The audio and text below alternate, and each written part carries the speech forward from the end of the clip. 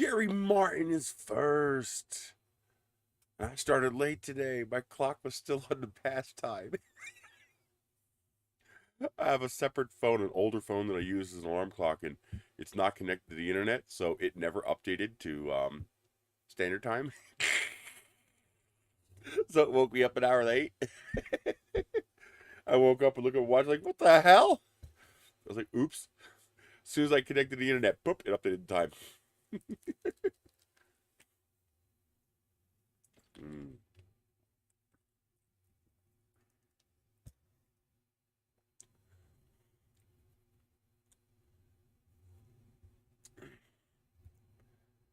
This is especially important because of the much heavier plastic used to make the fins.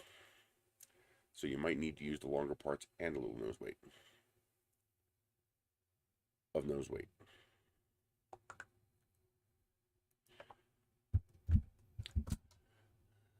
I'm first. See you later. Beer back.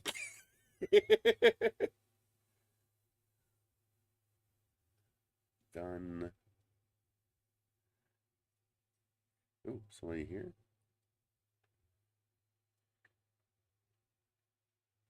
Oh, that's me.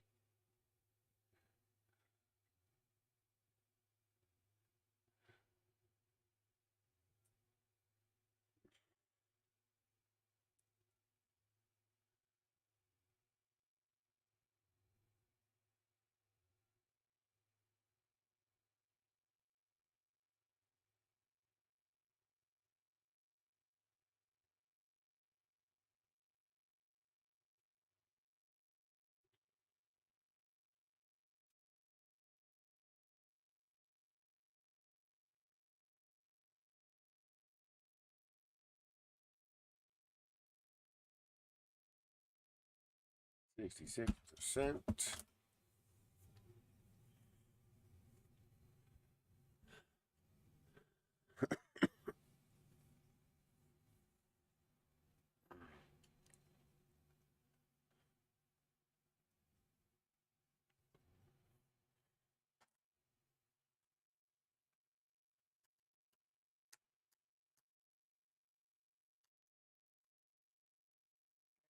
Right. Jeez.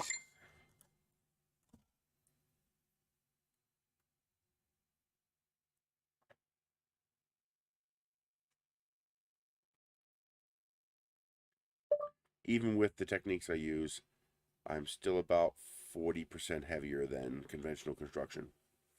For example, my Explorer Aquarius is 211 grams or 7.4 ounces, while the original is 4.2 ounces. So in the case of that model, almost double. Amazing for plastic, but still heavy for paper and wood.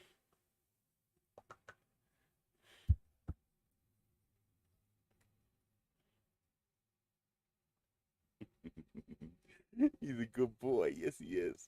See, all the viewers like you. Yeah, you're such a good boy.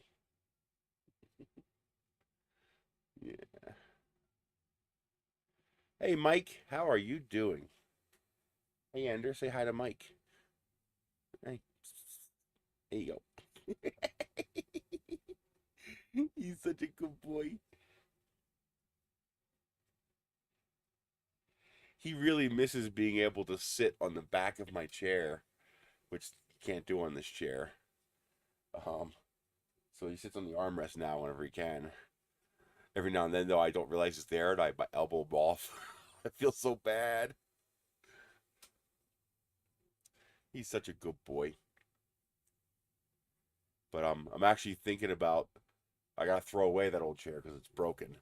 Um, I'm thinking about tearing the back off that old chair and bolting it to the back of this chair so he can have his rest back. Plus, it'll give him something else to scratch without scratching my chair. This chair cost me a small fortune.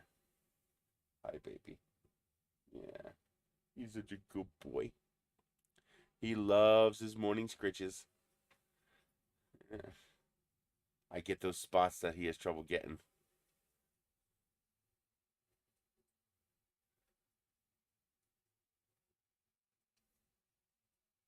Have New York seats left from the bus. I don't understand. Have my seats?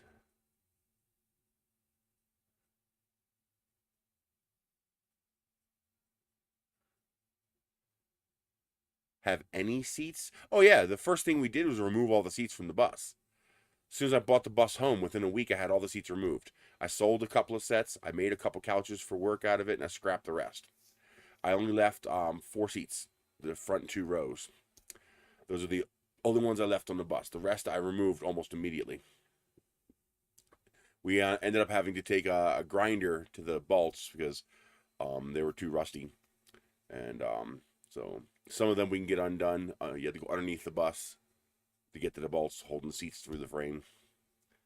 And that's the first thing we do is strip out all the seats so that I had it all as cargo space. And the first thing I did is I got these, let me show you what they look like actually. Hang on. Folding pallet. I got lucky. I wish I can get more of them because I really could use more of them. But they are so expensive out here. Back in Pennsylvania, these things cost basically nothing. I got them for, I think I paid 40 bucks a piece, 50 bucks a piece for them or something like that.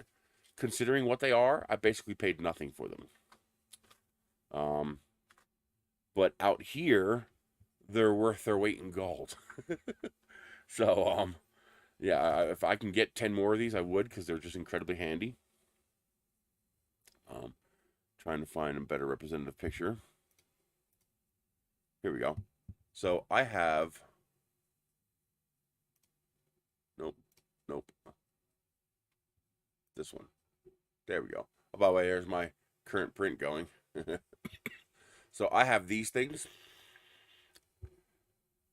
They look like this when they're unfolded.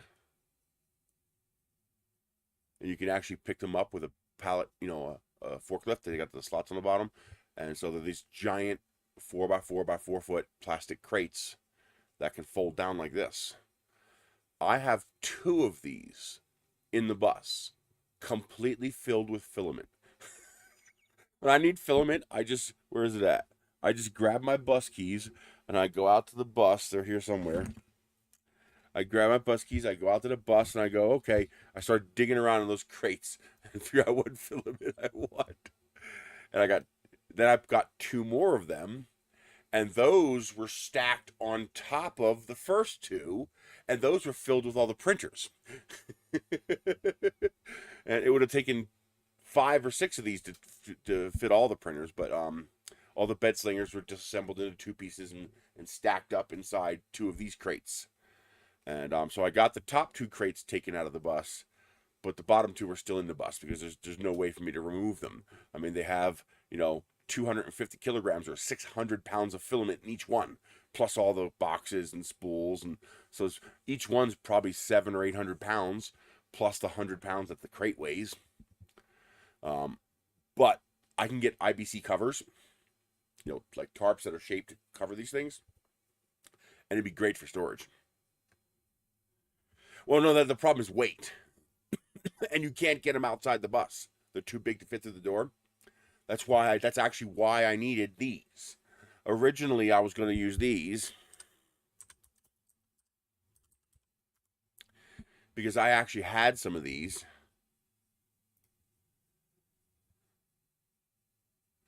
So you have these things here, which are kind of the same thing. It's a cage on top of a pallet floor kind of thing, and then you have this big giant tank inside for holding liquids and waters. I actually had these. I used to hold firewood back in Pennsylvania, and these are wonderful. They're great, especially the tubular or the square tube ones, not the round ones. They're much more durable. But the problem is they can't fit inside the bus. This, however, folds down, so I can fold it, slide it through the bus back door, and then unfold it to use it inside the bus. So while these cost more in Pennsylvania. Every now and then you can get them for free though. Now out here, this is the way to go. IBC totes. Basically, you take this and just remove the tank, and then you put a cover over it.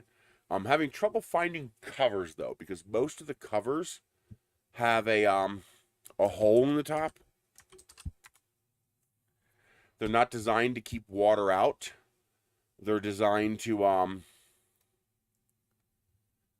keep sunlight out, so that you don't get algae growth in your water.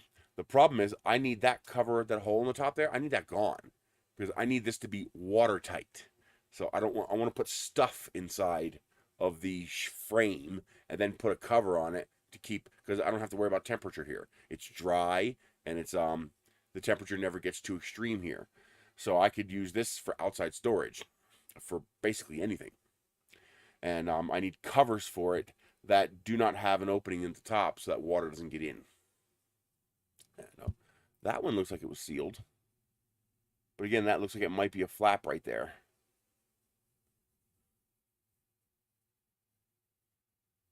And I need one that doesn't have an opening on the top. But most of them, that one I can't tell. Most of them have an opening on the top, a flap on the top, so you can access the top opening. Pretty good, Matt's Makerspace. How you doing, Matt? Yeah, see, that one has an opening on top. I can get IBC covers on AliExpress for like 12 or 13 bucks, 11 bucks, 10 bucks. I've even seen them as low as $8 shipped. But they all have the hole on the top, and I need them without the hole. So if anybody ever sees that's in the UK, so that's no good.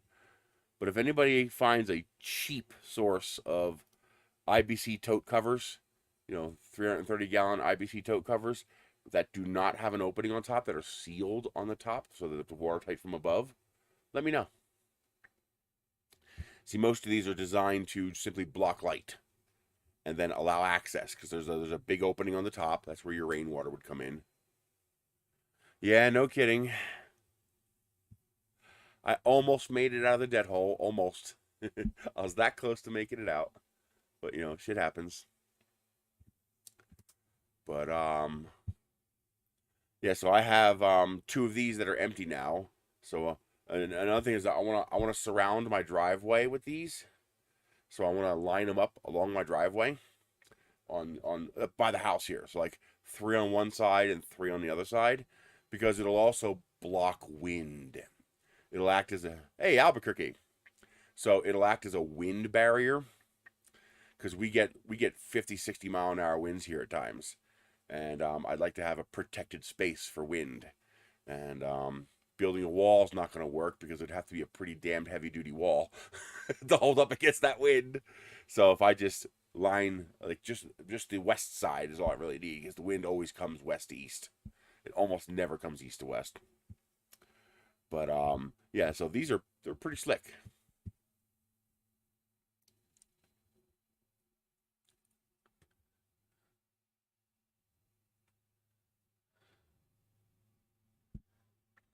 Yes, but now weigh the fin can against the balsa wood fins and paper tube. Smiley face. It's going to be at least double.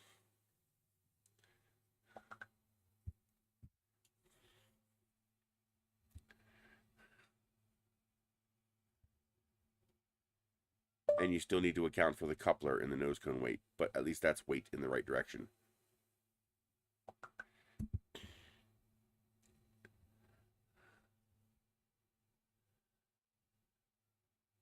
Oh, so who's Steven? Is Lightspeed Steven?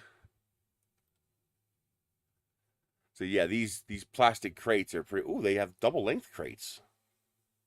I didn't know those existed. You also have these double length ones.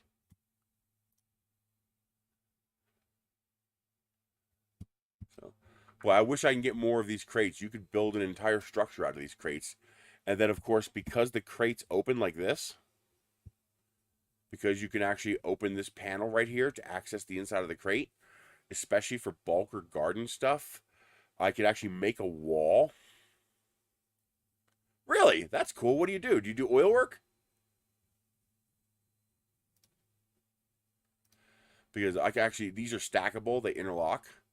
So you could literally build a shed out of these things and then put a roof on it. And you can make a building where the walls are actually storage. It's pretty cool. But, obviously these cost more than 2x4s cost.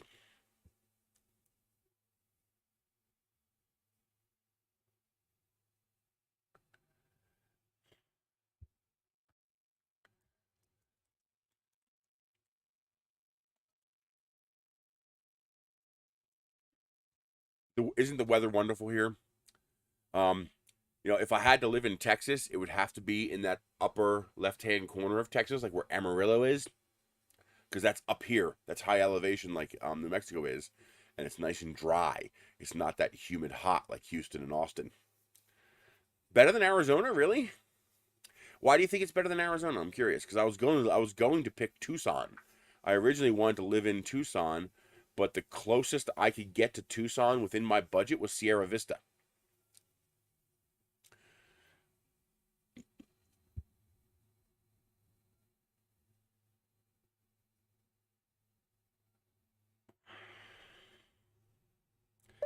Yeah, I'm working on trying to make it lighter. I tend to overbuild, so it's stronger than it needs to be.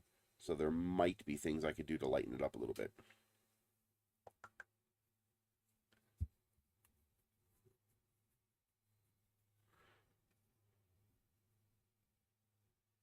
Very high cost of living, I'm assuming, due to rock and stone festivals.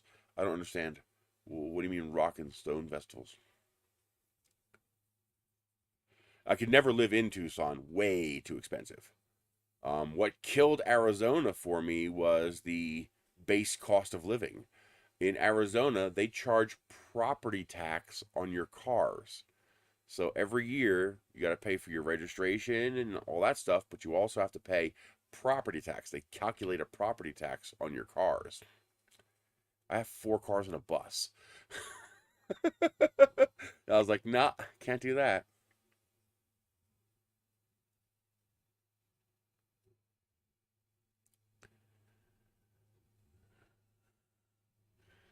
The I have a rocket guy who's working on testing one of my rockets for me.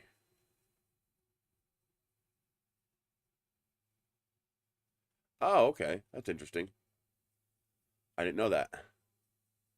The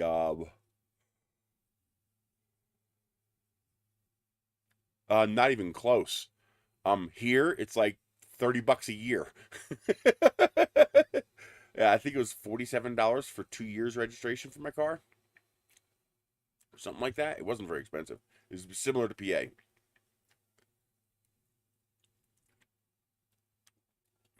Well, if a Tesla was only $200, I would, unless that was a minimum, I would hope older cars would be cheaper.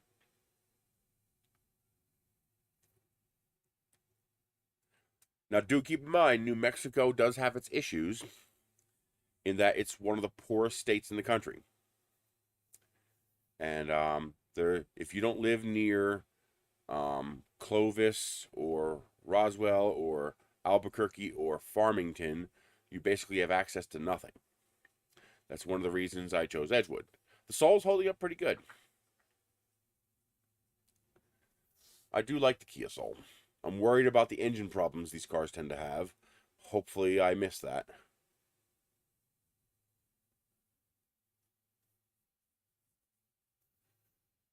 See, that's not right to use the original MSRP because the car's not worth that.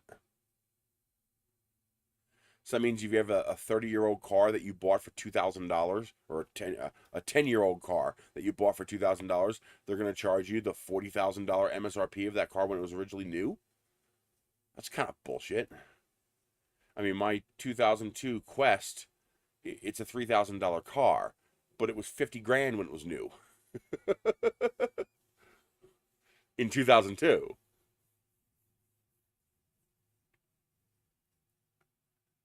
Wow.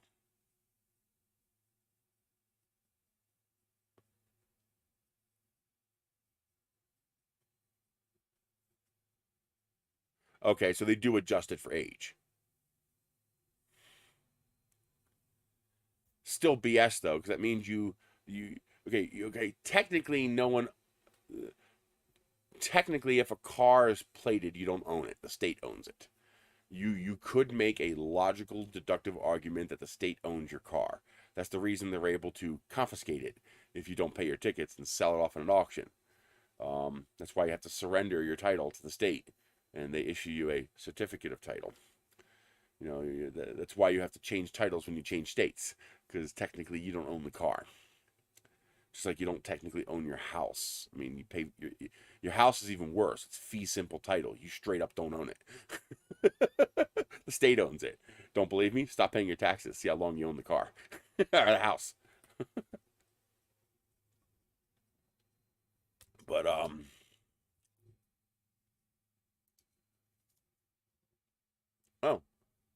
why won't it let me?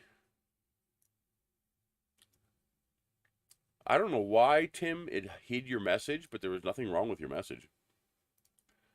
But it won't let me show it. It says error, try again. Yeah, I can't even hide it either. It says error, try again. That's weird. So Tim said, unless you remove that, Tim, did you remove that? I won't repeat it if you removed it, because I don't see anything wrong with it.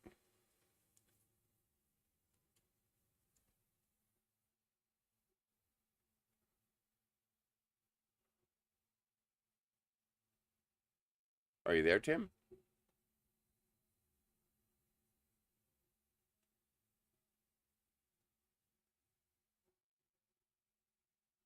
Yes, used car prices are still outrageous.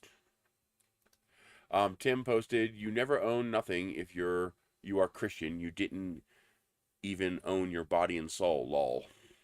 For some reason, it won't let me show that message, and there's nothing wrong with that message. I don't know why YouTube decided to hide it. It says this message is held for review.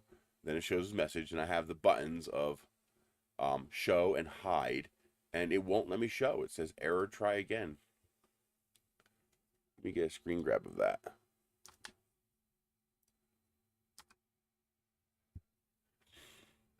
I don't know why it won't let me show that, and I don't know why they hid the message to begin with.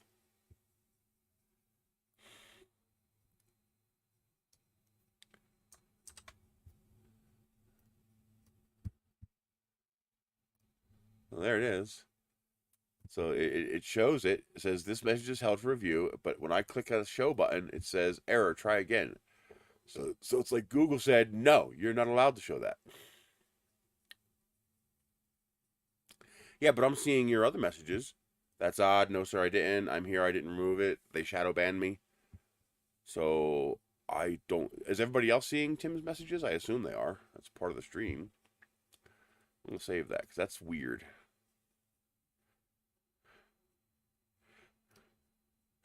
It did the same thing to yours. What the hell? And it won't let me show it. Wait a minute. Maybe that's the difference between top chat and live chat. Nope. What the hell? I gotta save these. Clipboard 01.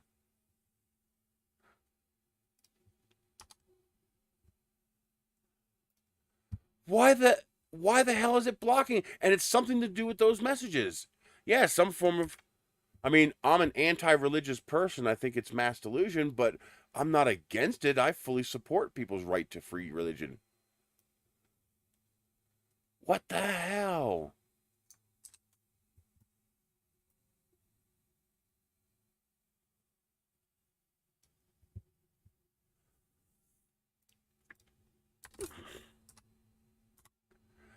I want to try something. Damn you Christians. Let's see what happens if I type that. Okay, it let me type it. Let me try, see if I can put in Tim's message. I'm just copy and pasting it. Did you guys see both of those messages? No, it let you type Islam. Now, your message, Matt, I can understand because you said damn. and that's considered an obscenity. So I can see that, but why won't it let me show it? Why can't I show messages? Tim's message, I totally don't understand. He used no bad words or anything. Unless the error has nothing to do with the message. Yeah, it won't let me show it.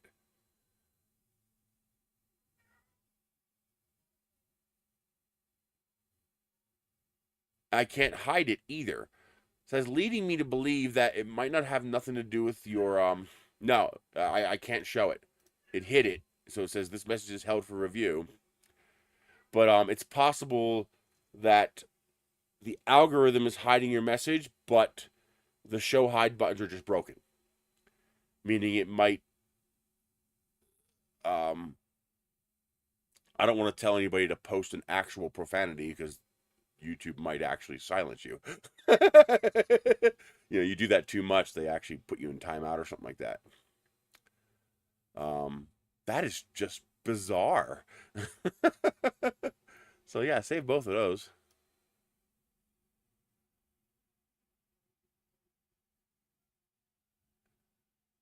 Oh, it lets you type damn. Maybe damn you Christians is considered hate speech. Maybe it's part of a hate speech filter. Try typing damn Christians. I can't do it because it's letting me type it. It blocked it. Well, now that has nothing to do with religion, and it still doesn't let me show it. Okay, so the fact that I can't show it is probably nothing to do with the filter. That probably has everything to do with it just being broken today. Okay, because Tim typed well shit on YouTube, and it hid the message held for review, and it won't let me show or hide it. Yeah, it hid that, Tim. Damn you Christians. And this time you spelled damn with just D-A-M. So it sounds like it's looking for hate speech. So it seems like that filter is looking for hate speech. Try damn Christians with no U. Although be careful. Don't do it too many times. I don't know if there's some kind of a numerical number where they take more action against you or if this is just a filter thing.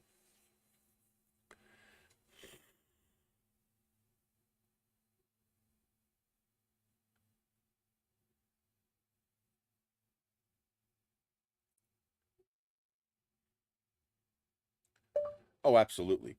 You could put a G80 in that thing and it would handle it just fine. Smiley face. You'll never see it again, but it'll handle it. Smiley face. Okay, so it let you put damn. Oh, you put Christians though. Try spelling Christians right, but without the U.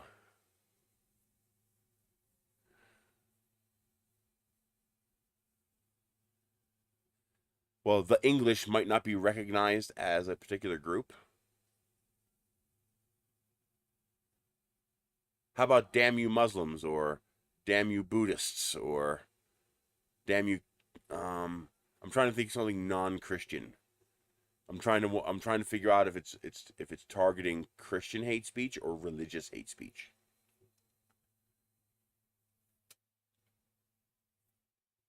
Well, no, actually type damn Christians because there is a difference between damn Christians and damn you Christians. One is just saying damn Christians, damn potholes, while the other one could be considered hate speech because the you directs it at that group.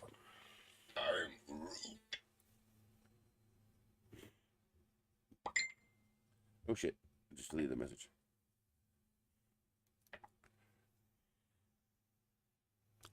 That is so weird. Now, so I think the show button not working is just it's broken today because well shit on YouTube has nothing to do with religion or hate speech.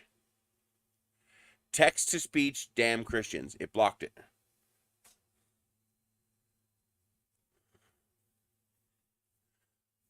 So it's just looking for obscenities and religions or probably groups of people. That's interesting.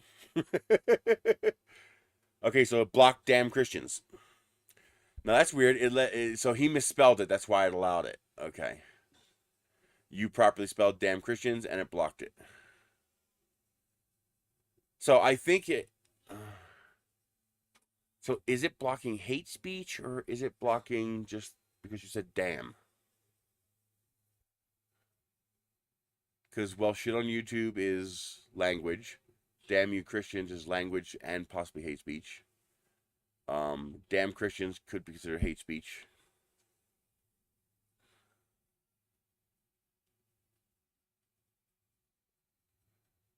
How about gosh darn Christians? We can spend hours trying different permutations of this. Hi, Michelle. How are you doing? Shit. I could fix that. No. Because I had trouble sleeping again last night. That's because you spend too much time awake. Or not awake, I'm in bed. I wasn't in bed at all yesterday. Yes, you were. You were in bed all day. You might not have been sleeping, but you were in bed. And your body's not being used, and that's going to cause you problems. Yeah. I kept coughing all night too. Again, your lungs aren't being worked, so they're going to struggle more. I'm trying. We're getting warmer out. Once we get warmer out, we'll start doing more walking. We'll go to the grocery store. If you can only walk 30 seconds, we'll do that. Whatever it takes. Well, I'm going back in my room after I feed them. All right. Make some cereal or something. I'm not hungry because I'm full from last night. Okay. Oh, I finished that food that you made last night. Well, see, that's okay, because YouTube is Satan, so.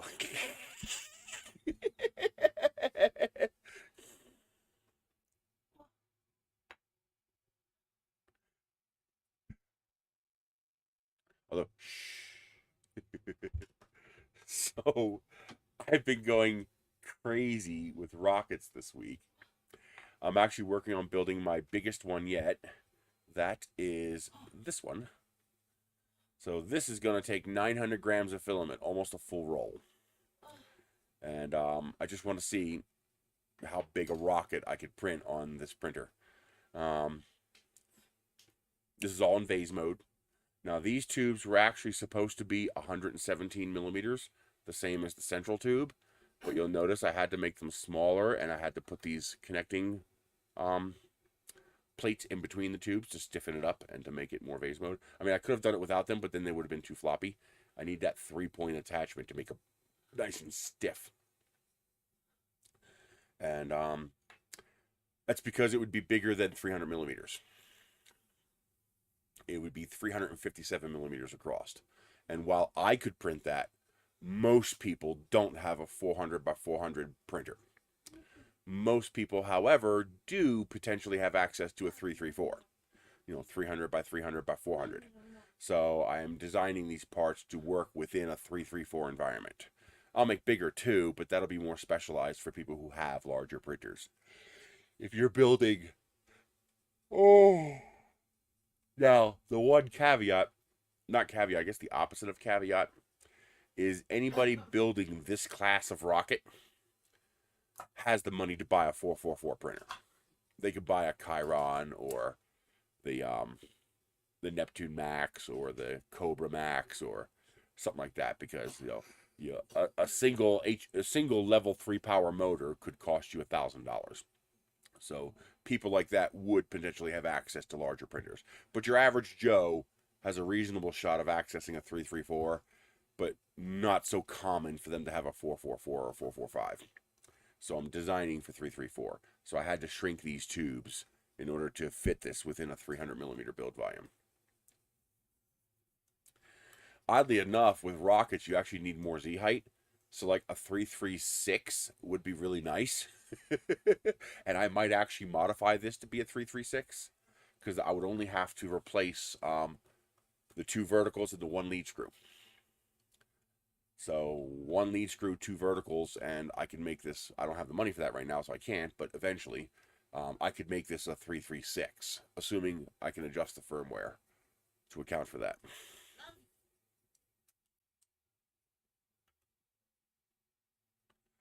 Ouch. Dude, if you have a micro center anywhere near you, grab an Ender 3 Pro for $99 from Micro Center. You know, it's $100. Or hit your marketplace and see if you can find a used printer really cheap. But back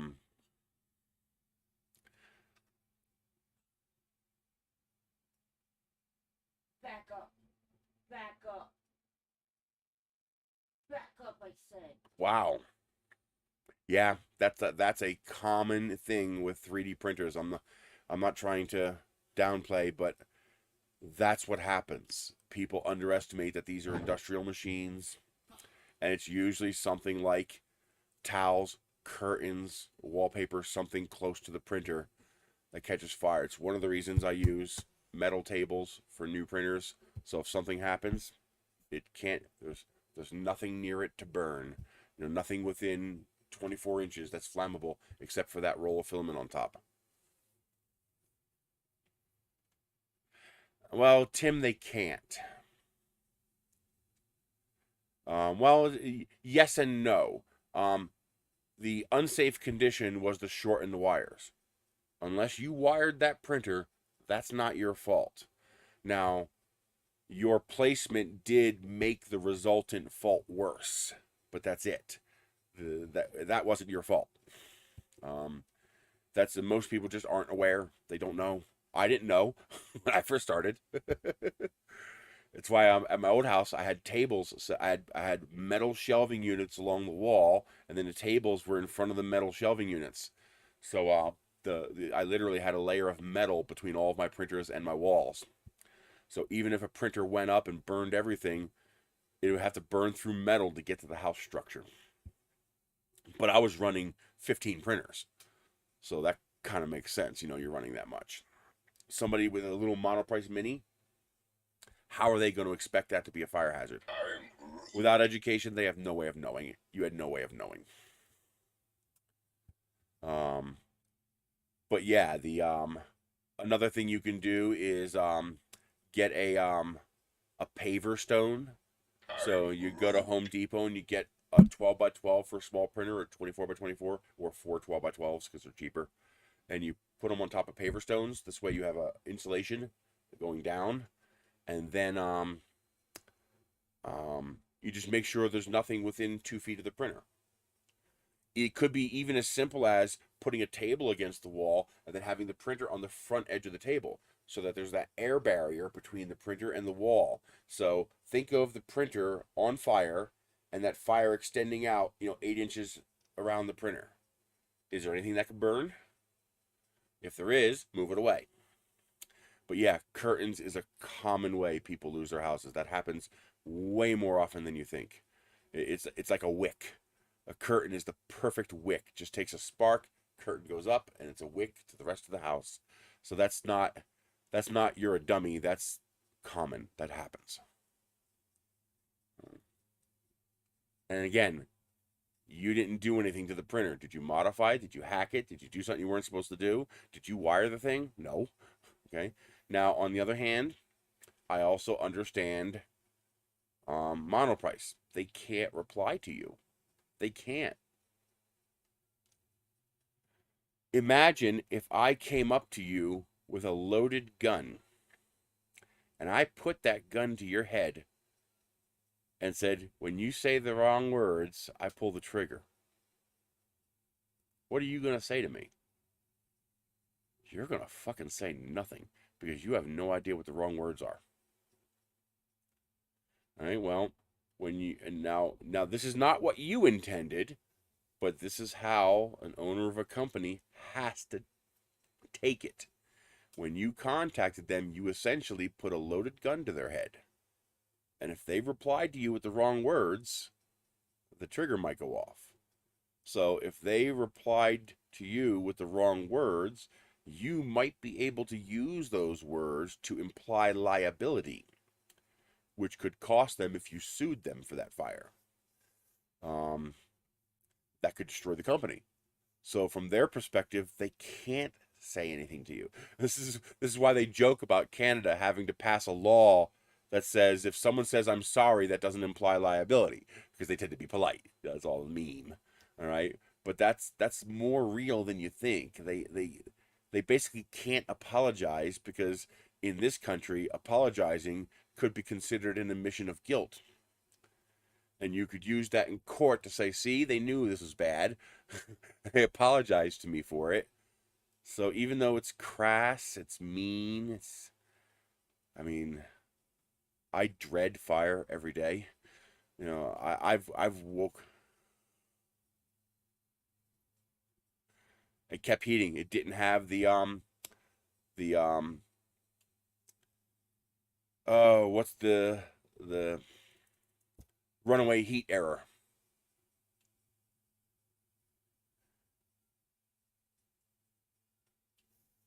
Power strip does nothing for fire. That won't have any effect at all on whether something catches fire because a power strip doesn't restrict current. Well, it depends. Okay, so basically, an Ender 3 consumes at my rate of consumption, at the rate that I pay for electricity, thermal runaway. That's it. Mike got it. That's why a lot of these printers have thermal runaway protection. But even that isn't a guarantee. If the software crashes, if the firmware on the device crashes, then the thermal runaway isn't going to work. So you have to provide some physical protection. And if you have low ceilings like I do, you got to be careful having the printers at the edges. Like in the center here, you know, I have 8.5, 9 feet to the top. If this catches fire, it's not going to burn that ceiling. But if I were to put this printer in the corner here, now it's only like 7 feet to the peak. It could catch that. Another thing you can be careful with is, for example, if you're really worried about it, especially if you have a manufactured home, because they are more prone to fire than regular homes, you don't want the spool on top of the printer. You want the spool away from the printer because nothing on this printer is flammable. There's nothing here on this printer that is flammable. You know, the PTFE isn't going to burn. This sheathing on this cable isn't going to burn very much. You know, it's not gonna. There's not much on this printer can burn, but this 1 kilogram of plastic, oh, that'll burn real well. and that plastic up there, that'll burn real well too. It won't burn long, but it'll burn well. So you have the print that can burn, and you have the roll on top that can burn. Because this print burning will probably create flames tall enough to reach that spool and catch that on fire. So you want to put the spool on a spool stand, you know, a foot away from the printer. Because remember, the fire is going to go up. So the spool off to the side, even having the spool off to the side like the CR6SE does, might be enough. Now, something that I will probably look at doing, because I like the convenience of the spool on top of the printer, and that burn hazard is lower on a printer this tall, because the further away the spool is, the less chance of the fire getting to it. A heat deflector. So a little bit of sheet metal. Yeah, even if they said sorry, that could open them up to liability depending on how. I mean, maybe that's something you should have sued them for. I don't know. I don't know what the law is on that. You know, I don't know what the liability is on that. But their lawyers probably would have won. Because I mean, look at your situation. Look at their resources. It sucks. But that's what insurance is for. But sadly, if you don't have insurance, I'm wondering how the hell I'm going to pay my insurance in a month and a half. Because they raised it to $1,381, which I got to call them and find out why they raised it so much. That's almost a $400 increase. That's a 50% increase, which I can't afford. My house value actually went down, not up.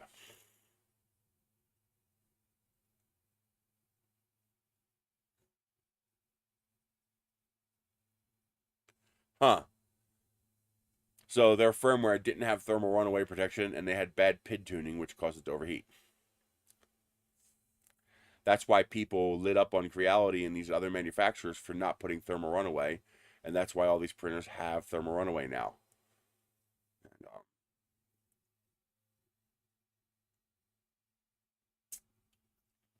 But the best protection is assume the printer will fail. Assume it's just going to straight up fail. And so assume this is going to catch fire. How far will the fire spread? Pretty good, Paul Cumber. How are you doing today? I almost said cucumber. I feel bad for that. I wonder how many people do that to you. I bet a lot. I bet a lot of people do that. Well, the printer itself is not flammable. There's really nothing that will burn on this printer. Except this. PLA is very flammable. PLA will burn hot. Not only will it burn, it burns hot. So all it takes is enough heat in a short. Heat itself will not light it on fire, but a spark or something. Yes, but they were all protected by metal. So, like for example, I would never put printers on this because these are plastic. But my my old print room at the house, I had the walls lined with sheet steel shelving, and the tables were in front of the sheet steel shelving. So the fire would have to get through the metal in order to burn the structure of the house. You know, whatever's on the tables is going to burn, whatever's on the shelves is going to burn, but it's not going to get through the shelves, not quickly at least. More than enough time for me to get there with a fire extinguisher and put it out. There's always someone home. There was never a time where the house was unattended. But here, I'm quite a bit more careful about that if I don't have metal between the printer and the wall. So, for example, my CR6SE, oh my god, which is currently running in the bathroom, I have the printer rotated so that the spool is away from the wall. So if the spool, and also the spool is off to the side of the printer, not on top of the printer.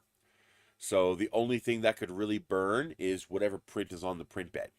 And I don't print gigantic stuff with that. You know, biggest thing I print is a body tube segment, you know, a piece of that. So there's not a whole lot of fuel for the fire. This kind of printer that's going to have a kilogram of plastic sitting on it when it's done, that I'm going to be a little more careful with, because that will burn hot and long. But yeah, I would like to go back. I wish I could have brought those shelving units with me. I wish I'd have figured out a way to bring those shelving units because they were worth. I got them for basically for free. I think I paid like. I went to the place. I think I gave her $200, and she let me take whatever I could fit in the trailer. And so I paid like $10 or $12 a piece for those shelving units. Exactly. You move on. Nothing you can do about it. Festering on it is just not going to fix it.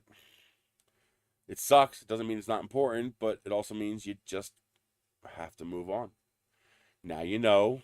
Now you could be more careful in the future. It's not just 3D printers. It's your toaster. It's your crock pot. It's your microwave. It's your coffee machine. Your coffee machine is basically an electrically shorted heating element. That's what a coffee machine is. You're dumping 110 volts of electricity into a piece of metal to heat it up. That's what your hot end does. You're dumping 24 volts into a heater cartridge.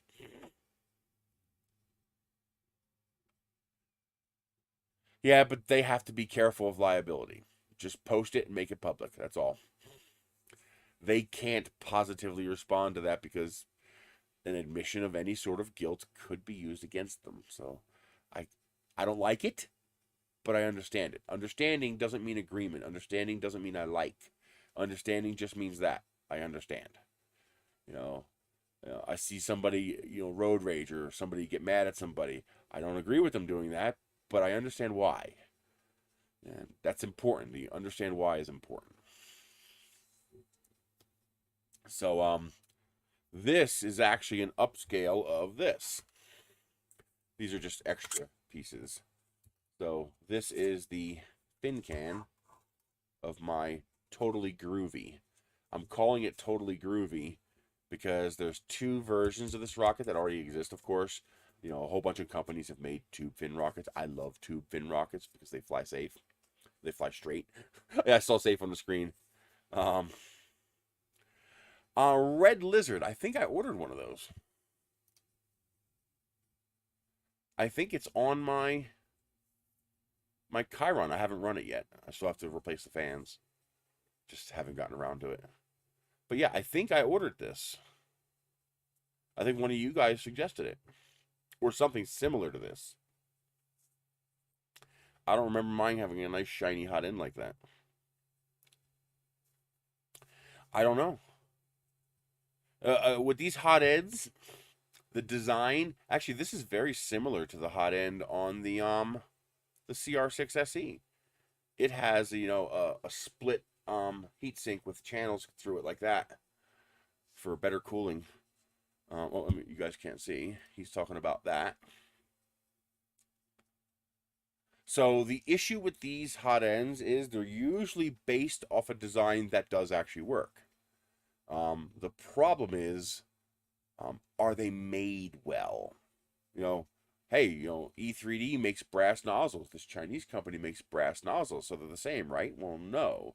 If the channel going through that nozzle isn't machined smooth, clean, and straight, then you're going to encounter resistance as you're pushing a highly viscous molten plastic through it.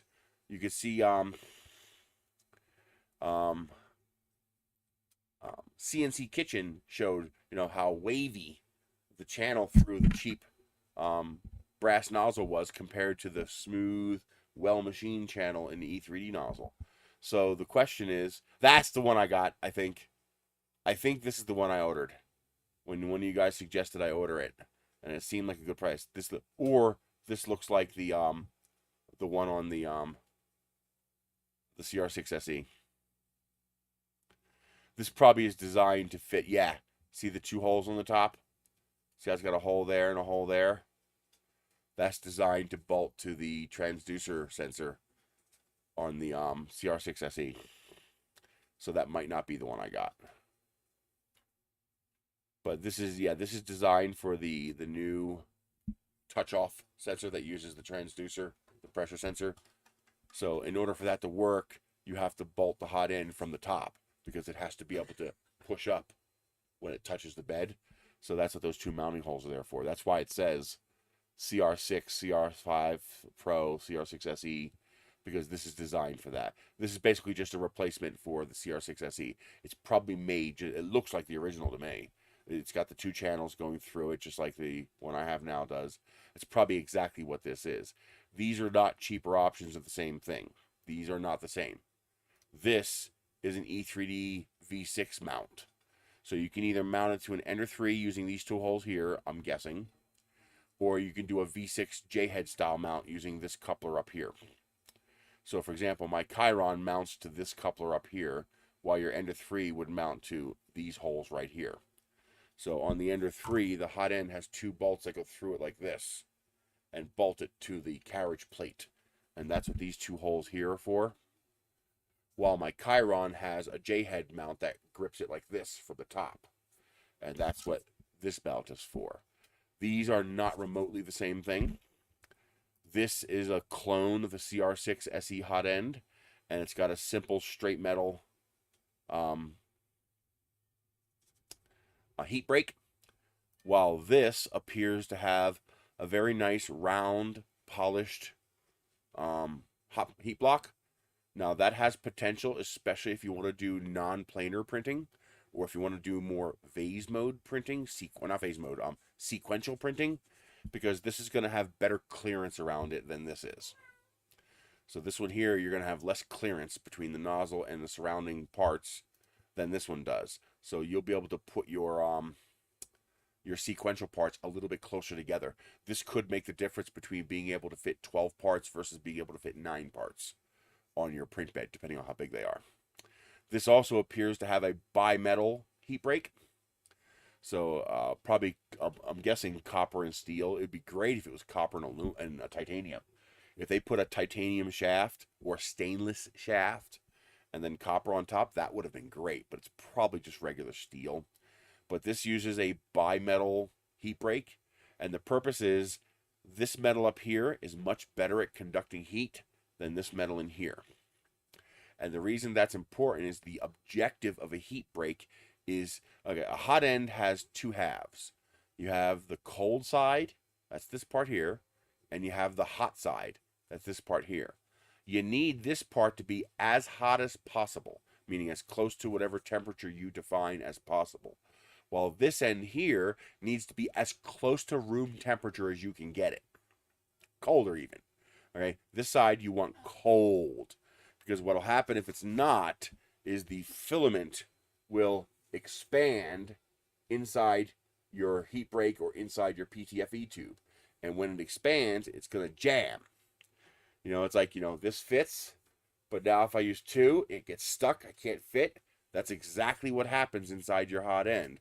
When you get a clog, that's usually why you're getting a clog. Usually, let me show you.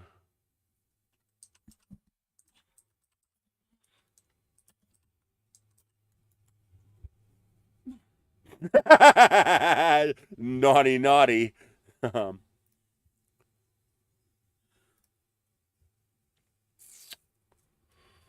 Where's that picture?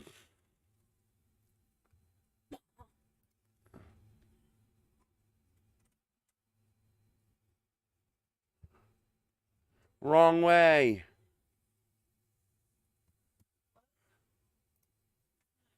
Did Noel eat his food? You're not leaving it for Ender to slurp up? No. Okay. I just asked Michelle. I wasn't accusing you. Oh, because when you said wrong way, like. No, that was talking about the pictures on here. Oh, I thought you were talking to me when you said wrong way. No. I'm trying to find a good picture that correctly illustrates this. Here we go. That's pretty good right there.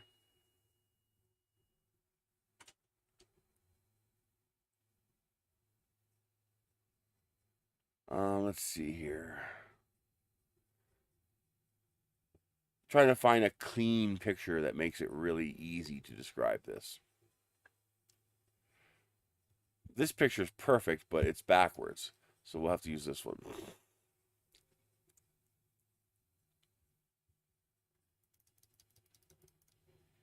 So here's the hot end. Behind this fan is this part here, this red part, right? So you have two halves. You have this top half and this bottom half. Okay, so that's your hot end, which is part of the extruder. The extruder is comprised of feeder and hot end. In direct drive, they're attached. In Bowden, they're separated by a Bowden tube. But both components together form the extruder. The hot end is this portion of the extruder. So you have the hot end, and it has two parts, a cold side and a hot side. The reason you have a fan on the cold side is to stop transfer of heat. First, you're going to have conduction through the... I just had a good picture of that. Where is it at? Here it is. So that little tube right there, that's your heat break. The filament passes through that, and that connects the hot end to the cold end, the cold side of the hot end. You do not want temperature moving from the hot end up through the heat break to the cold end, because that's going to cause a temperature clog. The filament is going to expand as it gets hot, and it will jam. Even inside of a Teflon PTFE tube, it will jam like the what do you call it? Excalibur. It will jam in that hot block like Excalibur in that stone. You are going to have trouble removing it. If you've ever pulled filament out of your hot end and it was really hard to pull out, look at the end of it. You're going to see that the last inch or so of the filament is expanded.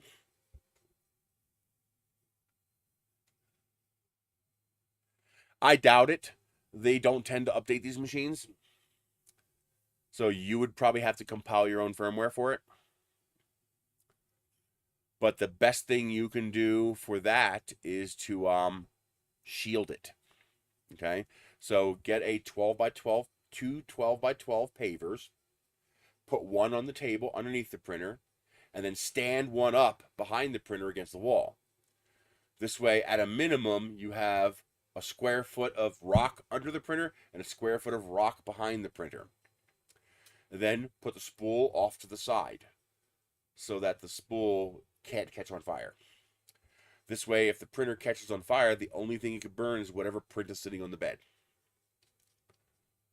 And then look around. Imagine in your brain intentionally starting a campfire right on top of that print bed. What can burn?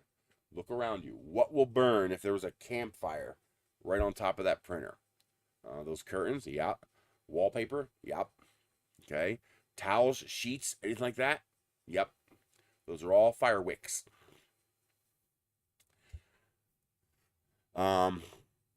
So the job of the heat break is to do exactly what its name says. Break the transfer of heat from the hot side to the cold side. You can't stop it all. It's metal, and it has to be metal. So you could slow it down, and the way you do that is with the fan. So the common way you'll get a clog and a printer stop working is when it'll work for the first couple of layers and then it dies, is because this fan dies, or it's not working as well as it should be. It might be less efficient because it's covered in dust. Maybe it was barely adequate to begin with, and that little bit of dust makes the difference. You ever notice how a ceiling fan works so much better after you remove all the dust? It blows so much more air. Well, that same thing happens inside your printer, and your printer is a dusty industrial environment, and dust is also flammable. So clean printer is a safe printer. Mine video cassetting. Oh my god, video cassettes. I used to have so many video cassettes. 80,000 video cassettes. Because before we switched to DVD, all of our adult movies at our store were on VHS. We literally had over 80,000 VHS tapes. 80,000, yes. We had a warehouse full. I'm sorry. 8,000. I don't know why I said 80. 8,000. We had over 8,000 video cassettes. We had a literal chunk of. They're all in a landfill. They're all in a landfill now. I don't know why I said 80,000. Probably 80,000 pounds. But yeah, over 8,000. Possibly over 10,000. We had a lot of doubles. But yeah, when we switched to DVD, that hurt. We were literally selling boxes of adult movies for $10. We're talking like 20 to 40 movies, and we were selling the whole box. Take the whole box, $10. But you have to take the whole box.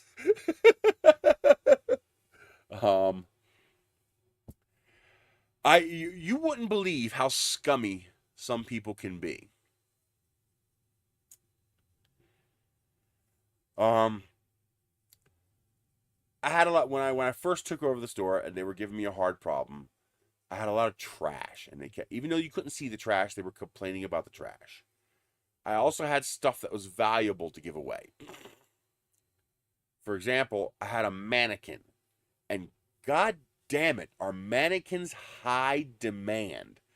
People want that shit. I cannot believe how many people wanted that mannequin so badly.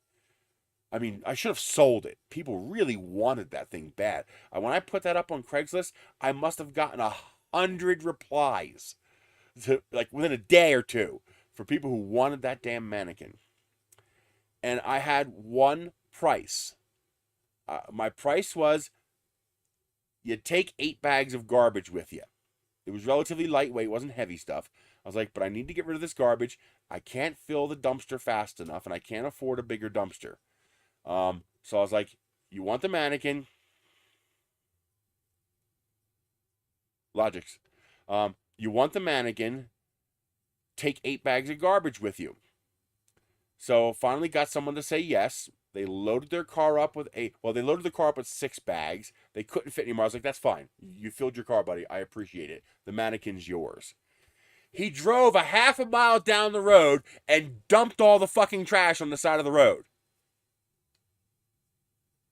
So you're a thief. You just stole the mannequin from me. Because the payment was you take the garbage with you. And now you forced me to take the garbage back. That's like forcing me to give your money back. You're a thief. It's like, all I asked you to do is get rid of 6 bags of garbage. You could have stopped by 6 big box stores and dropped 1 bag of garbage in a can at each place. And, and he dumps all the garbage on the side of the road. And he's like, well, how does it come back to you? Well, when the city zoning officer or code enforcement officer picked up the garbage, he realized it all came from my store because it's all full of adult shit. I mean, like, what the fuck? Like, seriously? Literally, he drove a half a mile down the road and dumped it all into the field there, where the building burned down years ago there. What an asshole! What an asshole! I give him a $200 or $300 mannequin because that's people told me that's about what I could have sold it for. I give him this, expensive mannequin that he wants so bad, and all he has to do is take the 6 bags of garbage with him, and he goes a half mile down the road and just pushes it all out of the car into the field. What an asshole. And then code enforcement comes yelling at me, and I was like, whoa, I didn't dump any garbage. He's like, well, it's adult stuff. And I was like, well, show me. And he shows it. I was like, well, that is from here. And then I had to explain to them. Hopefully it cuts them. Well, actually, I don't think it's a sexual thing. I think they actually use them. I think there actually is value to them. I don't know why, but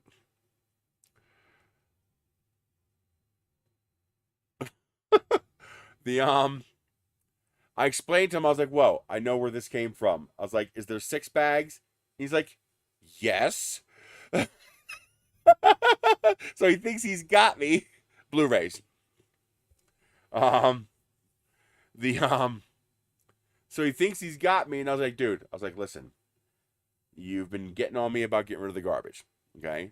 I have stuff that I've been getting rid of too that's worth money. So I've been trading people. I've been bartering trash removal for stuff. A guy wanted the mannequin. I told him fill his back seat with garbage and he can take the mannequin for free. He agreed. He could fit 6 bags of trash in his car, and he took the 6 bags. I was like, he must have just driven down the road and pushed it all out the fucking door. And I was like, just bring it back, or I'll go get it if you want. He said, it's already in the truck. I was like, just leave it out back. I'll take care of it. I was like, I didn't dump it, but it's my responsibility. I'll take care of it. And he was cool with that. But he's like, well, don't do that again. I was like, I don't have a choice. You're getting on me about the garbage. I can't get rid of it fast enough. A 2-yard dumpster only holds so much garbage. We had dumping problems at our place too. It's one of the reasons why we wanted to put a fence up out back. People would back their truck up to our parking lot, they'd park with their ass end facing the field, and they would come inside, watch a few movies. They'd go outside, and they'd push the garbage out the back of their truck and leave. So we kind of had a dumping problem at our place too. And so we cut down all the bushes and trees to make it all open, and we lit it up. We put up poles, lights, cameras, and yeah, it really is an asshole. Yeah, see, now all Tim typed was what a jerk, and it won't let me show it. So it is just that's broken. Remember, PG-13 here, but yes, that's getting close, but that's safe. Yeah, dumping loads after dumping loads. The guy probably couldn't get it up anymore, so he probably can't even dump a load unless it's a number 2. Oh my. Okay, this is getting slightly close to TMI here, but it's good.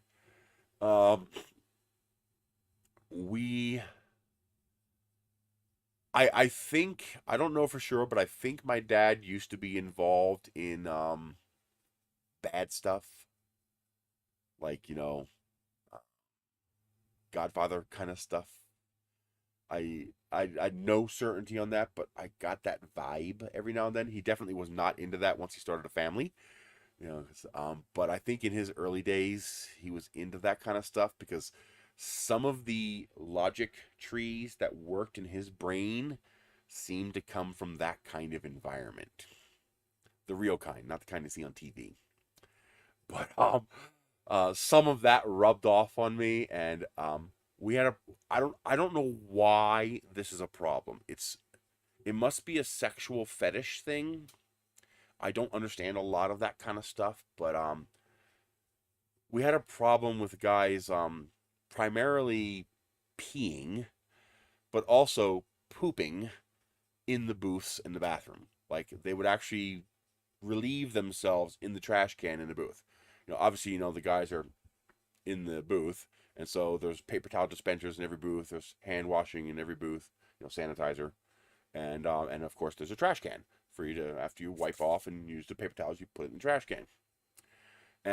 But they seem to get off on relieving themselves into the trash can, usually pee, sometimes poo. And I caught this one guy after he dropped a load in the trash can. I could smell it. Like, what the fuck? And the doors have, we can see through the bottom of the door, so we can make sure there's somebody in the booth, and also make sure there's not two people in the booth. That's actually a state law thing. We're not allowed to permit two people in the booth.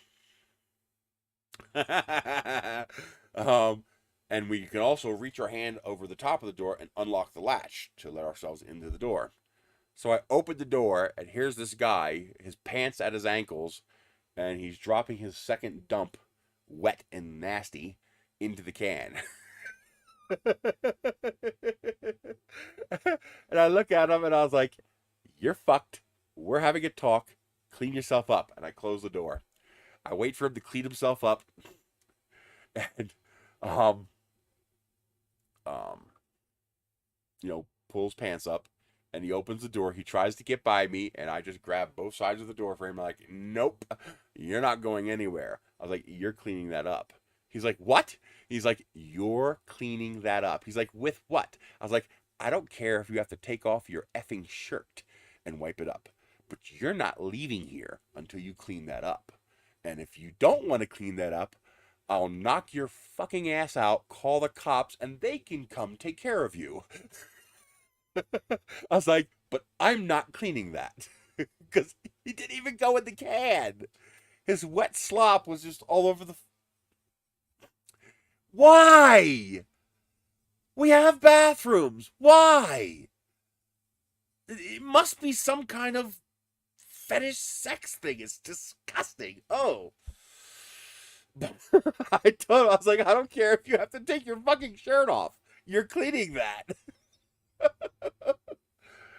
Oh, he's like, "Can I use the paper towels?" I was like, "Yes, you can use the paper towels, you moron." I don't get that. I don't understand it. It's the first. I think it's the first time a random person in the world I wanted to hurt. I really wanted to just hear something in this guy's body crack. I wanted to break something. I really wanted to get my bull stick and just light him up. It's like, it's so disgusting. Oh my God. These people are weird, man. Oh, I found my scale. I've been looking for the scale. Because I want to see how heavy this one rocket is.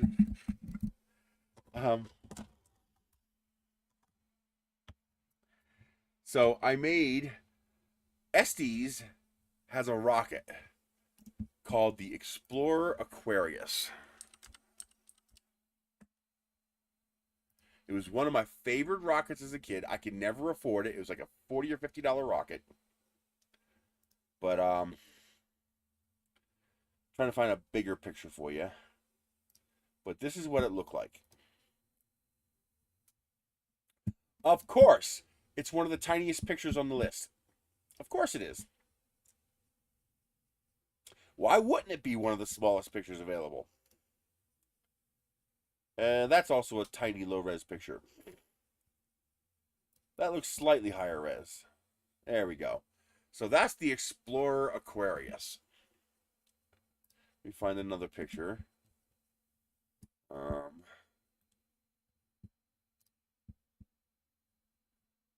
That's a slightly better picture. So it's basically just a tube with a fancy nose cone, and then it's got a whole bunch of tubes as like cargo pods, and then the fins on the back are solar panels. So you know, spaceship doesn't need fins, but it needs solar panels. So we pretend the fins are just the solar panels of the ship. But it was one of the coolest designs. It was one of their nicer designs, one of the more exotic designs. It was a level 3 kit, but it was like 40 or 50 bucks. I couldn't afford that. So I wanted to make my own. Now, someone does have the nose cone, which is right here. Come here. This one actually broke free, but someone does have the nose cone available. And that's this bad boy right here. This is actually my version. So there's the nose cone, but the top didn't finish. Okay. But it was bad. The file was really, really bad. It had a lot of errors in manifold and flip triangles, whatever. Even Mesh Mixer couldn't handle it. Mesh Mixer committed, was that harikari, whatever it is? You know, it slit its own guts all over itself when I tried to make the nose cone solid. Mesh Mixer just said, nope, I'm committing suicide. I'm done here. I'm out. Don't contact me again. I'll contact you. Even Mesh Mixer puked all over this file. I just could not get this file to work right. And then it smacked me in the face. Nah. You can't be serious. Let me show you this. You're going to love this. It's so evil. It's genius. Like, it's literally genius how evil this is.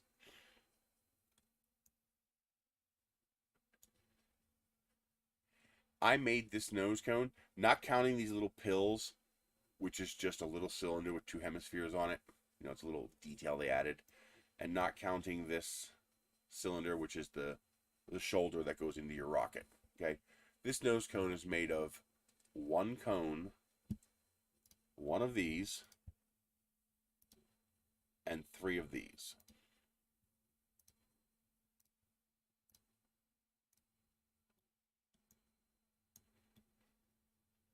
This entire nose cone, again, not counting these little pills on the side here, is made of, I already posted it. I posted the whole model. They still sell this as a current model, so I didn't feel right selling it. So I posted it to Thingiverse and Printables.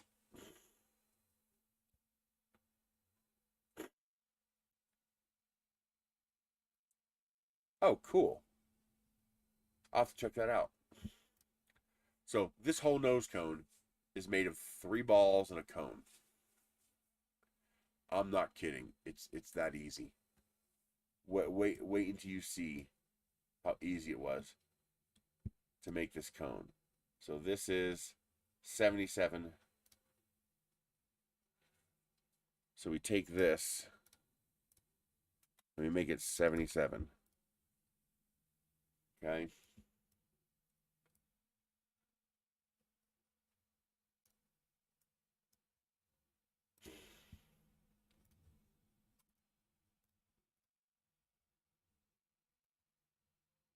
Watch it line up. Look at that.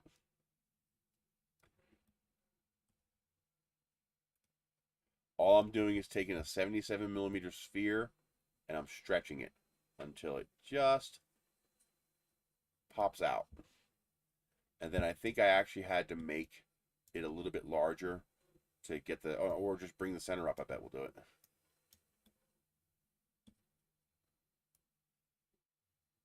There it goes right there. Look at that. Perfect alignment. And then all I do is take a box like this and chop off the bottom of the sphere. Just like that.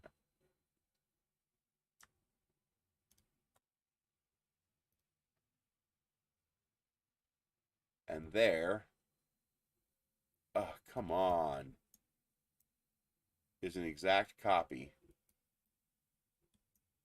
of the outside of that cone. I then take this ball and I bring it into here and I expanded it until it was the size of that. That created that sphere. I then take this ball, make it the same size as the first one, stretch it out a little bit, and that ball cuts this hole out. So this hole is made with a stretched sphere. This is a sphere. This is a stretched sphere. And then I just take a cone with whatever radius that I need to form the shape that I need.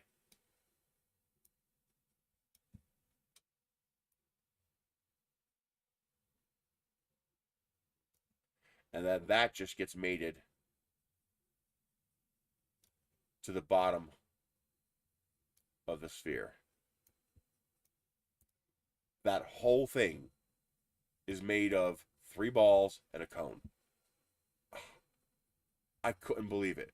I was like, it's that easy. This thing is that easy to make. Once I figured out it was just a couple spheres, in 3 minutes I had the entire nose cone made. With native parts. And not only that, it's not even complex. The only complex part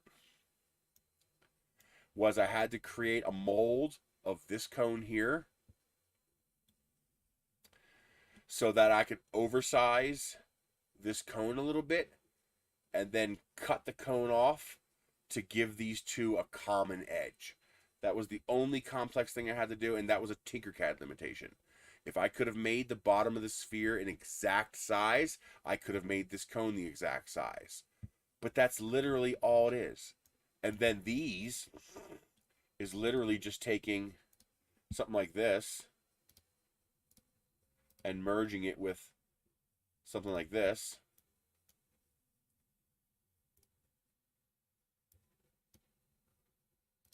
So we do this.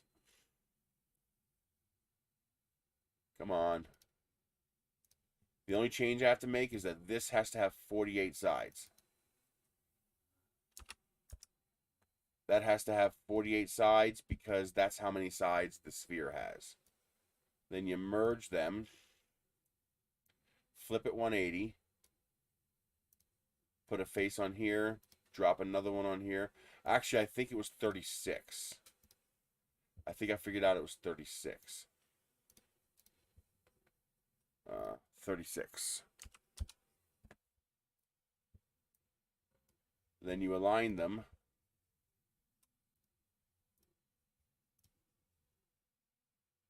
There you go. Now I just take this and I shrink it down until it's about the right size as that right there.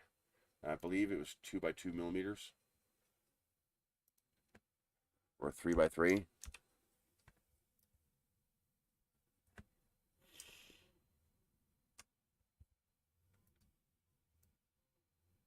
Yeah, about 3 by 3. It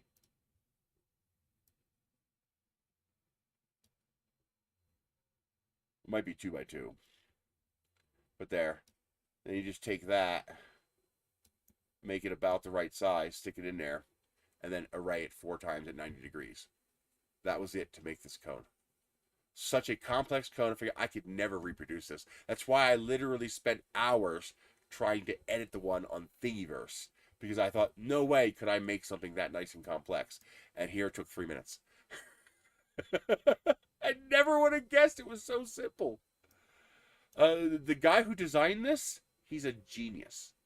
It's a genius of simplicity. So, yeah. Now I have my own Aquarius nose cone. And other people can come in here and edit this if they want. I have links to it in the listings. Because mine's actually scaled up 15%. Because my central tube was a little bit bigger than the stock cone. So here's the stock cone. This here is 39 millimeters. So you just need to measure. Hey, drone shots. Hey, DeWitt. Just measure the inside diameter of whatever tube you want to fit it to and scale it appropriately. So you take your dimension, divide by 0.39. And then whatever number you come up with is the percentage you have to edit the part. So if you have 390 divided by 0.39, that's 1,000. So you do 1,000 times this, and you get your percentage. But that's how you would scale that. Now this one here is the modified one that I made for my rocket. Since my rocket uses a coupler, I can show you that. So I use a separate coupler for mine, so I designed mine to receive my coupler that I use for my rockets. But there's the stock one if you just want a nose cone to put on your rocket. The whole thing can print in vase mode, so I modified this to print in vase mode, but only the first 95 millimeters prints in vase mode. After that, you have to switch to 0.1 millimeter with 25% infill. So first I switched to single perimeter with infill, then I switched to 3 perimeters with infill. You can't switch right away to 3 perimeters because there's nothing there. The perimeter would just fall. But yeah, that worked really well. So now I can make a Aquarius nose cone at any scale that I want. Then I had to figure out how to make this part. This part was actually pretty easy. The complex part was making it as light as possible in vase mode. So this is the fin can, or the cargo canister. So let me show you the whole rocket. And there it is. That is the whole rocket. And the whole thing masses 211 grams, 7.4 ounces, which is a bit heavier than the original. The original is 4.2 ounces, but not that much heavier. But yeah, it prints. This is all one piece. This is all one piece. This is all one piece. This is 2 pieces only because I use that separate shoulder bit that I do. I even made, it came with a decorative engine bell that would stick in the rocket when you had it on display. So normally the rocket would, you'd have a motor mount in there, but I even made this into a motor mount because I can. So normally you would stick your motor mount directly into the rocket itself. Like that. So that would be what you would normally do. You'd stick your motor mount directly in there. But because I can do 3D printing, I probably won't use this as a motor mount for this rocket because it's going to move the center of gravity backwards, which you don't want. But I made that into a motor mount that also threads in. So I can now thread in what looks like a rocket nozzle that actually has the motor mount. Now the cool thing is, because I use my MRS standard component for this, I can now put this on any rocket. So if I want to make this rocket have a fancy dancy rocket nozzle on the back, I can do that now. So now that has a fancy rocket nozzle on the back. That actually looks cool. Now the only bad thing is the nozzle's a little bit bigger, so your launch rod might not fit through here, so I might have to offset the launch lugs a little bit. But that's kind of cool being able to do that. This is the Dragon, by the way. Came out really nice. I'm super pleased with how that came out. The one I'm probably going to release for free is the Dash. That's this one here. So that will have, let me grab that shoulder. I haven't printed enough of the body tube components yet.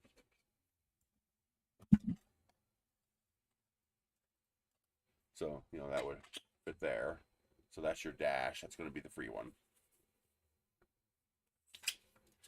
And then I have this one here. Somebody posted a picture of their rocket at the launch site. And they had a bunch of rockets sitting on the ground. And I saw this one. I was like, ooh, that looks cool. And I can model that. It's called the Photon Disruptor 2. We finally found the name. But that's basically what that would be. Except it would have another piece of body tube on here. And then the cone. But yeah, that came out really cool. I just love the way that came out. How do I get that free floating? Jack Black, hello. How do I get that free floating fin? It's on a separate part. So this part unscrews. And that part prints face down like that. And then you just screw it together. Line it up. There we go. Actually, that's not supposed to be lined up that way. It's 180 off. There we go. There. Now it's lined up again. The problem is PVC pipe is incredibly heavy, not stiff enough usually, and it becomes wibbly wobbly in the sun as it heats up. So, and also, this is not a two-stage, no, but I can make two-stage, and I am working on that. The problem also is that PVC detonates. So if you have a rocket engine Kato, the PVC shatters into shrapnel, and that's bad. We prefer ductile materials so that the materials, they'll break, but they'll distort instead of turning into shrapnel that will harm people. This one I eventually plan to maybe make a two-stage rocket. So this is the Red Nova. Except I somehow screwed up the fin can. I must have rotated the fins at some point accidentally because it lined up 90 degrees out of phase. These fins are supposed to be in line with each other. I kind of like them out of phase. They kind of look cool, but that's not the way the original kit is. So, you know, this one here is correct. They line up in phase, but this part's supposed to be red, so I reprinted it in red after I made some corrections. But even the little details I can add, launch lugs I add. And what's really cool also is that you could, it's actually less stable. I'll explain that in a moment. You could also just fly it like this. You could also just fly that part. So theoretically, I could make this a two-stage rocket. What I will probably do in order to do that is I will probably break scale, meaning the rocket will be less like the original. What I'll do is I'll shorten the length here.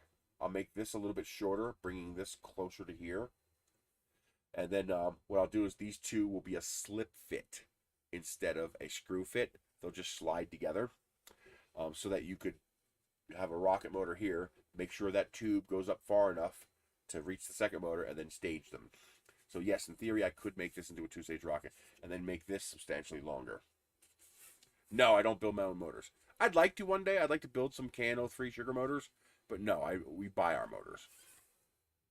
It's safer unless you know what you're doing. I even modeled the jet intake nose cone, and it's all vase mode printable. So that came out really nice. So this is a relatively faithful reproduction of the original rocket. And there's your motor mount. But that came out real nice. This is using a sparkly red Eryone filament. I only have a 250 gram roll of, so I use it very sparingly because it's absolutely drop dead gorgeous, and I can't get any more. This is just Eryone marble. I use that instead of white because it just looks nicer. But yeah, that came out really good. I got the struts to come out real nice. Yeah, small motors are pretty easy. But yeah, that came out really cool. I like that. And then I made some tube finned rockets. So you saw the tube fin. Now the cool thing is I figured out how to make this phase mode, but to make the tubes one wall so that they're much more flexible and much lighter. It really makes a big weight difference. So the way I did it was the cross member that connects the tubes here, that has a slice through it, which allows the nozzle to come out here, draw this circle, and come back again, while still connecting these two tubes together, because that fuses when it touches in the middle there. So that allows me to use, bentonite clay. Yep. That allows me to keep these parts here single wall, which reduces the weight. Now, this one I call Totally Groovy, and that's a mixture of two names. There's three names that are common for these rockets. You have Totally Tubular, you have Groove Tube. So the Estes rocket was, I think the Estes rocket was Totally Tubular. That might have been a different manufacturer, but one of these was called Totally Tubular. The original Century version was called Groove Tube, and Estes' current version is called the Neon and the Super Neon, but that's this with fins. So that's a different model. So I decided to, and I was going to call it Totally Tubular because it just, I don't know, for some reason I got a Teenage Mutant Ninja Turtles vibe. So I was like, totally tubular, dude. But then I remembered the groove tube from Century, so I'm going to call it totally groovy in order to give homage to both the totally tubular and the groove tube. So it's named both. Now, they also have versions of this where these tubes are cut at an angle to make them look cooler. And that is this, which I'm calling Cowabunga. Now, there's one problem with this versus this. You cannot print a slanted tube with an opening. Because in order to maintain vase mode, it's going to close the tube. It's going to come out here and then cross over and finish. And so it's going to do that each angle up. So these tubes will be closed. The only way I can make an open slanted tube is to make a double wall tube so that the nozzle can go out and come back. Go out and come back. Because it has to have a return path. A single wall slanted tube is open for that much of its height, which means there's no return path unless it's double wall. And the consequence of a double wall is this weighs almost twice as much as this. The mass difference is huge. So if we turn on the scale here,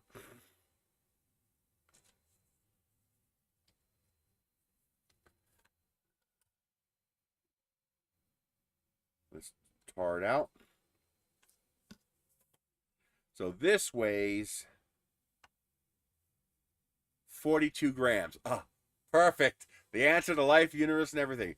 I'm using the WeDo ME40, the FL Sun Q5, and the Creality CR6 SE. Those are the three printers I'm using to print all these parts. These two were printed on the FL Sun Q5.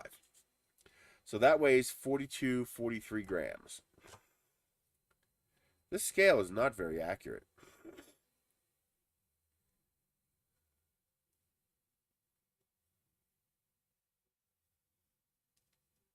While this one weighs 52 grams. So this one is a full 10 grams heavier than this one. And you can feel the difference.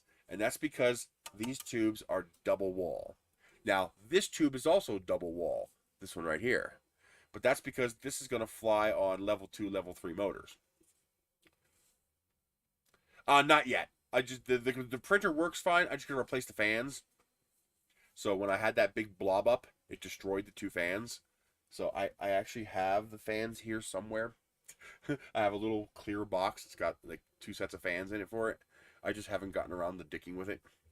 I also haven't had a need to print anything with a 1.2 millimeter nozzle, so it hasn't been a priority for me. But yeah, so the Totally Groovy is a whole lot lighter. This looks cool, but it's a whole lot heavier. Yeah, but there's no way to print a slanted tube single wall. I could print this part single wall, but I can't print this part single wall without breaking vase mode. Now, I actually kept the file that was single wall that closes the tubes because that kind of looks cool, you know, as this kind of a thing, but with tilted sides. So that'll be fun to play with. So I'll definitely play with that. So I'm keeping that file. But yeah, I had to make this double wall in order to get the Cowabunga style fins, and that made it a whole lot heavier. So this rocket will have a whole extra body tube segment in order to shift the CP back and CG forward because of how much weight. Yes, I am going. I got a table. I heard it's going to be a pretty big event too. They sold out all their sponsorship spots, and over 1,000 people have reserved tickets. So yes, I am hoping to leave here like 3 o'clock in the morning on Friday because I want to get there at 2 o'clock to get an ideal table. I don't want to get stuck in the ancillary building like I did at Murph in Indiana. That was a horrible idea. All of us in that second building basically got forgotten. Even though I reserved the table in advance because I didn't get there for setup. So yeah, I'm going to make sure I get there early. And I will have all of these there. But this one's cool. I like this. This is going to be fun. And it's super flexible. So this is not going to break when it lands. So this is going to be nice. And I think to help protect the fins, that little test piece I make, I'm calling that an interstage, but that's just a body tube segment. So I can actually put that on the bottom here. And now I can have something that you can't have in phase mode in the air. Because you can't print that. You have to print a separate piece. So just by screwing that in there, now I have a little tail cone on the back of the rocket. And that's for a 13mm cluster. So that'll be fun. But yeah, that's the Totally Groovy Cowabunga. And go back to this real quick. Here's something cool. So these cargo pods are closed, as you can see. But you can't print a closed pod because you can't print parallel with the bed, because that would not be vase mode unless it's the very top layer or the very bottom layer. So what I have to do is print these little caps. Now the good news is these print fast and they weigh nothing. So I print these little caps, and those little caps just snap into place. I have a failed print right here. Come on. So here's it started to warp. So first of all, I can print the bottom of the caps just by adding a single bottom layer. And it's one of the few times you want to use concentric infill because it just looks nicer. And then you print these little caps and they just snap into the top. There you go. And now you have a closed tube. So 3 hours. That means you're in New Mexico unless you live in Colorado. Because you can get to Colorado in less than 3 hours. But you can't get to Texas or Arizona in less than 3 hours. It's just over 3 hours to get to Texas or Arizona or Oklahoma. So that means you're either in New Mexico or you're in Colorado. Oh, there you go. I still haven't been to Roswell yet. But that turned out really freaking nice. A full set of caps weighs less than 3 grams. 9 caps weighs less than 3 grams. And if you print with a single bottom layer, you only need 18 caps. So print off 2 sets of them. This is available on Thingiverse and Printables. SD still sells this rocket, so I kind of it felt wrong trying to sell it, so I made it for free. I mean, I did design it from scratch. I just looked at theirs and modeled it, but you know, I made it from scratch. But still, it's their rocket, so I don't feel right selling it. But that one there, and so you print this piece. Now, if you have a 200mm Z limit, you have to print this piece in 2 pieces. So you print this shoulder here as a separate piece. It's just another one of, it's just one of those interstage pieces. And but this piece is short enough that I can print that as part of it. Same here. So 1 piece, 2 piece, 3 piece, maybe 4 if you have to print 2. And then this is 2 pieces. You could print this at 1 piece, but because I use a removable shoulder, I print this as 2 pieces. But yeah, 211 grams, 7.4 ounces. Let's see if it actually weighs that. I haven't actually weighed this yet. Let's put a motor mount in it. Even that only weighs like a gram.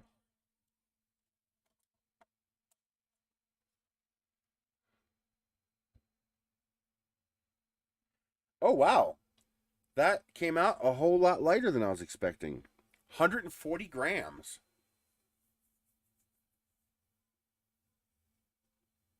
Wow. I wasn't expecting it to be that light.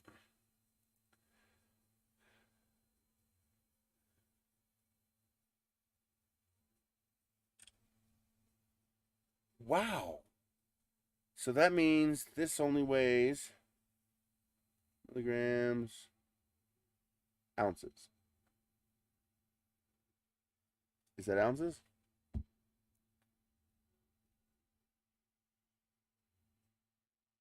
Yeah. I think that's ounces. Fluid ounces. What's the difference?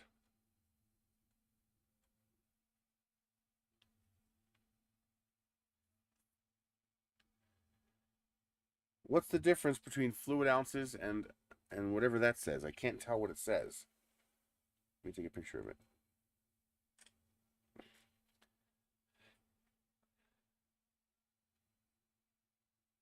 It says pound ounces.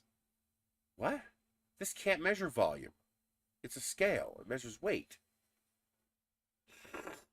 But it says, and there's an actual numerical difference because it says 5.2 pound ounces, but only 4.8 fluid ounces. But what the hell's a pound ounce? Ow! That hurt.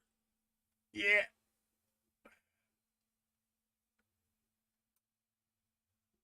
Yeah, but a scale can't measure volume. That hurt. I pulled a muscle in my back, and every now and then it spasms, and it really hurts when it does it. A measuring cup can, yes, but that's measuring volume. A scale can't measure volume. The only way a scale can measure volume is to make an assumption.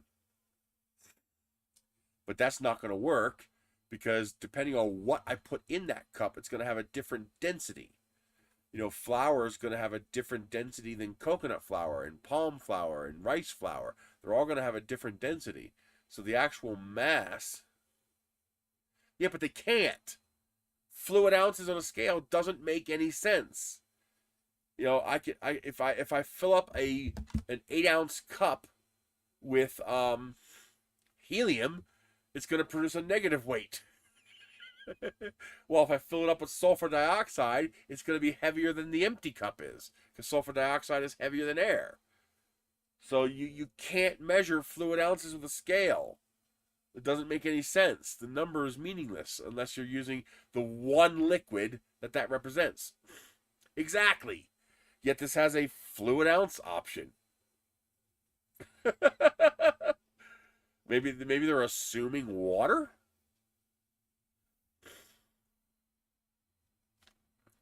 But that is nowhere near as heavy as I thought. I mean, that basically ready to fly is 141 grams. Holy crap, this will fly just fine on a D engine. Not bad. Not as light as the original, but not that much heavier either. And there might be things I can do to lighten. Now, I still have to add more. I still need to add a 6-inch piece of body tube in here. And I still need to add Kevlar, which won't weigh much, and a parachute. So you're going to want to keep the parachute light. This will not recover by streamer. This is going to need a parachute. But yeah, that's a whole lot lighter than I was expecting. Let me check.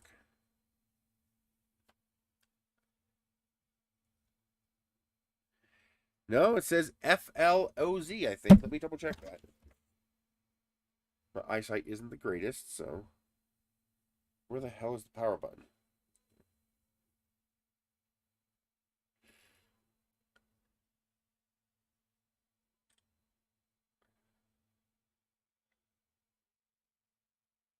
Yeah, it definitely says FLOZ. So they definitely mean fluid ounces. But that would only work for one material. Because you'd have to make an assumption. So that would work if you just assumed you were only putting water on here. But, you know, just going to... Yeah, it's weird. You can't measure fluid ounces. Well, you can measure fluid ounces with a scale, but only one material. Because you'd have to assume the density of the material. So, for example, if you use the density of water, you can use a scale to measure fluid ounces of water. Because one fluid ounce of water is always going to weigh a specific amount. But as soon as you use something different than water, fluid ounces wouldn't work anymore. Because your scale would be assuming you're putting water on it. Like I said, I mean, try to measure a fluid ounce of, I don't know, Jello. It's going to have a different density than water. So it's going to weigh a different amount. Although, now that I think about it, the vast majority of cooking is water-based, meaning you're not going to measure fluid ounces of helium on a kitchen scale. You're going to measure broth or milk or water or soup, and all of those are going to have very close to the same density of water. The difference in the quantity you're going to measure on a scale like this is probably below the noise floor. So, for example, doesn't matter. They're all going to have a similar mass at a similar volume. They'll all be different because they all have different densities, but I bet you they're all within 10% of water. And when you're cooking, you do not require that. At this scale, you do not require that kind of precision. If they say put a cup of flour into the cake mix and you put 1.1 cup of flour in, that's 10% more, you're not going to tell the difference. If you put 0.9 cups of water in, you're not going to tell the difference. It's going to work just fine. I mean, most people don't even know how to fill a cup of flour properly. You know, if I take a spoon and dribble the flour into the cup, I'm going to have a completely different amount of flour than if I take the cup and go scoop into the flour and cut off the top. Because I'm packing it in when I scoop it, while it's not packed in when you pour it. And you're supposed to pour it, by the way. Yeah, not as much. Yeah, all the screens have to be covered in shields. We actually have a cage so they can't touch the screen, and also to shield the screen because they on the screen, you know, they sometimes we go, got a little pressure in there, huh, buddy? I mean, you reach 7 feet up. You were holding back for a while there. You haven't had it in a while, huh? Because you just went.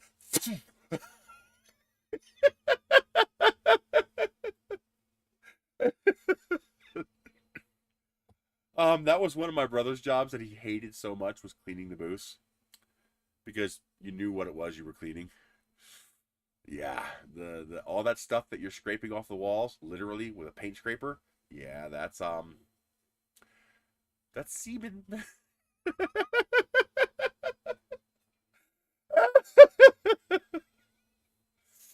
Oh, it's disgusting. I hate that business. There's nothing wrong with it. It's a perfectly legitimate business, but I hate it. I hate it so much. Oh God, I hated that.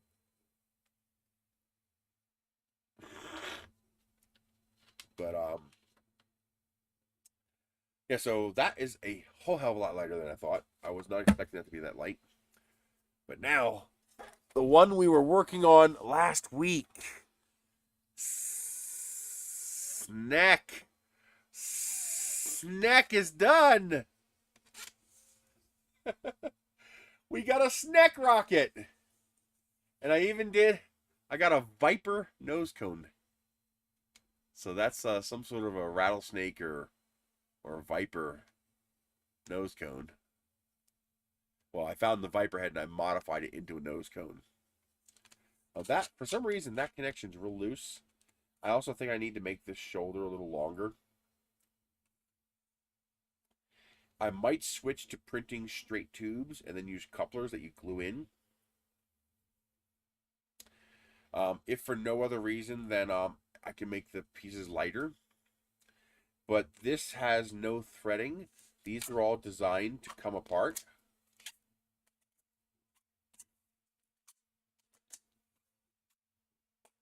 So Estes made a rocket called the, I think it was, make sure I get this right. I believe it was called the Wacky Wiggler.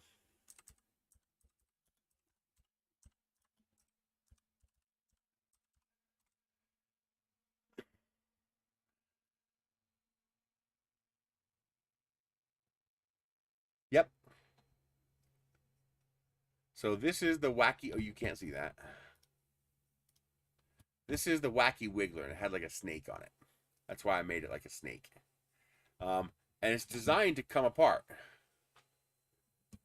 So it blows itself apart into these segments, and then they're all attached by a shock cord, And so it looks like the rocket blew itself apart. It's like a snake wiggling around in the sky as it recovers, as it comes down.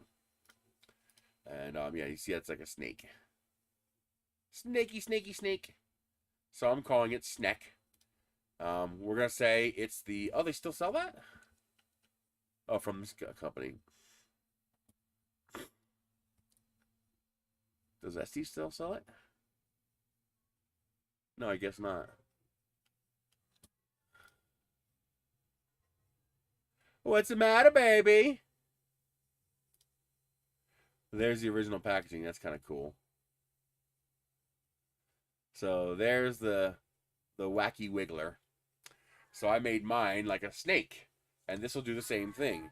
Each of these segments has a set of holes for you to tie off a shock cord. So this will blow itself apart and come down in segments, all attached, of course, like that. And so that's my version of that, and I'm calling it snek.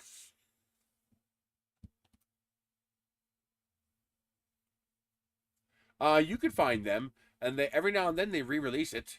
If you want a very expensive but very high detail version, Apogee Rockets makes one.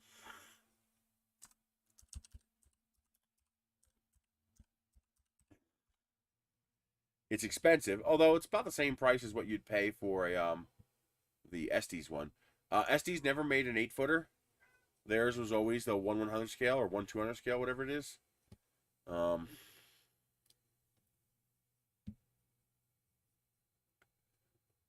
4-foot sounds about right. Here we go. Skill level 5, Saturn 5, model rocket. That's the Dr. Zooch kit.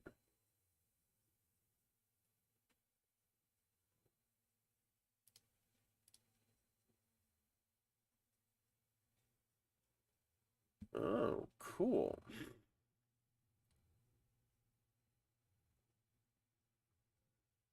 Here we go. Here's a 1/70th scale kit, $358. It is 850 grams. And it's 62 inches tall. So that's 6 feet. No, it's a little over 5 feet. That's a little over 5 feet. I don't think anybody makes an 8-foot kit. That would definitely be a high power rocket. There's no way to make an 8-foot Saturn V of any kind of detail. You're probably 4Ds. That's a 3-foot rocket. The 4Ds was the Estes Saturn V. It was not 8-foot. You're just remembering it as 8-foot because you were a kid. Trust me. We had this globe that was a speakeasy. So you'd open the globe. Yeah, about 50 feet. You'd open the globe and it would yeah, it was sketchy at best even on 4Ds. So there's the SD Saturn V. Actually, that's the Skylab version.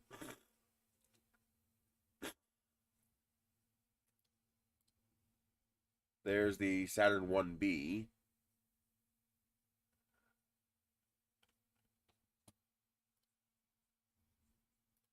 Do they still sell it?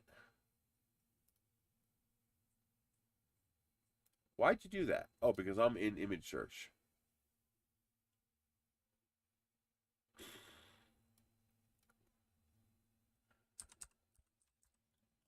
Yeah, the original came out back then. They did a re-release, and they did a couple of re-releases. Same model, just they released it again. I managed to buy one from Allied Hobbies in like the year 2000 when they re-released it.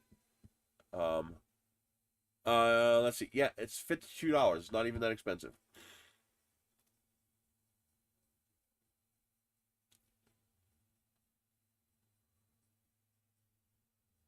So it's a 1/200th scale kit.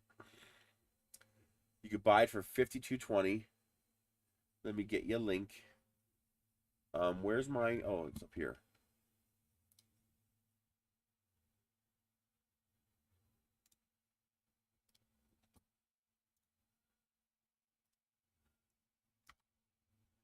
So there's a link to it on Amazon. That's actually what I paid for it in the year 2000, so that's a great deal.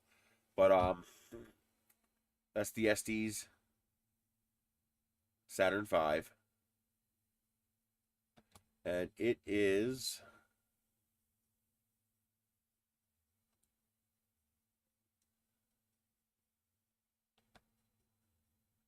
wait a minute. This is different. This says estimated assembly time 10 minutes. This is not the right kit.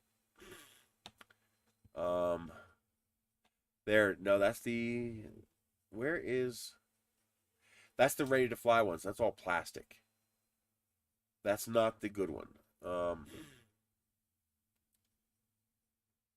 Yeah, that's not... That's the pre-made one. That's the RTF. You don't want that. That's small. I thought it was supposed to be 1/100 scale.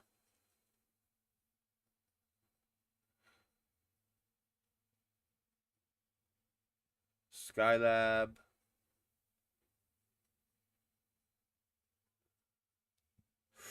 Ooh. Yeah, that's a... You son of a bitch. I hate the fact that I can't click on this link except to use their stupid interface here. If I try to middle click or right click, it doesn't work. I need somebody to make a plugin for these browsers that will violently eviscerate the code that these websites use to stop people from doing that.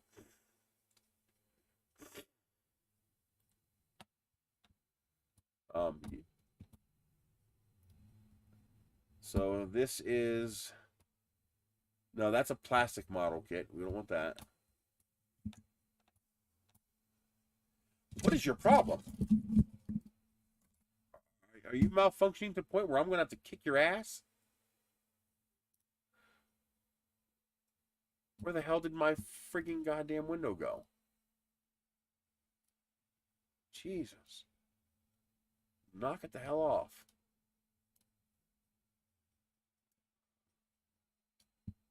My mouse is going apeshit. God damn it.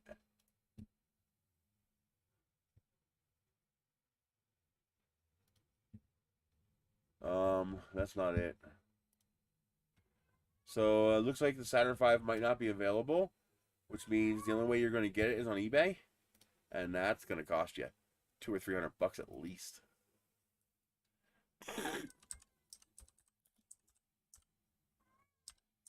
What's the matter, baby? Are you still hungry, or do you want attention? Hi. Come here. I'll pet you. Yeah. You're a good boy. He's such a good boy. There's a Mercury Atlas. That's nice. There it is. 1/100th scale.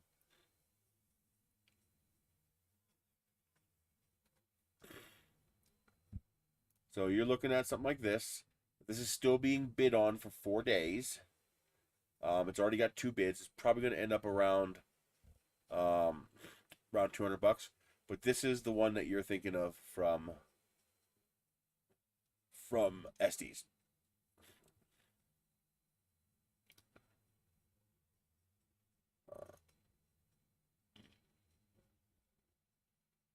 E30 would be a much better motor for this. But whatever 1/100th scale is, that's the original one that your friend built across the street. I still think you're better off going with this one here. This is 1/70th scale, so it's even larger. So instead of 4 foot, this is like 5 foot. What, 62.25?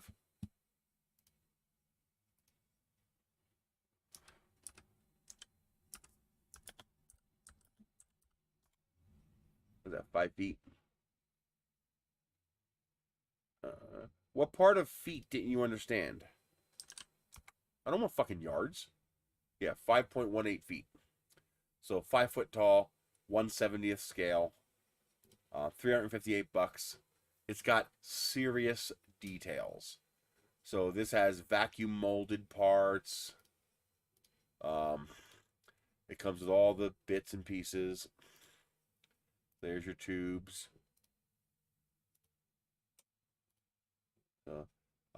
Resin molded parts. These are molded in resin, not 3D printed. There's your capsule. There's your escape tower. Here's all the laser cut parts. All your decals, your shrouds. No, this is relatively new. what you saw was the Estes one. This only came out in the last 10 years. Apogee is a whole new company. He basically, it comes in an entire set of instructions on disc. That's how complicated this build is. Here's all your F1 engine nozzles.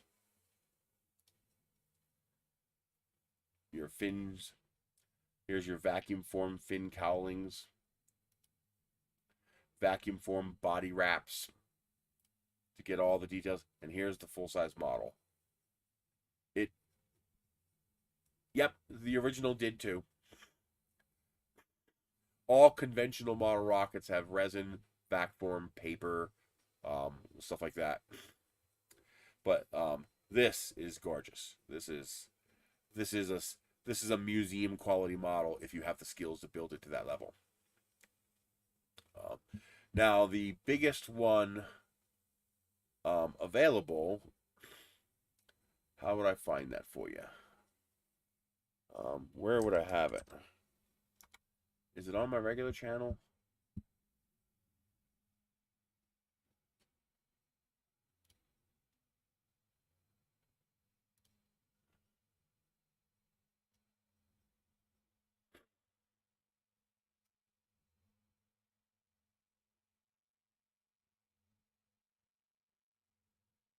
Can I search my channel?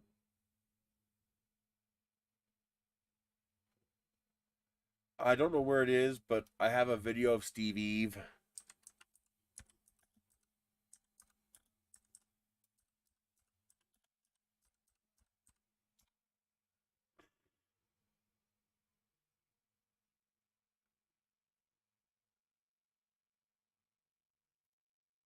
A lot of people have video, but I have my own video, and I want to show that one.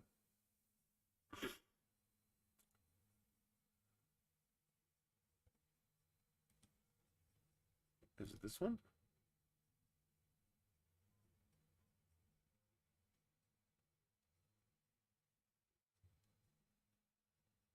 Nope. Where's my video?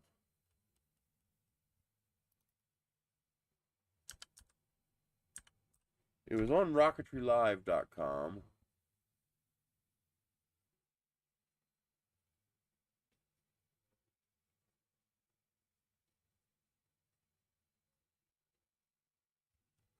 I want to show my video. I don't want to show other people's videos. I don't know where I put it. I made so many. Back then, I made a new YouTube channel for each event.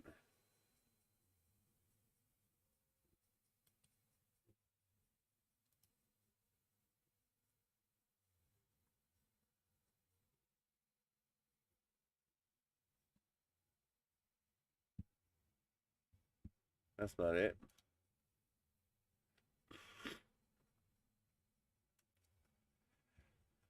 That really annoys me. I can't find my own video. But do a search for Steve Eve Saturn V. You'll find it. This is a 1/10 scale. 1,600 pounds. That's like 700 kilograms. It's at. I think it's at the Smithsonian now. But that's Steve Eve's. Steve Eve's Saturn V model rocket. Let me jump ahead. It's going to be right to here.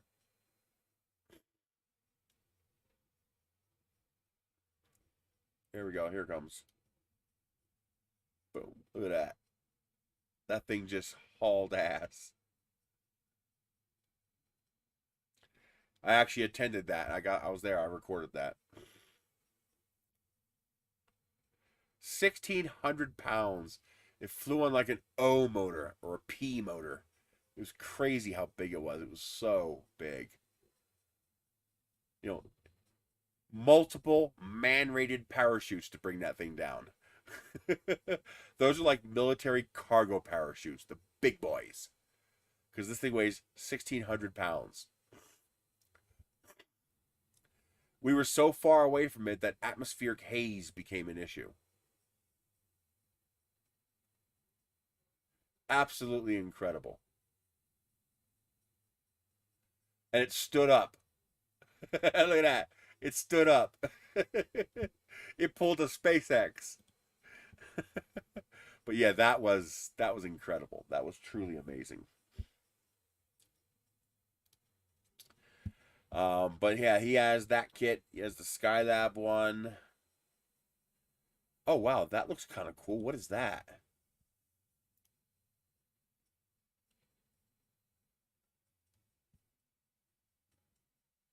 Oh, it's a lander. The legs pop out. That's cool. Now I need to 3D print one. Now I want a printed version. I need to make a lander.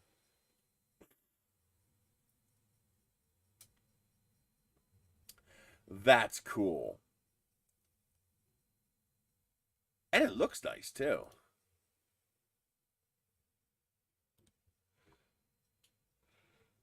Very cool. I need to make one of those. Man, this is printing nicely. I'm doing something I shouldn't be doing. I'm printing this out of silk, but it's Atomic Filament, which is one of my favorite filament companies. So it's not as silk as regular silk. It's kind of like a semi silk. Plus, I'm double walling it. Plus, printing at 230 Celsius. Plus, I'm printing with a 0.6 millimeter nozzle. So I'm hoping it'll hold up because I'd like to actually fly this. It might only fly one time because the motor's going to be expensive as hell. I gotta let him know.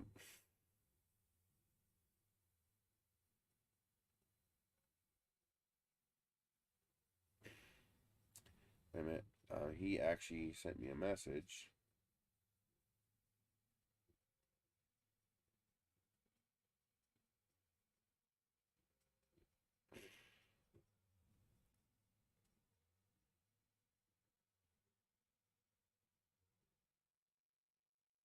Hang on.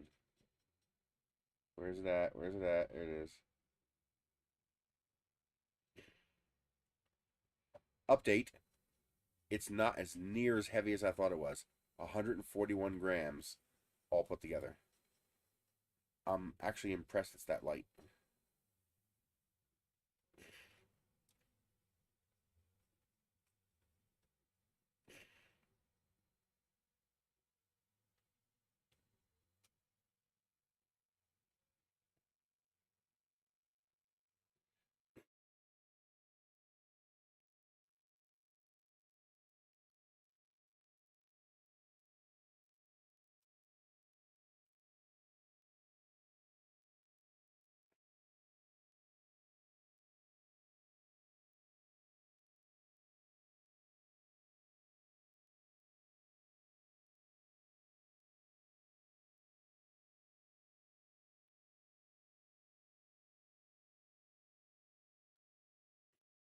I'm gonna have to double check that. Styrene might not handle the heat. Although that vacuum form styrene is thin and it's going on top of a paper shell. So that's fine. I thought you meant like a styrene tube. But if you directly expose that to the ejection charge, it'd probably melt.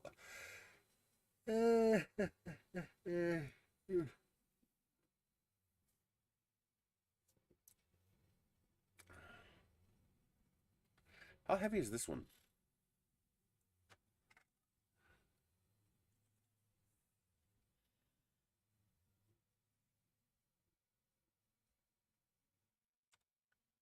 Why won't you change? Jesus.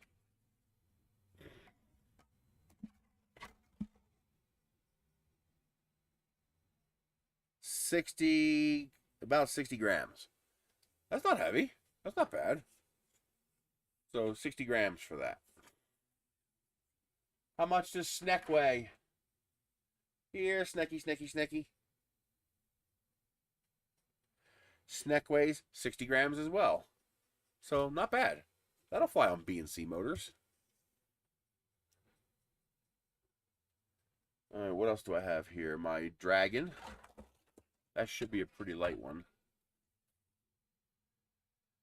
Yeah, Hips is a pretty interesting material. I might have to try that. The answer to life, the universe, and everything. 42 grams. I like 42 grams. And the dash.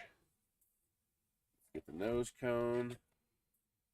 Let's put a motor off. Forget the motor mount. It only weighs like a gram. That one only weighs 30 grams. So that is much lighter. Whoa, whoa, whoa.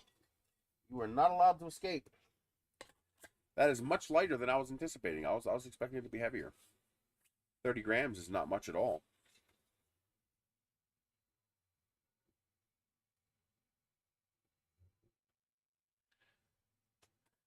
How many ounces?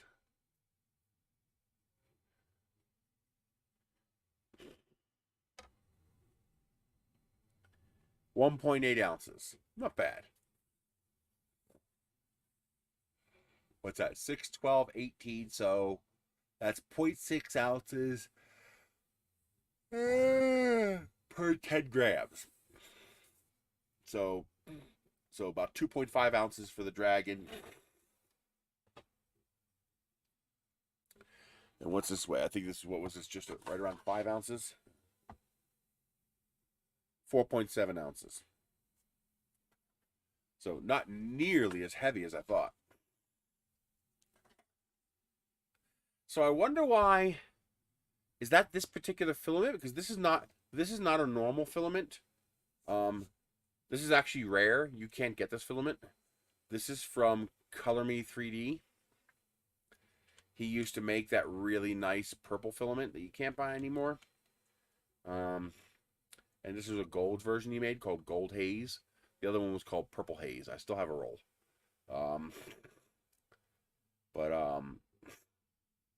I just thought it would look good in the snek to print him in the Gold Haze. I wonder why this is so loose. Why is that one piece? It's the same print. Literally, these three are identical. But that one piece is loose for some reason. Weird. But I'll have to look into hips too. How temperature tolerant is hips? Like, what's its glass transition temperature? I'll have to look that up too. Maybe it's better than PLA, and it's probably not as good as ABS. The snake head came out really cool. I'm really pleased with how that came out.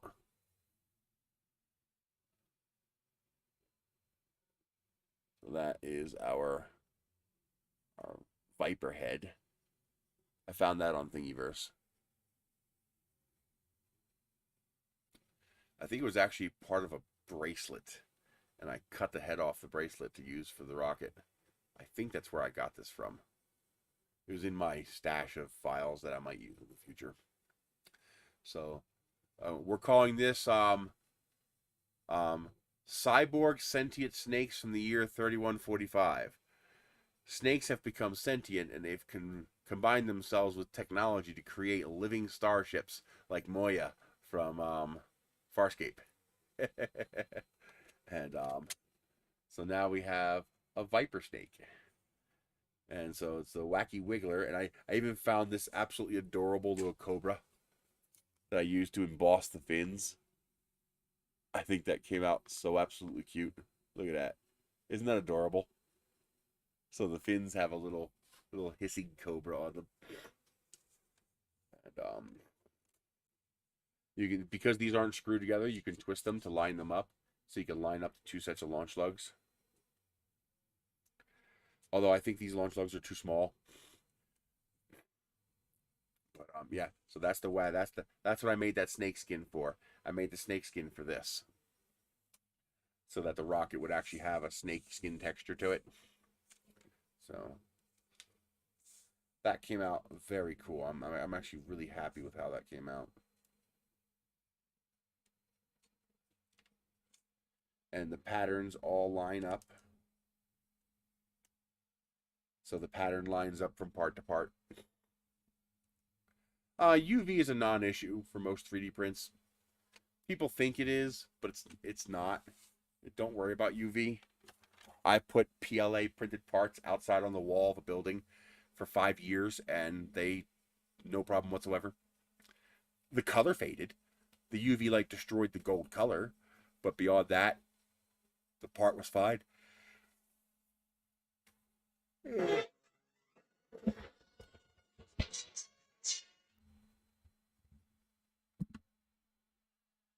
But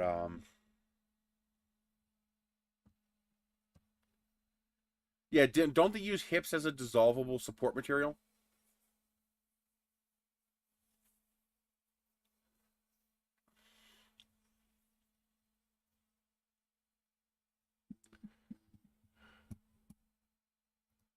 Let's do some searching.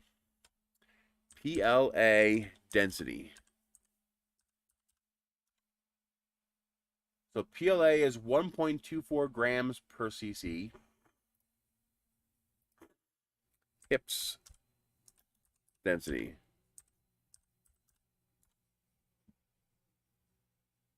1.08, so it's quite a bit lighter. It's 20% lighter.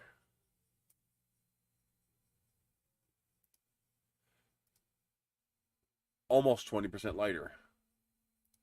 How much is hips filament? Probably a lot. I do think I have a roll of it.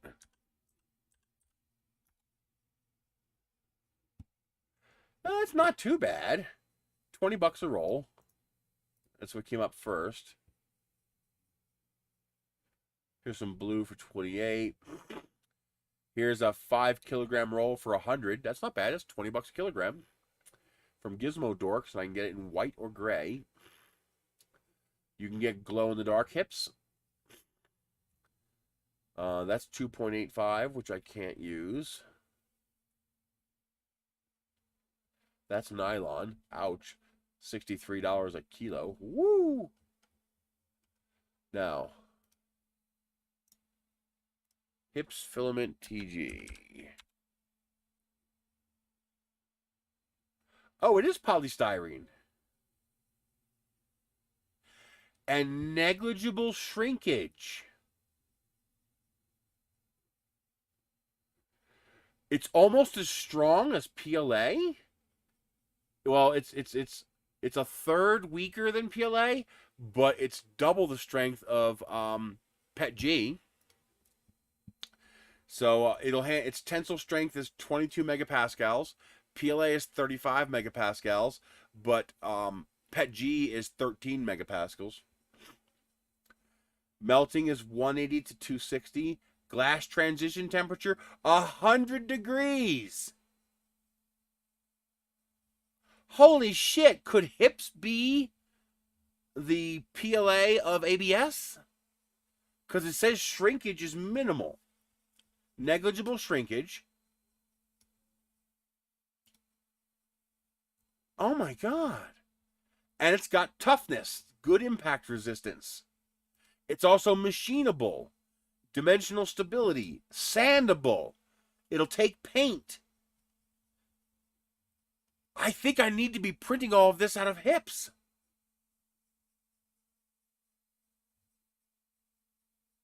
Will hips stick to a standard PLA print surface?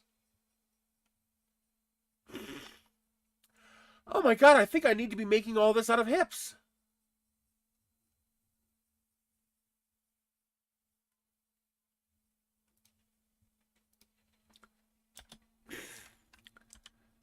The only bad part is it's pretty expensive. You know, I already have 700 kilograms of plastic. I don't need to be spending $20 more to buy more plastic. But it might be worth $21 for a test. And you can get some colors. Here's some purple. Here's some expensive blue. Some glow-in-the-dark, some gray. That's PLA. Why would you show me PLA and nylon? Why would you show me PC? Why are you showing me these things? I didn't ask you for this.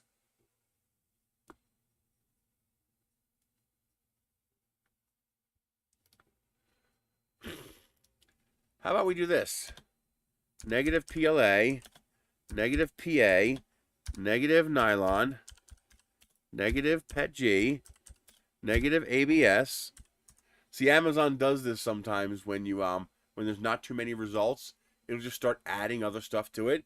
But motherfucker, I didn't ask you for ABS. I asked you for hips. Do as you're told.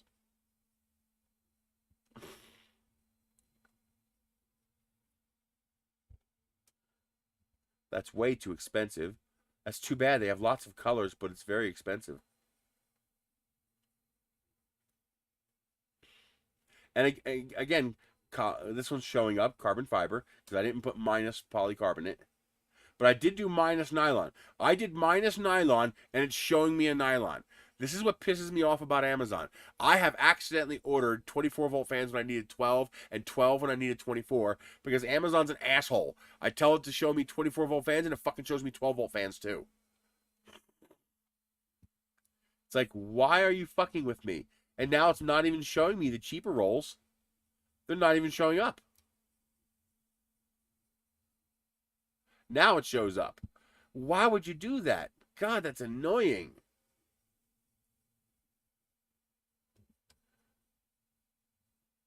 And why is it showing me oh, it says more results. So it's basically not going to show me all the filaments. So where's the blue one? Where's the gray one? Where's the white one? None of these negative terms apply. So why isn't it showing me the other colors? I don't know why it does that.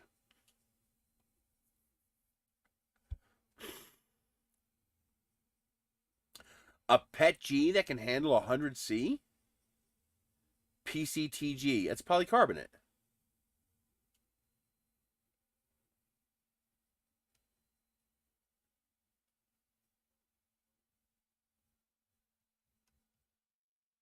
So how come when I subtract these terms,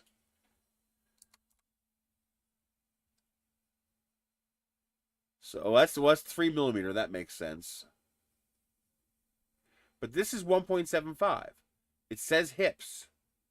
Why didn't this show up? Why didn't this show up? It says 1.75. It says filament. It says hips. I don't see ABS or nylon or anything here, but when I do a search for that, it doesn't show up. Sometimes the Amazon search results, it's like it refuses to give you what you ask for. It gives you what it thinks you want. Don't think. Stop thinking. You're a fucking algorithm. You suck at it. Do what I tell you to do. Or at least give me the option to, because sometimes it is smart.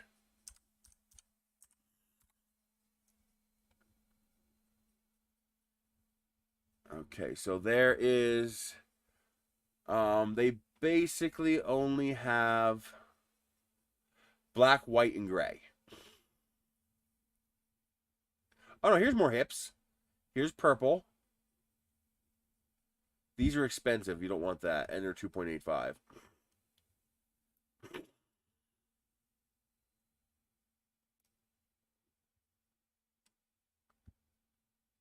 So I can get purple, I can get white, I can get glow in the dark, I can get gray, I can get black. Does that say hips? No, that does not say hips. So why the fuck are you showing me this?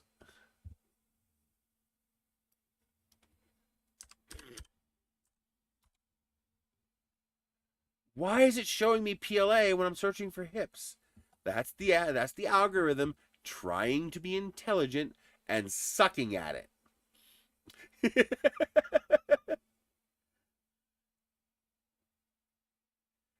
PVA filament? They make PVA filament? That's weird. Marble, glitter. Oh, these are different exotics. Again, here it is. They're showing ABS and PCTG and TPU and PLA when I did not search for that. So I wonder, does Polymaker have hips? Why don't we use hips? What's wrong with hips filament? There has to be something wrong with it. It seems like a dream material. It's got the glass transition of ABS. It's got the shrinkage of PLA. It's got better strength than PETG and better toughness than PLA while being lighter. I mean, and it prints within normal print temperatures. Where's the catch? I'm waiting for the other shoe to drop. What's the other shoe? What's wrong with what's the and they don't have hips, looks like. Oh, yeah, maybe. They have PVB, whatever that is. It's polishable. That's too bad they don't do hips. There has to be a reason. What's the reason they don't do hips?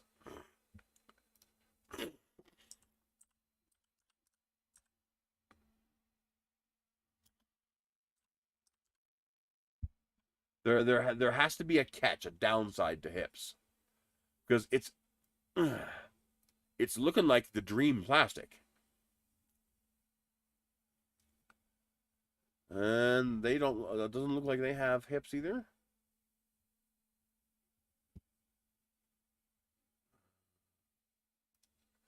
Hips.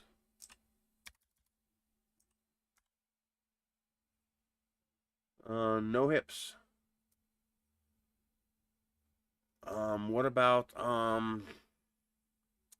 what's that company? Ziltech.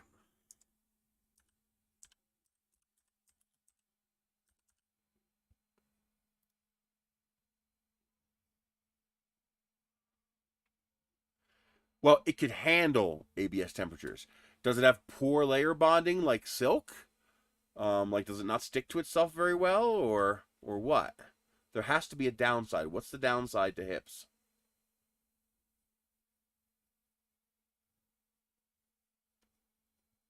Looks like they only have composite and... Well, that doesn't matter. I just need to... Does it stick to itself? Like, the problem with silk is that it doesn't stick to itself very well. They do have hips. And it's reasonably affordable. It's $20 a kilo. So it doesn't delaminate like silk. It's not easy to break when you crush it.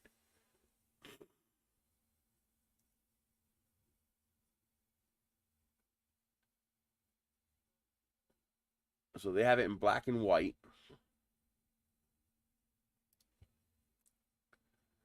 Do they have it in bigger rolls? Because I would love bigger rolls.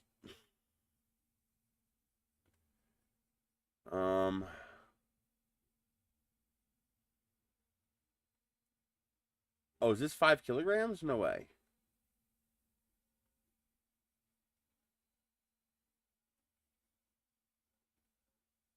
So it only starts to get cheaper when you buy like 5 or 6 of them. $19 a roll if you buy 5.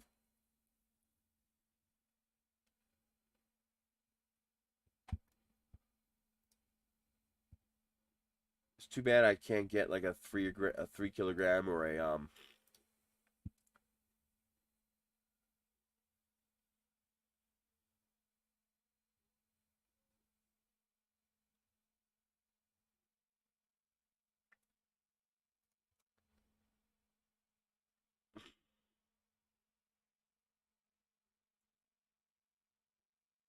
Huh. Yeah, this whole thing is in vase mode.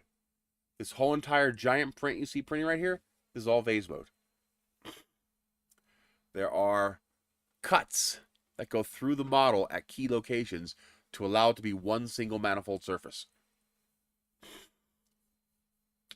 So for example, to print inside of here, it comes through here, goes around and prints this part here, and then it goes back. And then it comes in here, comes out, and it prints the inside here and goes back. Then it comes out, prints the inside of here. And then one of these, this one right here, actually permits a cut to the outside, and it comes out here and it prints the entire outside perimeter. So this whole thing is vase mode. It's very cool when you get it to work. Like all these parts here, every part of this rocket is printed in vase mode except the tip of the nose cone, because you can't print the top of a dome in vase mode. Well, I guess if you can go down to 0.01 layer height, you might be able to complete the dome in vase mode. But most FDM printers would struggle with 0.05 millimeter. So like on this printer here and the Q5, 0.1 is about the limit.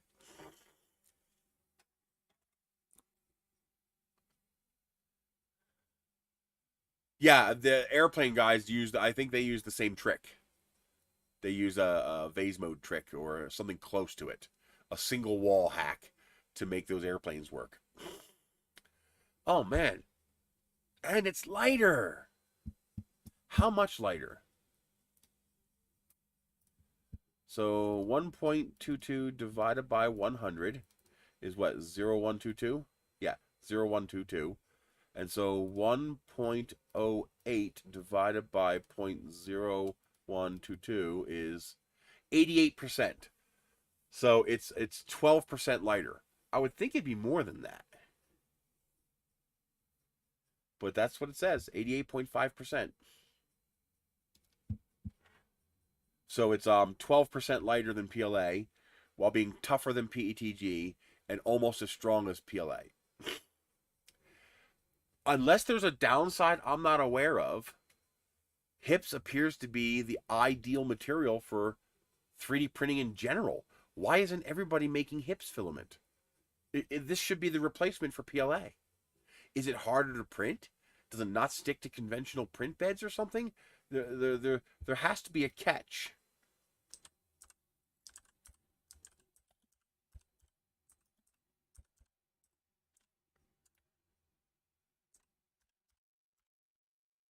Maybe the profit margin's not as good?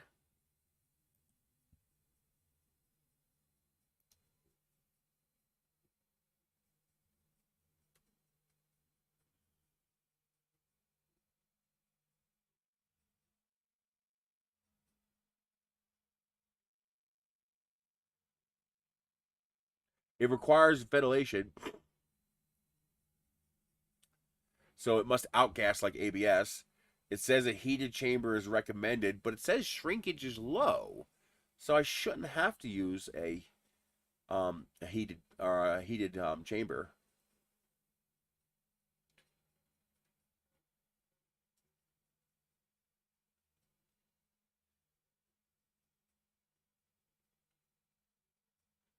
They're suggesting an ABS slurry, so bed adhesion might be an issue.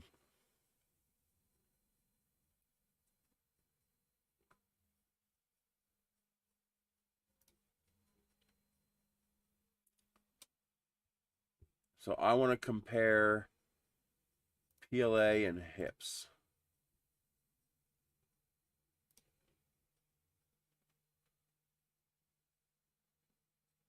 So 65 versus 32 megapascals. Let's compare it with PETG as well. Actually, let's do ABS, PLA, HIPS, and PETG.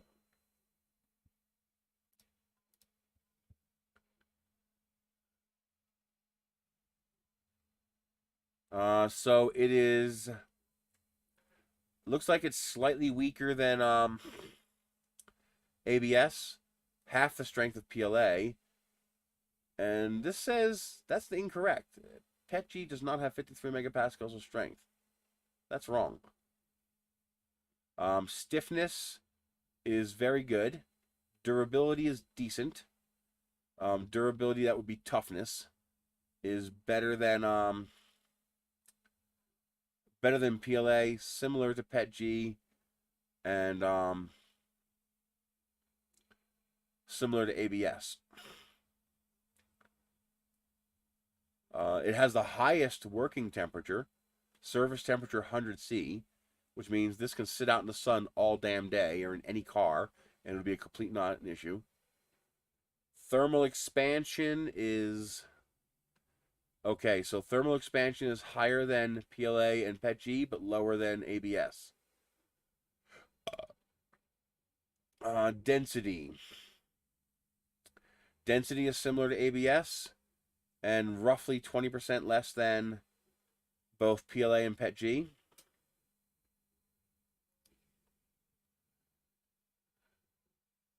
These prices are old. I wonder why the printability, its printability is worse than ABS.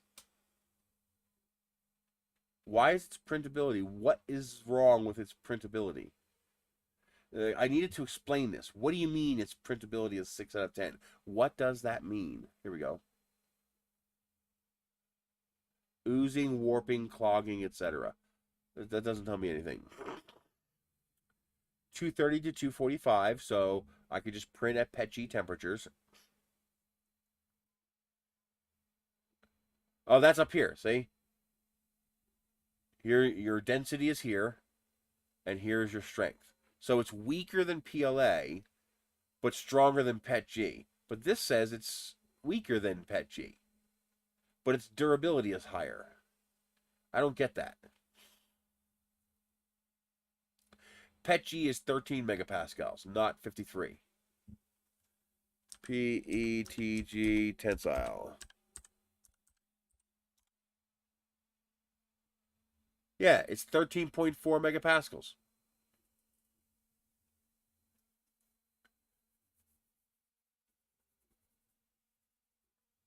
Oh, Z direction.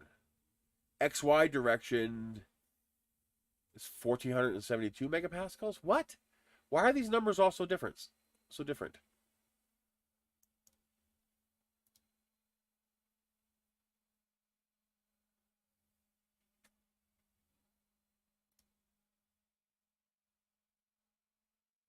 PETG is definitely not stronger and more resilient than PLA. I have PLA parts I cannot break, and I have PETG parts that shatter. I don't buy this. There's something wrong with that. Or maybe it's just different materials. And this indicates PETG has a much higher surface temperature. 73 Celsius is more than high enough.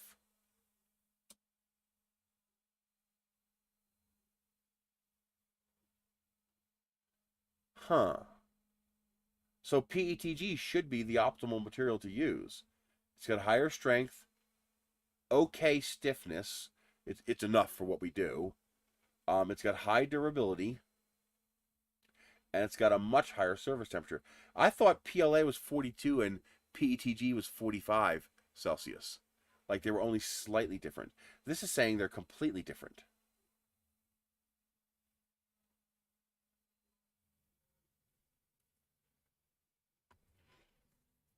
What the hell?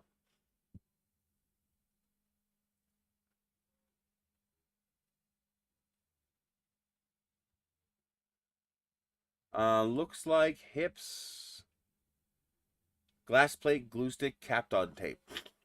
So it looks like hips is going to be similar to nylon.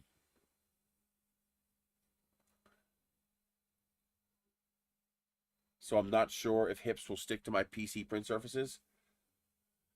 But I can slap capped on tape down on top of a steel flex plate. That's not a problem.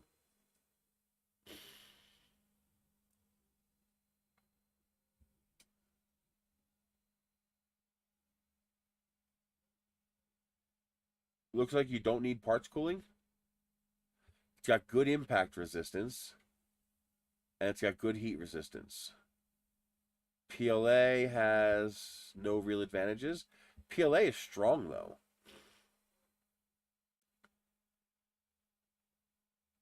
And it's saying it's that PETG is not good for impact resistance. But fatigue resistance is important. Not really for a rocket. You don't need that much fatigue resistance.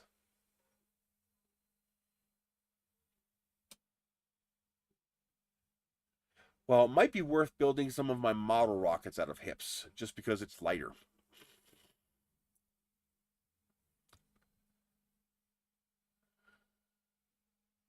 That's what PETG does not do. PETG does not creep like PLA does. Now, you can, of course, push it beyond what it's capable of handling and distort it. You can do that. But one of the advantages of PETG is it doesn't creep like PLA does. At least that's what I thought. That's what I've always been told. Huh. That's interesting. Because that's what fatigue resistance is. That's ductility.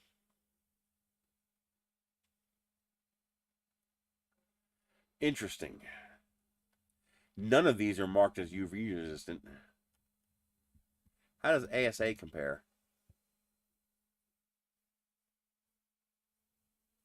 ABS, PLA, HIPS, PETG, ASA.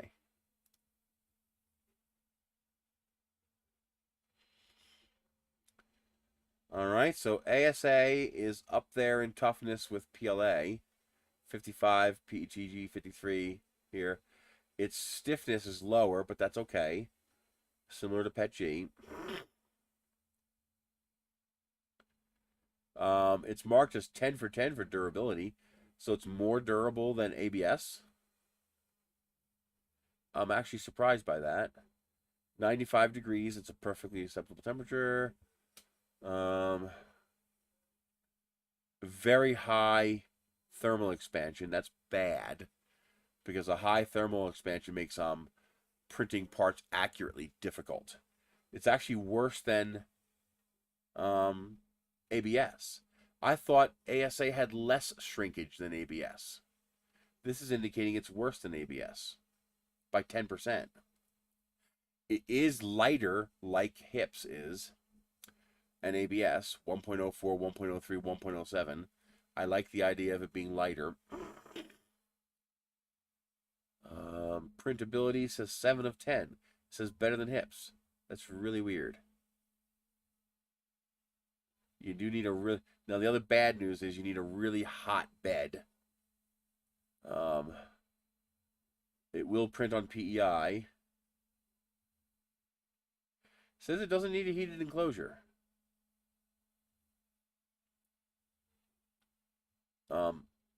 HIPS and ABS recommended enclosure, but this says heated bed not required, or a heated enclosure not required for ASA. Good impact resistance. I don't care about UV. Good heat resistance. It does not have very good fatigue resistance, though.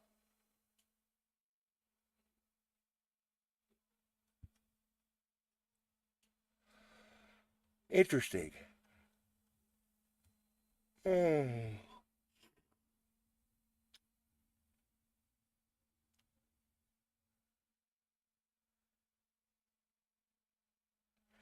Very, very interesting.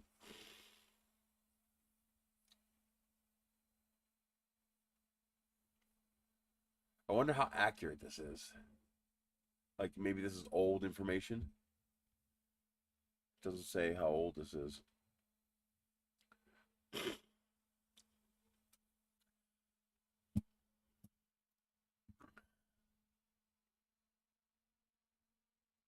Metal filled, no good. Well, PVA looks interesting. The problem with PVA is it's water soluble. It's got no stiffness. Good strength. Stronger than PLA. It is. What the hell? Good temperature resistance. What?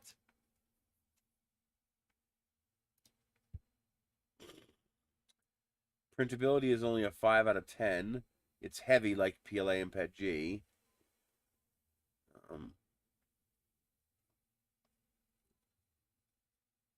Prints like PLA. It's flexible. It's soft, which might not be a good thing. Dissolvable and fatigue resistant. But what does it dissolve in? If it dissolves in water, that's not good. See, moisture sensitive.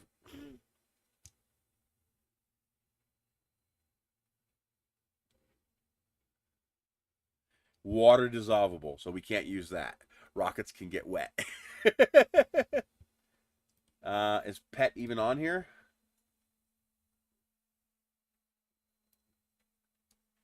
No, they don't even have PET on here.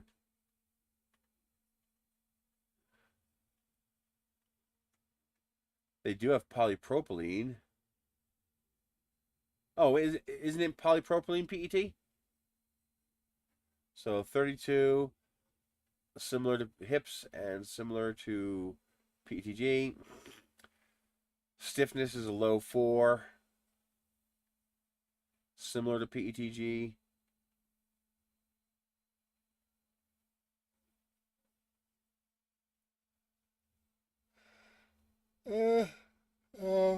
Good temperature. Huge expandability. That's not good. That means it's going to have a ton of shrinkage. Very light. 0.9 grams per cubic centimeter. Very expensive. 4 out of 10 for printability. You know, it is what it is. Why is ABS a printability of 8 out of 10? ABS is one of the more difficult filaments to print with because of the shrinkage. So see, that's why this printability doesn't mean much to me. ABS would be down by 1 or 2 in my book. Extruder temperature is good. Bed temperature is a bit hot. See, the bad thing about these high bed temperatures is it takes more electricity. Yeah, but the problem is, now that's weird. It says a service temperature of 100 C, but I've seen sunlight distort a bottle. Packing tape, polypropylene sheet, that's easy enough to do. Enclosure is recommended. Good flexibility. It is soft. It's water resistant, heat resistant, fatigue resistant. But I heard that might be why the printability is 4 out of 10. I've heard layer bonding with PET is not that good. Meaning it's similar in some ways to silk where the layer bonding is a problem. Let's see what's available for PET filament. PET filament.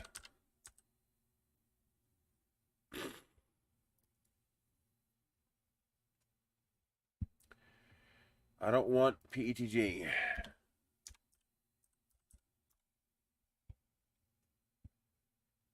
And it refuses to show me anything but PETG.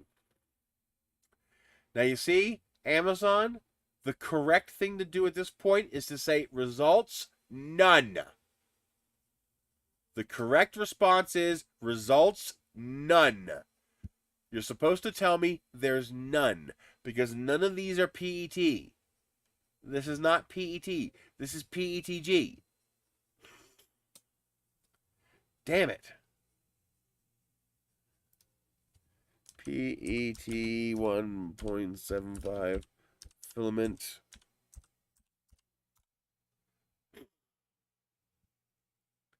I don't want PETG.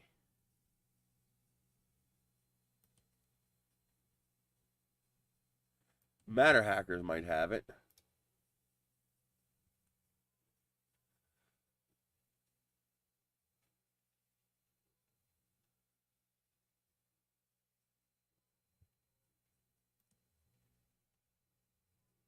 This is PETG.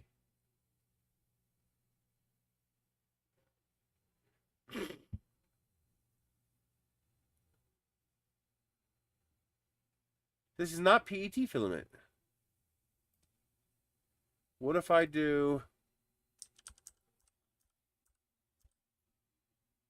How do you spell... Why aren't you typing? How do you spell polypropylene? There we go. Oh, it is doing it.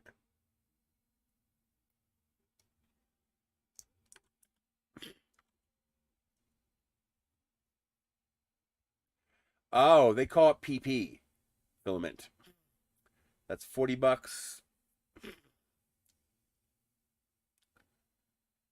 $8.99 to $75. Very expensive. $35.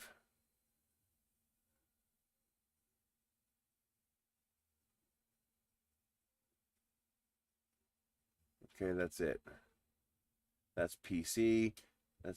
Here's wait a minute, that's polyethylene. What's the difference between polystyrene and polyethylene? So it looks like $36 for a kilogram of PP, $37.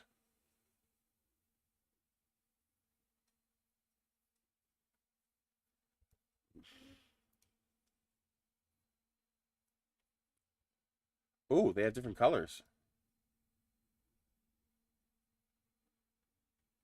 Oh, that's PVB filament. What's that like? PVA. I don't see PVB filament on here. Isn't PV polyvinyl? Isn't that stuff dangerous?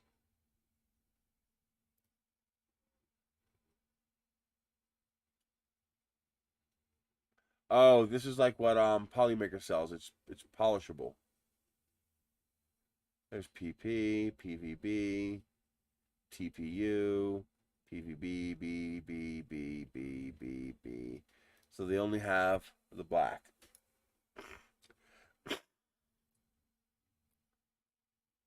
1 to 2 months shipping time? Jesus. PP filament.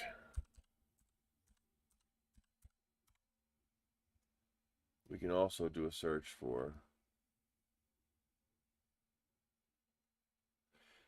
Yeah, vacuum forming is kind of cool. I'd like to build a vacuum former one day, but I can just 3D print.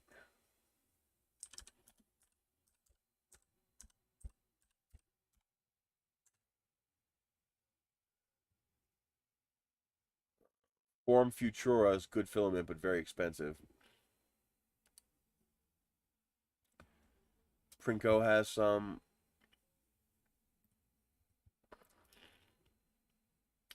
Why do I get the feeling this is really expensive? Oh, no.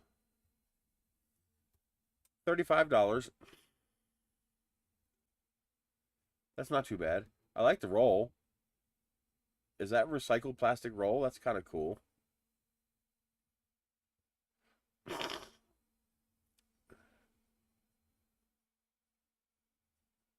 Moisture resistant, high fatigue resistance.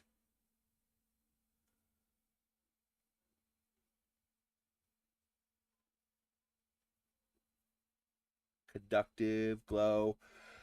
So $36. I'm going to add that to my list.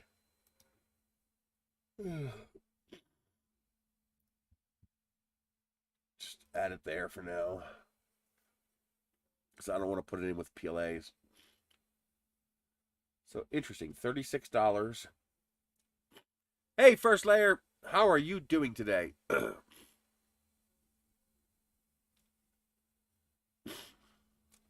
Very interesting. So PP would also be a very good filament to use because the big thing I like about the hips and the PP is it's light. And ASA is also really light. But the problem is I don't know how tolerant ASA will be to vase mode. I mean, I guess I could try it. Hey, it actually lifted. Holy crap. Usually 0.6 millimeter extrusions don't lift. Interesting. I wasn't expecting that. It's not going to affect the part really, but it's just surprising that it lifted.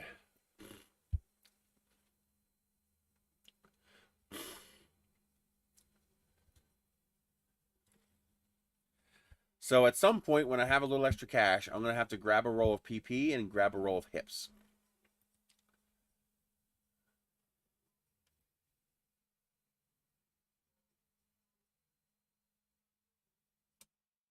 That's only 700 grams.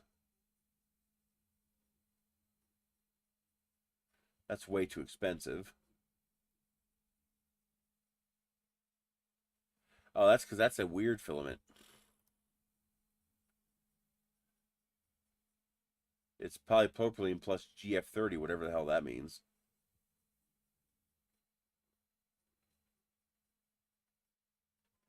And it won't let me zoom in. I can't zoom in to read that.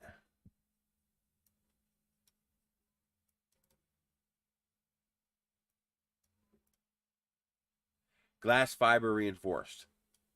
Okay. Oh, glass fiber, GF. Okay. Yeah, so that's $135 a kilo because it's $58 plus $10,950 shipping plus tax. So what would that cost for a kilogram? 58 plus 9.5 equals times 2 equals times 1.08125. $146 a kilogram. Ho ho! Just for the hell of it. Let's see how expensive this is. I should have bought a roll when I had a chance. There was somebody selling rolls of Peak on clearance. It was like $50 a roll. I should have bought a roll when I had the chance. Yeah, this is only $800 a kilo.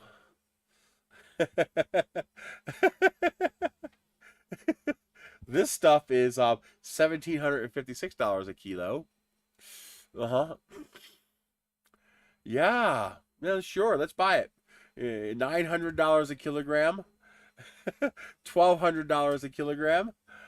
Jesus Christ. That's lunacy. Like, what the hell? Is a fly like annoying me or something? Oh my God. It's a support material. Oh my God. It's a support material that is $200 for half a kilogram. Wow. What about Ultim?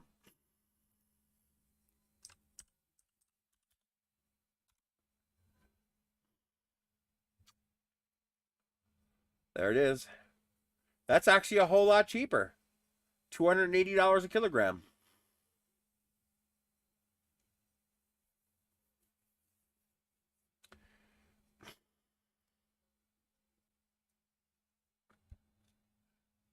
$210 a kilogram. 500 grams is $110. So that's $210. Nope. $240 because there's $15 delivery. So that's $240 for a kilogram. But you got to extrude this at 350 to 380 degrees, and your heat bed has got to hit 150. Oh, yeah, sure. Let's go. Wow. You could print an actual missile out of that.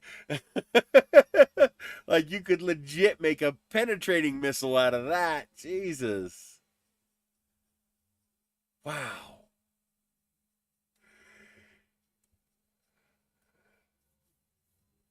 Wow. 3 kilograms of polycarbonate for $84. That's actually not bad. I wish I could print with polycarbonate. Polycarbonate is nice. Look at that. 72 megapascals, 6 out of 10, 10 of 10. Printability, 6 out of 10. 121 Celsius service temperature. Low thermal coefficient. PLA is 68. This is 69. Polycarbonate's the dream material. And it's actually not that expensive.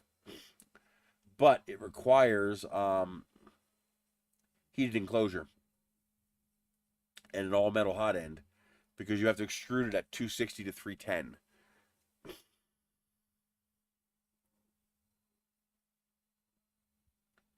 And it will stick to PEI. Wow. And it says 10 of 10 durability. I wonder what the lamination issues are. Although that's mostly probably from printing too cold.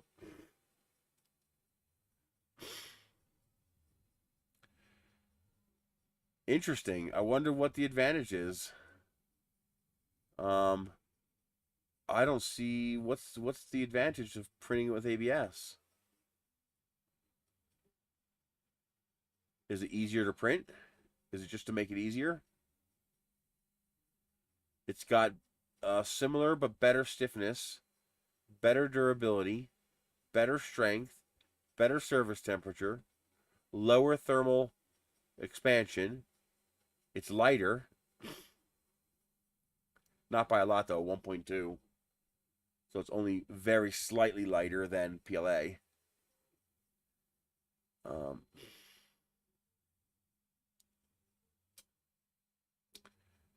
Not as printable, so probably to make it easier to print.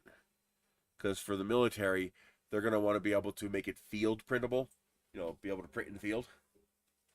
Otherwise, what's the point? You know, the whole point of 3D printing is on the spot. Otherwise, you just manufacture it like normal. We're going to have 4 days of cold here again. There's a cold front coming through. It's going to suck. The enclosure is the problem, the big problem. Yeah, so they're the only reason I can see them mixing with ABS is to increase printability, to make it easier to print.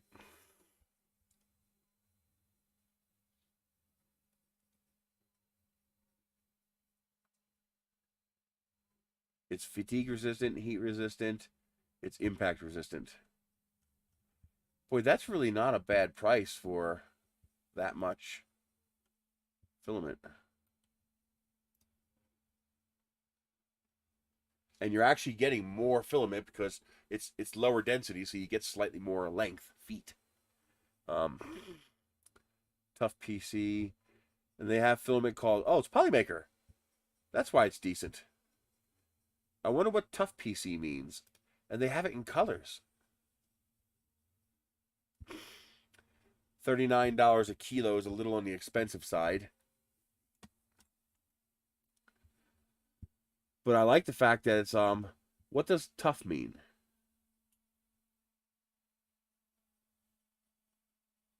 Why are they calling it tough PC? Just for marketing? Or is it just PC? It works on build tack. That's good.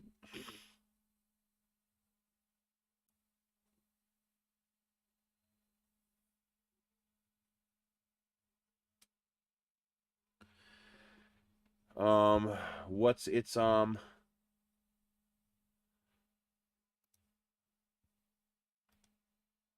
much does it distort?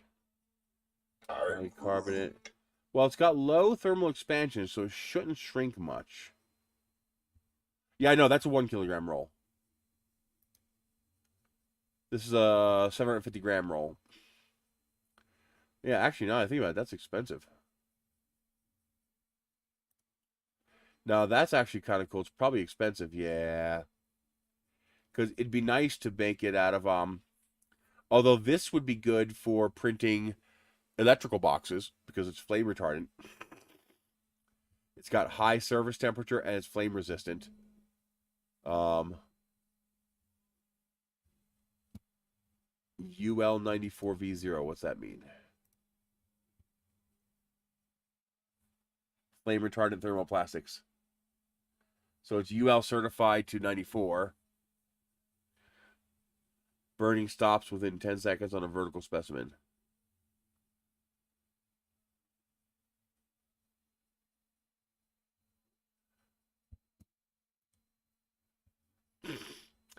Firewalls for airplanes, battery enclosures, electrical wall, conduit boxes. Here's something else. This Uncle Jesse, another great channel to subscribe to. If you're not subscribed to him, definitely subscribe to him. He doesn't put out a whole lot of content, but it's good content when he puts it out. He thought of something we all thought of, and I do it. Printing electrical outlet covers with 3D printing. You can make them decorative, any color you want. They're cheap. The gasoline to drive to Home Depot will cost you more than the PLA and the electricity to print an electric cover. We're talking about the plate, not the box inside. We're talking about the plate that covers the outside. And he deleted the video and posted an apology video that said, you know, he shouldn't have done that. He should have researched it first. Blah, blah, blah. Because it's not UL certified. It's a safety hazard. It's dangerous. It's flammable.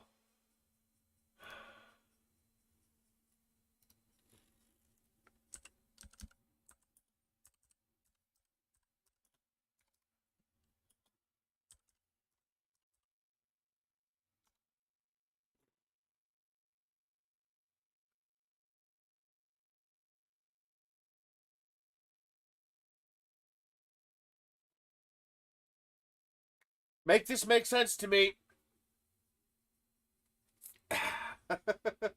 Somebody, please, make this make sense to me.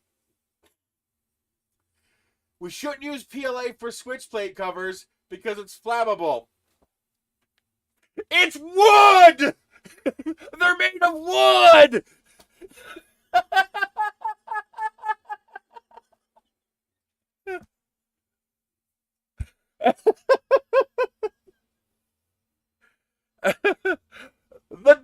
definition of flammable? Wood! But we shouldn't use PLA for switch covers because it's flammable.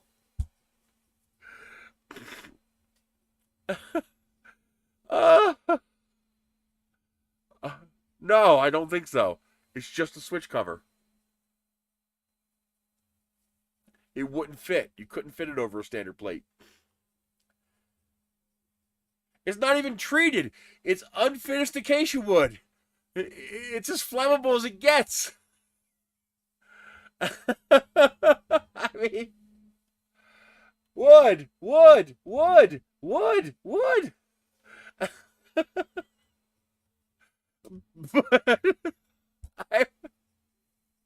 Uncle Jesse, you were fine to post the video. Now, I wouldn't make a junction box out of PLA.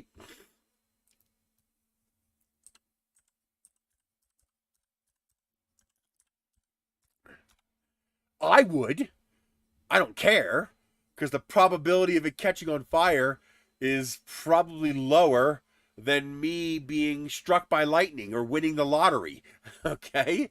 So, but I might not make a video promoting making these out of PLA. You know, if for no other reason than, you know, it's an enclosed space where heat and sparks could occur. Okay? So, heat alone's not going to do it. The PLA will just melt. But if there's a spark or if something catches fire, then I could see not wanting to make a public video to make these out of PLA. Would I? Yes. In a heartbeat. I wouldn't hesitate to print one of these out of PLA. Now, I might go get some engine paint and give it a spritz of engine paint so it'll have an ablative coating. Okay? I'm also going to make sure I use very good secure junctions inside that box. But yes, I can understand not making these out of PLA.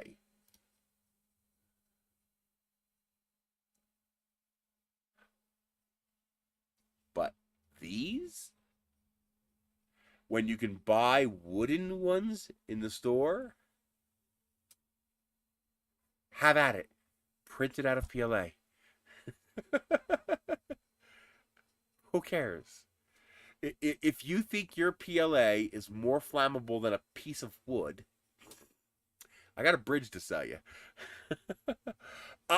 Maybe I'm wrong. Maybe they're doing something to this to make it flame resistant, but it says unfinished wood. So I don't think so. I think it's just wood.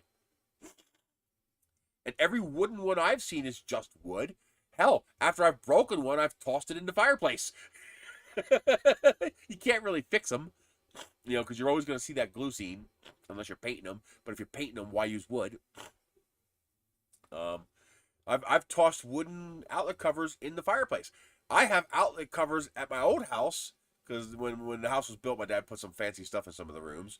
We had brass outlet covers that had fabric covering them. Definitely not flame resistant. But you had to get through the metal to get to the fabric. Fabric was on the outside. But yeah, I mean, I don't get it.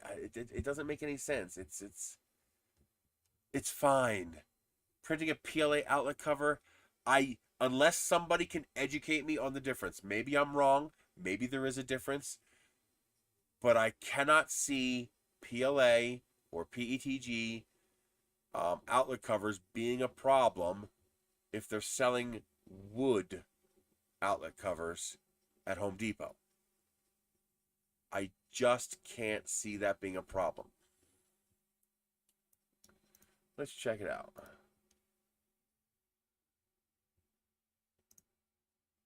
Paste. Wood wall plate. That's not what I want you to do. Safe.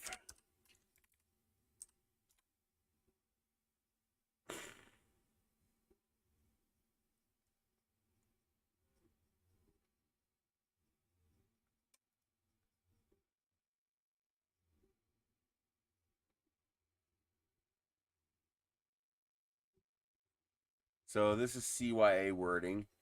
Now I could see code being updated to require some sort of a insulator.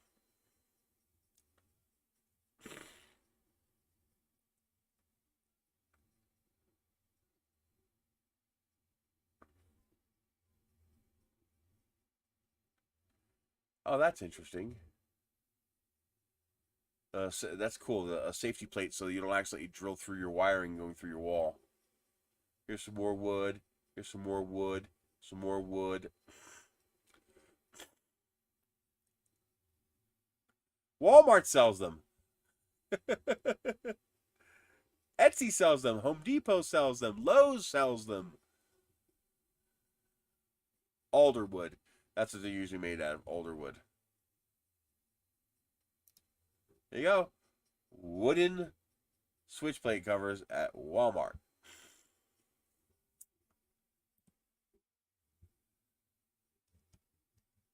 So, I say print them out of PLA if you want to. And if you want to be safe, and I probably do, you know, it is my house. I would like to keep it safe. Spray the back side of the plate with engine paint. You know, get a spray can. Ow. I don't see any hand here. Get a spray can of engine paint. It handles 2,000 degrees Celsius or Fahrenheit or something like that. But that'll act as an ablative coating. It'll act as an initial barrier. So if there's like a single spark, it's not gonna make it through that ablative coating. That's what I'm thinking about doing to some of my rockets. Is, you know, on the inside with some ablative paint. You know, grill paint, engine block paint. This stuff.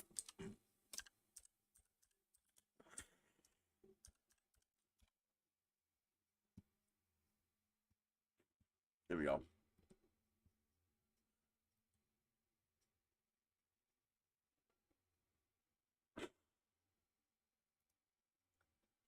Now here's 2,000 degrees Fahrenheit, high heat paint.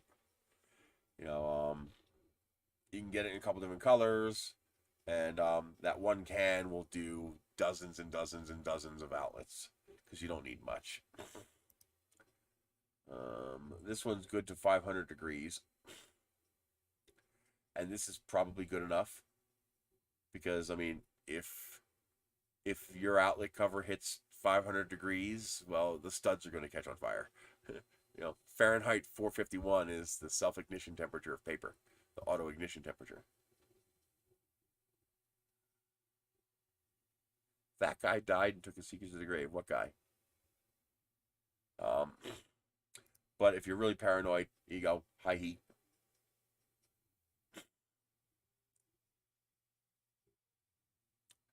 But you know, that'll take care of it. Just get white or black, whatever, don't matter.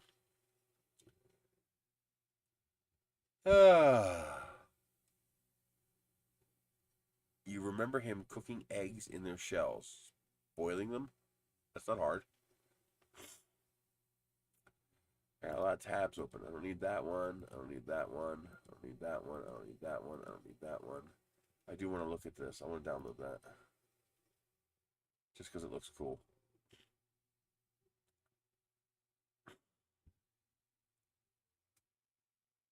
Oh, yeah, some plastic. All models.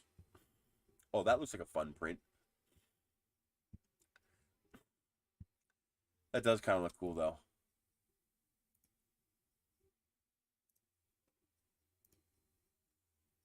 Oh, that actually is pretty cool.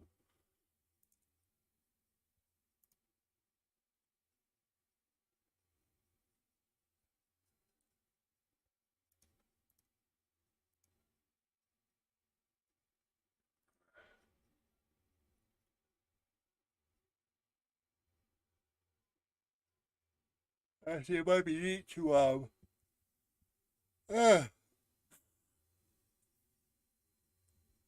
that insulating material.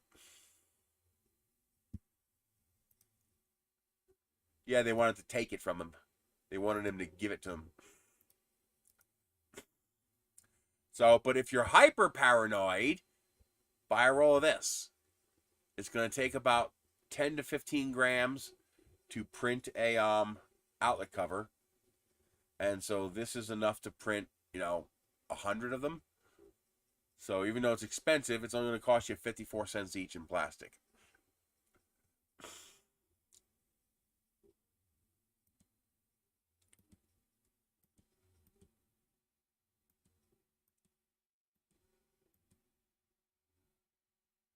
I want to make this Starlift Megalander now.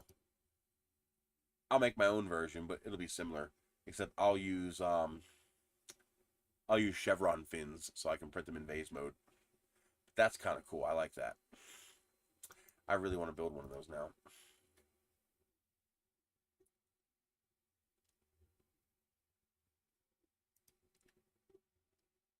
Skylab. Oh, that's the Estes kit. I like the Saturn 1B too. I want to make a Saturn 1B just because I love the look of it. It's just such a good look. It's just a nice looking model, a Saturn 1B. Pressing keys, aren't I? It's just I love the 8 tubes around the bottom, or 6, whatever it is. It's just a nice looking model.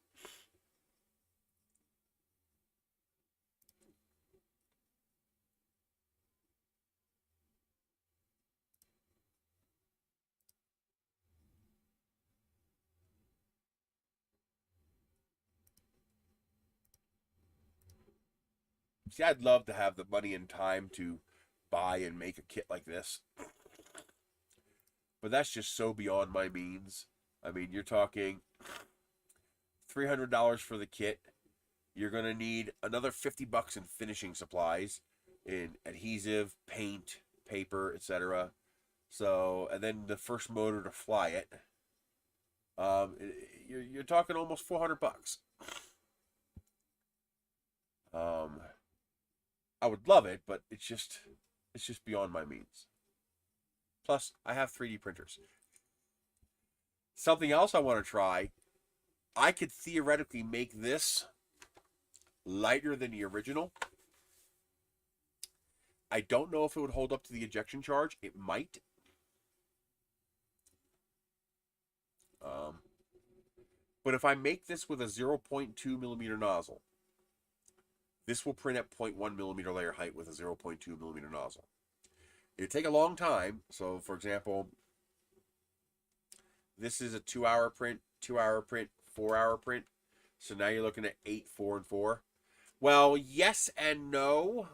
However, if you use high quality plastics, you don't have a clog.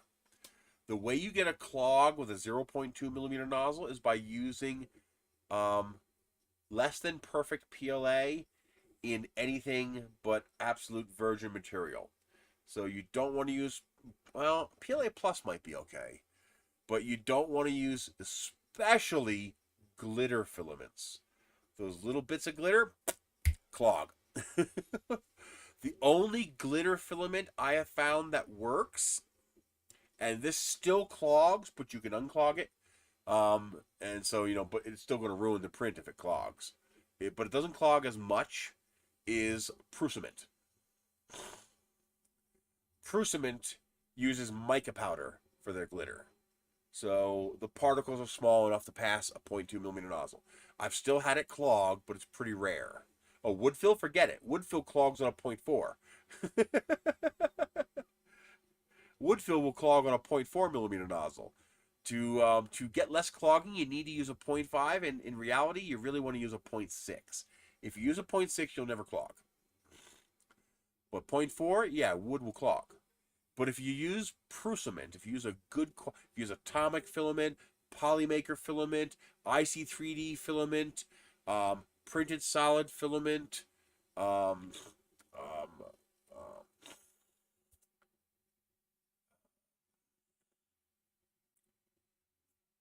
Specialty Filament Company up in Oregon.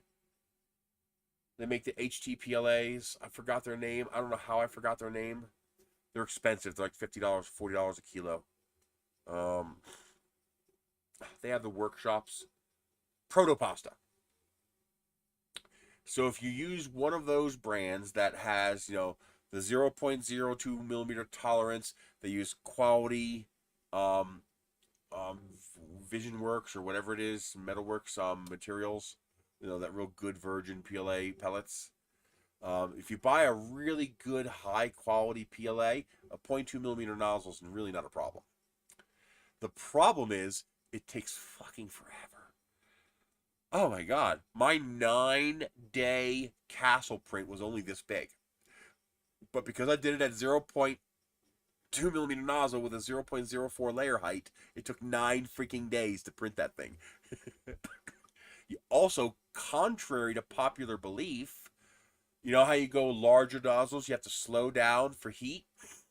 Well, you have to do the same thing with a 0.2. You actually have to slow down. You can't print faster because the back pressure of trying to push that 1.75 millimeter filament through that 0.2 millimeter hole becomes too high.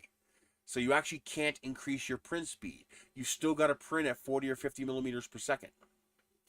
Because if you go too fast, it'll jam up because you can't ram the filament through there fast enough.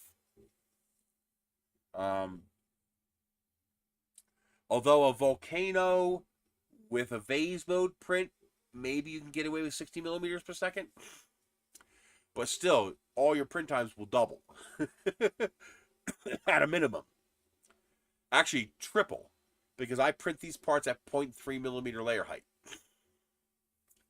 And I'm pretty sure I'm not going to be able to get away with a 0.2 millimeter layer height out of a 0.2 millimeter nozzle, no matter how straight the part is. But the part would technically be 1/2 the mass, because it'll be 1/2 the filament. Because I'm printing in vase mode. I'm printing a single extrusion. So a 0.8 millimeter vase print will be twice as heavy as a 0.4 millimeter vase mode print. And a 0.2 millimeter vase mode print will be exactly half the weight of... Oh, dude, I print 6, 7, 8 day prints all the time. That's what a UPS is for, baby. You make sure you have a UPS. And before you start one of those week-long prints, you scrub down the printer. You pull off the cowling. You go in there with a Q-tip. You clean the fans. You blow all the air out. You make sure there's no dust anywhere on the machine, because the last thing you want is your fan slowing down, and then a heat creeps in. Your 6-day print stops at 5 days. You really want to make sure you've already upgraded your fans to ball bearing fans and not the bushing fans. But yeah, multi-day prints are no big deal. Just, have a UPS. You buy one of these. You buy a 1500 volt amp UPS.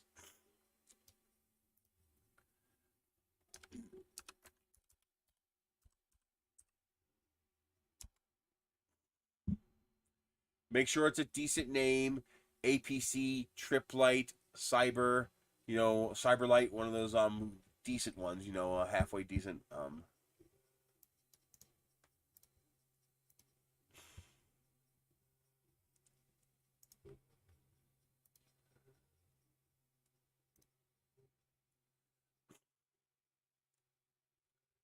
So let's see. Should be able to get one for about 150. Yeah, here's an Amazon Basics, 160. Cyber Power, 180. And these go on sale reasonably regularly. A couple times a year they go on sale. Don't get these. I don't like this. This brand has a millisecond reaction time that's a little too slow. And also, these fail off. So when this fails, it attempts to turn back on again. With this one, you have to actually go to the unit, flip the power switch off, and flip the power switch back on. They fail off. These fail on. That's a big difference. 174. Yeah, but stick with Cyber Power, APC, Triplite. Those 3 brands are the ones I trust.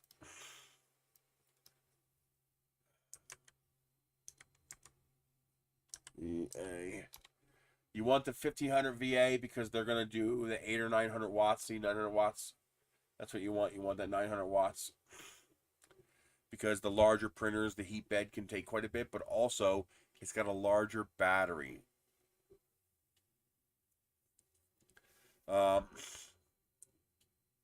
So so it'll hold out longer.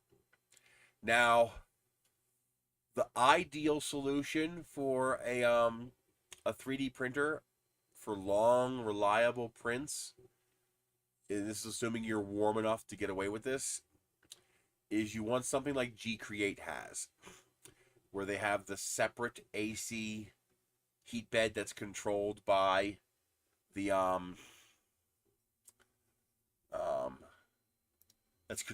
printer. You have to turn off thermal runaway protection for the heat bed. You want thermal runaway protection turned off. And that's because on the back of these units, you have two sets of outlets. These outlets here are battery backup. These outlets here are surge, but not battery backup. So you're using this as a surge protector, but not on battery backup. So when the power goes out, these outlets will stay on, these outlets will turn off. And that's ideal if you use a BuildTak or PC fuzzy-based heat surface and you're printing PLA. So technically you don't need the heat bed to be turned on. What you would do is you would plug the heat bed into the non-battery side and the printer into the battery side.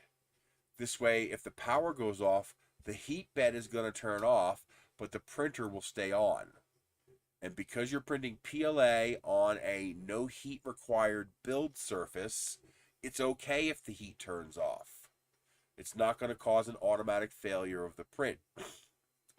And then when the power comes back on, the heat bed will turn back on again. But you have to disable thermal runaway protection for the heat bed. You have to disable the heat bed safeties so that, because otherwise the print is going to halt when the heat bed turns off.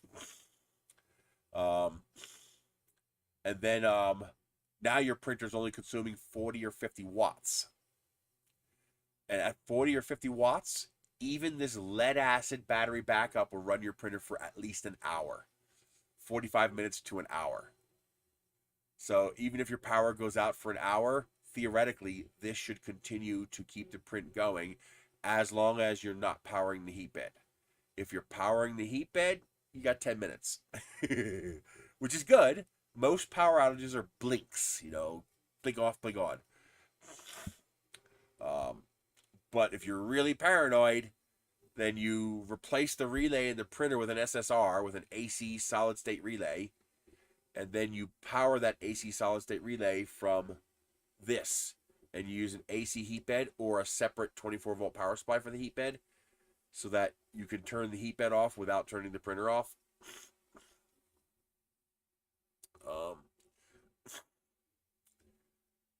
What would be interesting and a lot safer is if, and this could probably be done if you have an extra set of I/O on your board, is if somebody, maybe somebody from the Marlin team, if they happen to see this, I'll send them a message. Maybe it's something that can be done. To have a small AC relay connected to the unpowered outlet. So an AC SSR connected to the outlet, and the output of that SSR, he starts over. If a print fails, he starts over.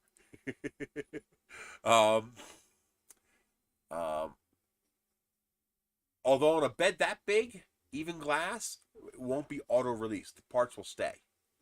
So he might be okay. It should be possible to connect the relay to an input pin on the board. So have an externally powered relay that you would plug into the AC outlet here, and that relay would send a signal to the brain board saying, I'm plugged in. And if that signal goes away, have the firmware programmed to turn off the heat bed. And when the signal comes back, turn on the heat bed. If we could do that in firmware, then you could simply plug the relay into that there, and then simply plug the output of the relay to the pin on the brain board, and then the Marlin firmware would simply listen for that relay signal. When it gets it, everything's normal. Do nothing. When it stops getting that signal, turn off the heat to the bed. And when it gets the signal again, turn the heat back onto the bed. This way, your thermal runaway protections will be intact. So you wouldn't have to worry about that. And this is something you could retrofit to any printer. As long as your printer has an available I/O pin that you can compile the firmware to listen to that I/O pin, you'd have to simply plug this into the board. So you'd put a little JST socket on the side of your board, and you'd plug your thing into that JST socket, and now your printer would become power saver friendly. And then you could plug the printer into the battery side, and the heat bed into the heat bed relay control into the other unpowered side. And that way, if the power went out, the printer would actually command the heat bed turn off. And if it was just a power blink, that's okay. The heat bed's not going to change that much in temperature in 60 or 70 seconds. And then when the power comes back on, it'll turn the heat bed back on. That should be possible to do. But that will allow any UPS to run a printer for a very long time. So what is the actual load capacity?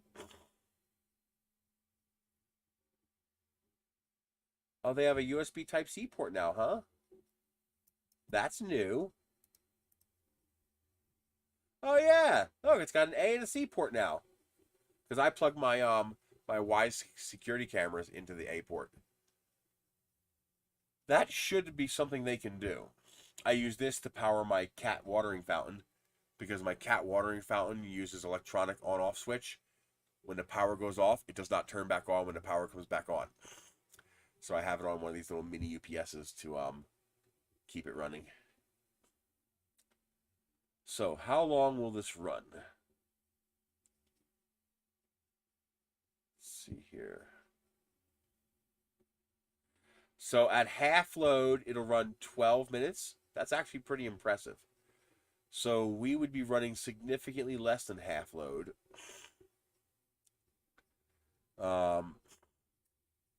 Half load would be 450 watts. We'd be running at 1/9 of that. So theoretically, this should run your printer for an hour to an hour and a half if you're not powering the heat bed. That's a long time.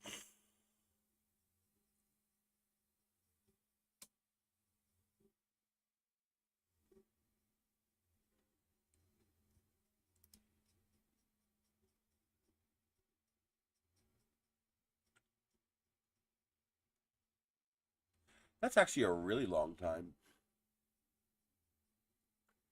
So this 1,000 volt amp unit would probably be more than sufficient. $130.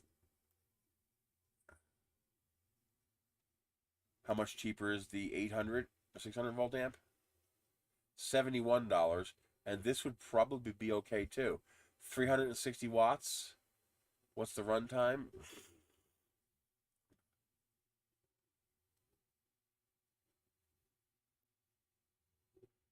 It doesn't say.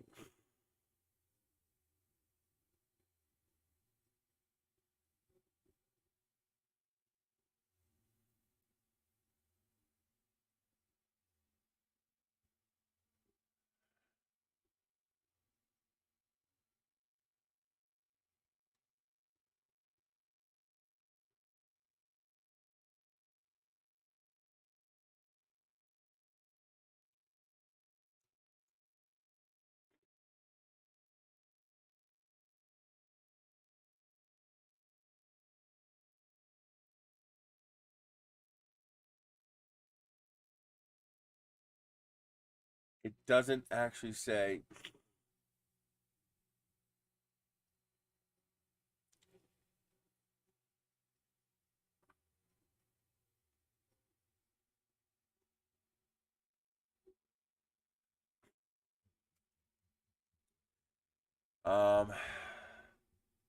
If we assume 1/3 the power, that's a bad assumption. Either which way, this should still run the printer for 15 or 20 minutes without the heat bed on.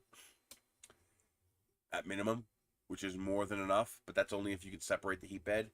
If you can't separate the heat bed, you really need the bigger unit. This bigger unit will run. It should run an Ender 3 for 24 minutes, or a Prusa. It should, because they take about 150 watts, and a half load is 450 watts. So in theory, 25 minutes, it should run an Ender 3 for at full tilt. So heat bed running everything.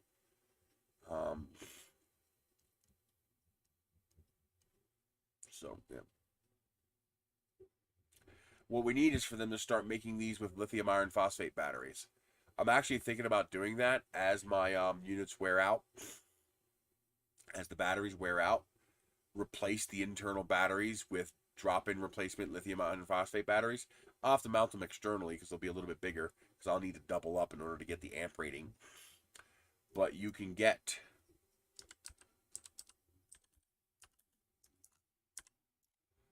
I've already done it to one. I replaced my rock box. I replaced it with a lithium battery. I still haven't charged it in a year. It's got so much power now. But yeah, $50. And it's probably cheaper than the replacement battery from the company. But you're gonna need a couple of them. So either smaller so they fit, or bigger and put them externally. But with lithium iron phosphate, your UPS will run 4 or 5 times longer than the lead acid batteries did, and they will last decades.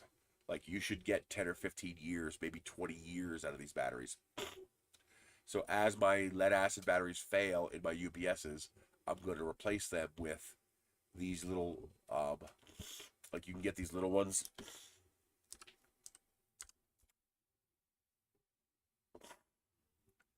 You know, $33 for this 8 amp hour battery. And you can get smaller, 6 amp hour, 5 amp hour, if you want to make it fit inside the case. But here's $30. Like, literally, it's $30 for an 8 amp hour battery. So, an 8 amp hour lead acid battery.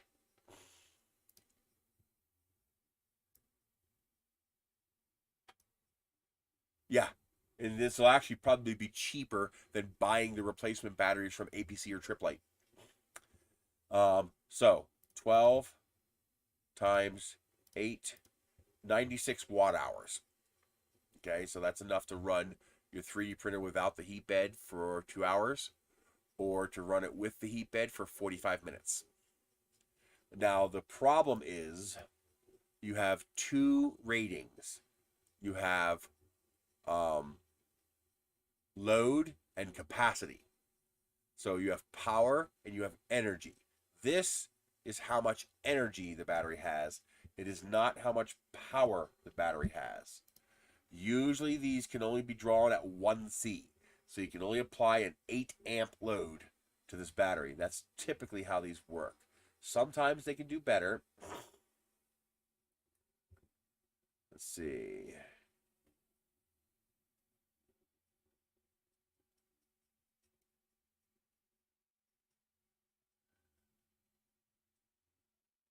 Doesn't actually say. Some of them will tell you, 102 watt hours, 5 amp charging current, allowed maximum discharge current 10 amps. So this can actually draw down 10 amps, 8 amp hours. That's a battery rating thing. What you need is watt hours to actually calculate how long it'll run. And to get watt hours, you take the voltage, which in this case is 12.8, and you multiply that by the amp rating, which is 8 amp hours, although they say minimum capacity is 7.8, so we're going to use 7.8 times 7.8. So you have 99.84 watt hours. Now, if you take the watt draw of your device, in theory, that's how many watts it will draw per hour, or how many watt hours it will draw. So if you plug a 10 watt LED bulb into this, it should run it for 100 hours. Now there's going to be losses involved, so maybe you'll only get 95 hours. But either which way, it's a good measure. Now, Ender 3 consumes 250 watts. However, operating draw is about 155 watts. That means this battery has to be able to put out at least 155 watt hours in order to be able to run the Ender 3, and that's only as a battery backup after it's already heated up. If you actually want to run this thing on batteries, you actually need 250 watt hours because it is capable of drawing that much power. So one of these batteries can discharge at 10 amp hours. So 10 times 12.8, that's 128 watt hours. That's not enough. It won't run the printer. The battery's protection circuit will kick and it will shut down. So you'd have to run 2 of these batteries in parallel, times 2. Now you have 256 watt hours of, you have 256 watts of load capacity, and now you have 200 watt hours of energy capacity, which means you could run that printer for about an hour and 20 minutes on 2 of these batteries. And yet it can put out 256 watts if you need it to, which means it can handle the startup power draw, initially heating the bed. So you would have to replace the lead acid batteries in your device with 2 of these in order to have the load capacity. Now, if I want to replace the batteries in the 900 watt unit, that would require like 8 of these, which you can't do. You can usually only put them 4 in parallel. Usually 4S, 4P. So if your system runs off of 24 volts, you can do it because you can do a 2S, 4P configuration. So yeah, this only works for low power devices because these batteries, not lithium iron phosphate. Lithium iron phosphate can handle high power loads. These lithium iron phosphates can't. One of the ways that they're making these batteries so cheap is they have a low amp rating. So they can't handle big loads. You have to stack them up to handle big loads. So for example, the larger ones, so like this 12 amp hour one will usually have a higher rated BMS. So max continuous discharge, 12 amps. And this 18 amp hour one can handle a 20 amp discharge. So this is probably what you would want to do for an Ender 3, because 12 times 12 is 144, but 12 times 20 is 288. So this has both enough capacity, it'll run the printer for about an hour and a half, and it has enough amp load to handle the initial draw of the printer powering up. So this is the battery you would want to use for an Ender 3 UPS. So if you got one of those cheap 400 or 500 watt UPS units, like I was showing you, where's it at? UPS.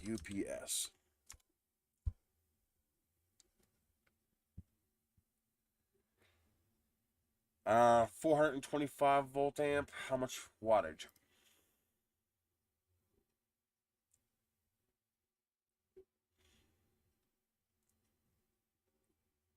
I don't think this one has enough.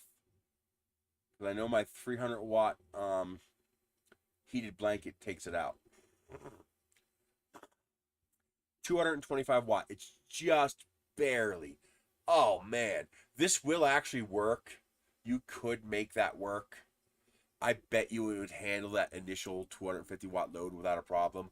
But most of the time, your UPS is going to kick on when the printer is already going, meaning it's only drawing 150 watts. So in theory, you could use this super cheap unit here. $60. You can get cheaper than that. I've seen cheaper than that. We just saw cheaper than that. Let's do prime only. And we want to sort by price. Really?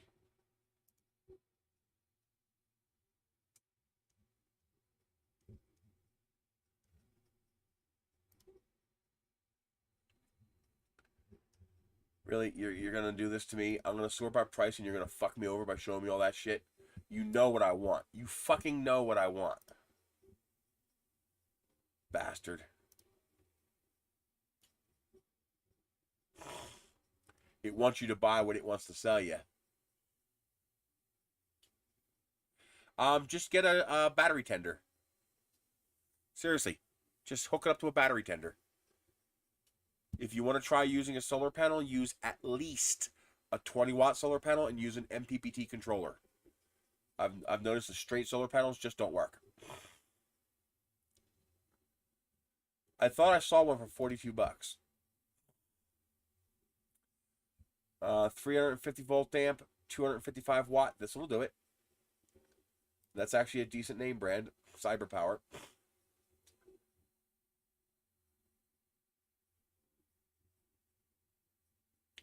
Here we go. 210 watt, too small. You want that 250 watts.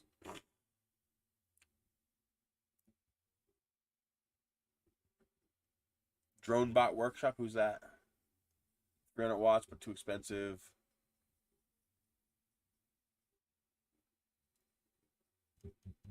So 250 watts seems to be a common number. We'll search for that.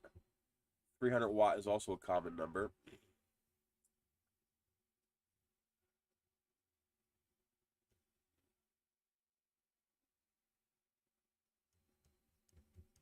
Okay, so $51 for that one.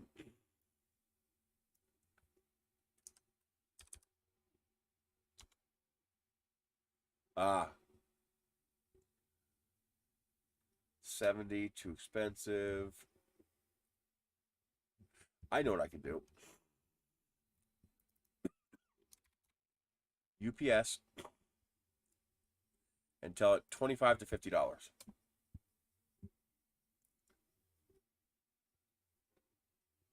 That's a micro UPS. We don't want that. Okay, you want to fuck with me?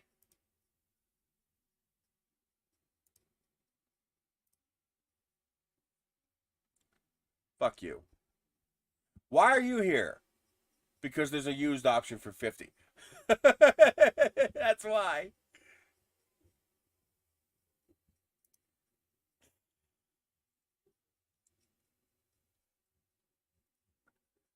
Why do they make it so hard?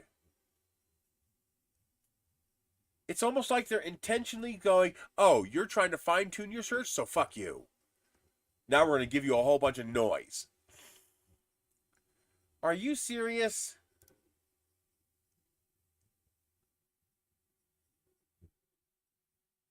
Oh, that is so much noise. And they don't even have it. I can't even change the page up here. I can't even jump to a random page because they purposely, taken away the number here. It's all this gobbledygook bullshit. Wait, there's a page. That's not page 4. Let's try page 8. Does that work? No, it doesn't. You son of a bitch. Oh, I can do a custom range.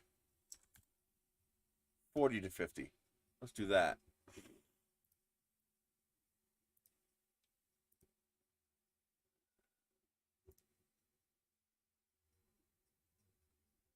Oh my God, why does it have so much garbage?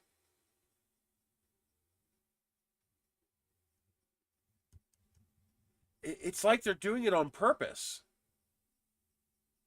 It has to be on purpose.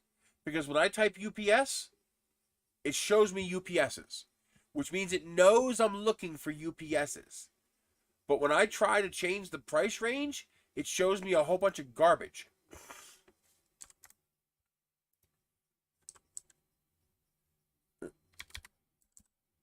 How about if I leave it at featured? Okay, that works better. But I'm still now starting to insert the garbage. But at least it showed me some. I thought we saw one for 52. But anyway, this one will work. 255 watts. So that will work, $53. 260 watts, that will work, $53. 255 watts, that will work. This one will not work, it's only 200 watts. So one of these three here would work. And then what you would do is you would replace the 12-volt battery in here with one of these. Now, obviously, you don't replace it right away. You use the UPS until the battery dies. And when the battery dies and no longer holds enough power, you replace it with this 12-volt 18 amp hour battery, which has both the capacity and the watt rating that you need. So now, instead of this unit here, do you really have to make this as difficult as possible? Thank you. So I would use the highest power one. Amazon Basics or Cyber Power. I trust Cyber Power more than I trust Amazon Basics. Although this has a higher volt amp rating. But they're both 255 watts. I don't care.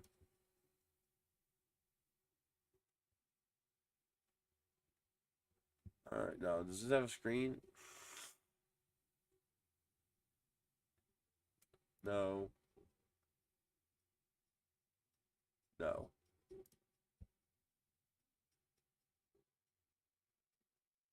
Now, of course, if you buy a bigger unit, you can run multiple printers.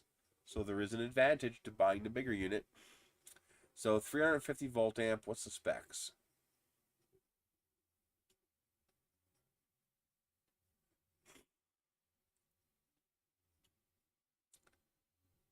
Does it tell you?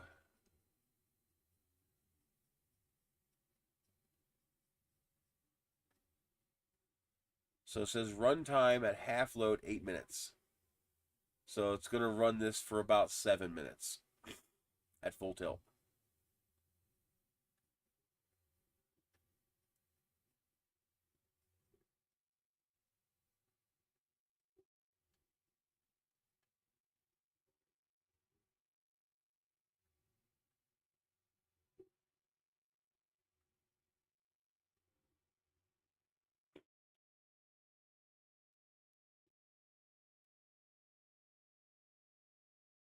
It doesn't tell you how big the battery is.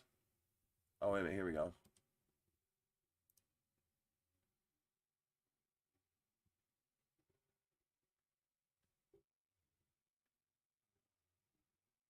Amp breaker.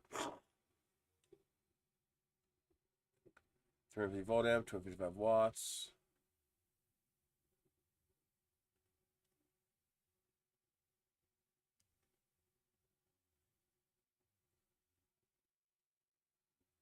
Battery. 3.6 amp hour battery. So now here's the thing you have to remember. So 12.8 volts times 3.6 amp hours means you have a 46 watt hour battery. But it's not quite that simple. First, lead acid batteries, you don't want to drain them down below 50%. So that's divide by 2. Now you have 23 watt hours. Okay? Now, lead acid batteries, their capacity is not fixed. Their capacity is relative to how much power draw you put on them. That's why it says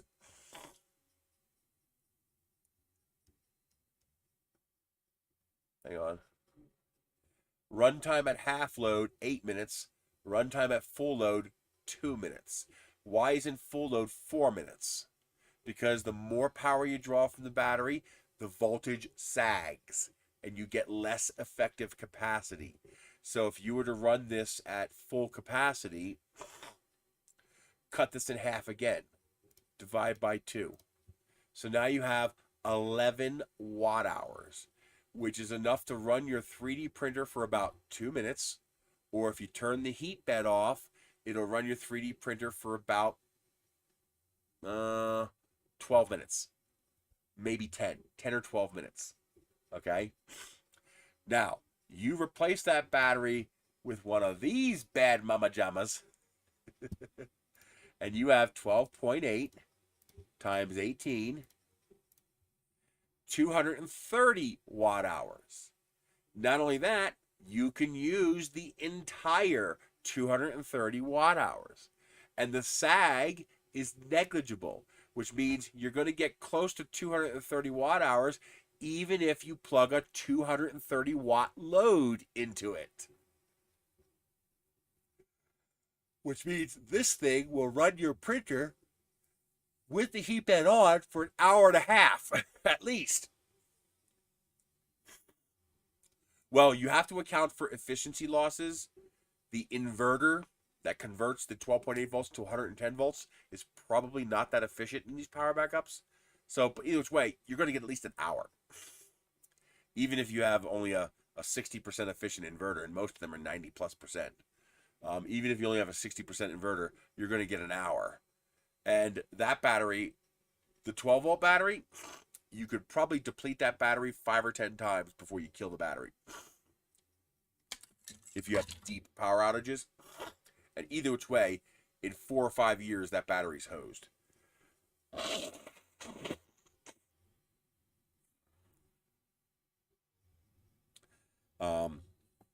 That was a lot.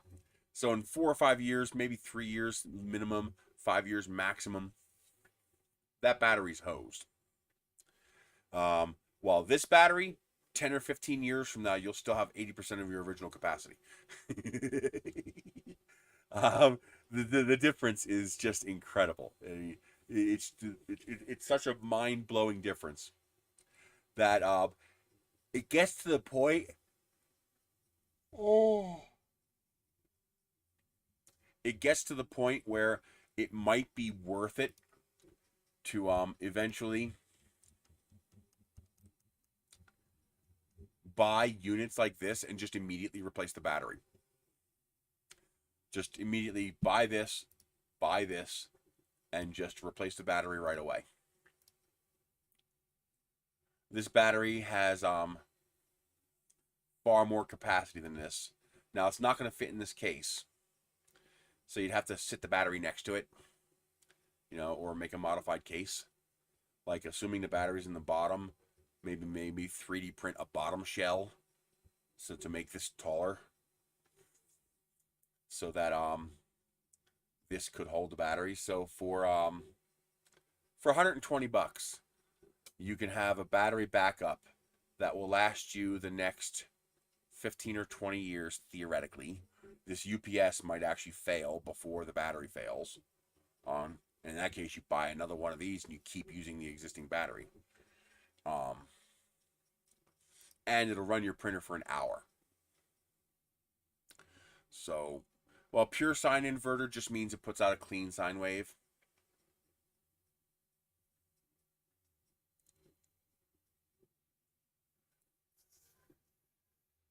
Yes, so you would, if you wanted to make a solar powered setup, you'd have a solar panel to an MPPT controller to the 12 volt battery, and then the inverter would plug into the 12 volt battery.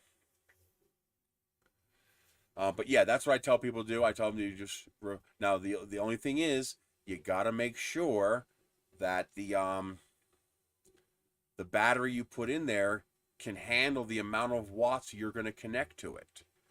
Like, for example, I connect a 900 watt battery unit. I use that for 2 Ender 3s, but I'm only drawing 500 watts. So a pair of these batteries will do it. I could replace the batteries in that 900 watt unit with a pair of these batteries. So 2 of them, $130. And I'll have, what is that?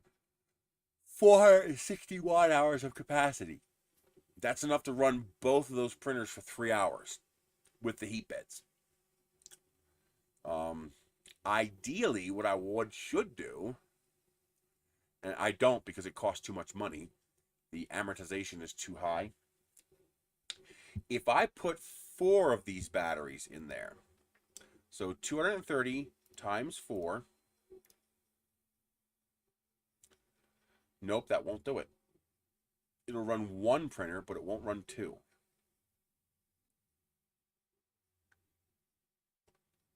Because 2 printers, 300, that's only 3 hours. I need 6 hours. No, okay. Nope, it's not 900 amps. That's not what that number means. 900 CCA is output power. How much power can you dump when you connect a load to it? That's not capacity. Remember, when we talk about electricity, you have two numbers that you have to worry about: power and energy. Power is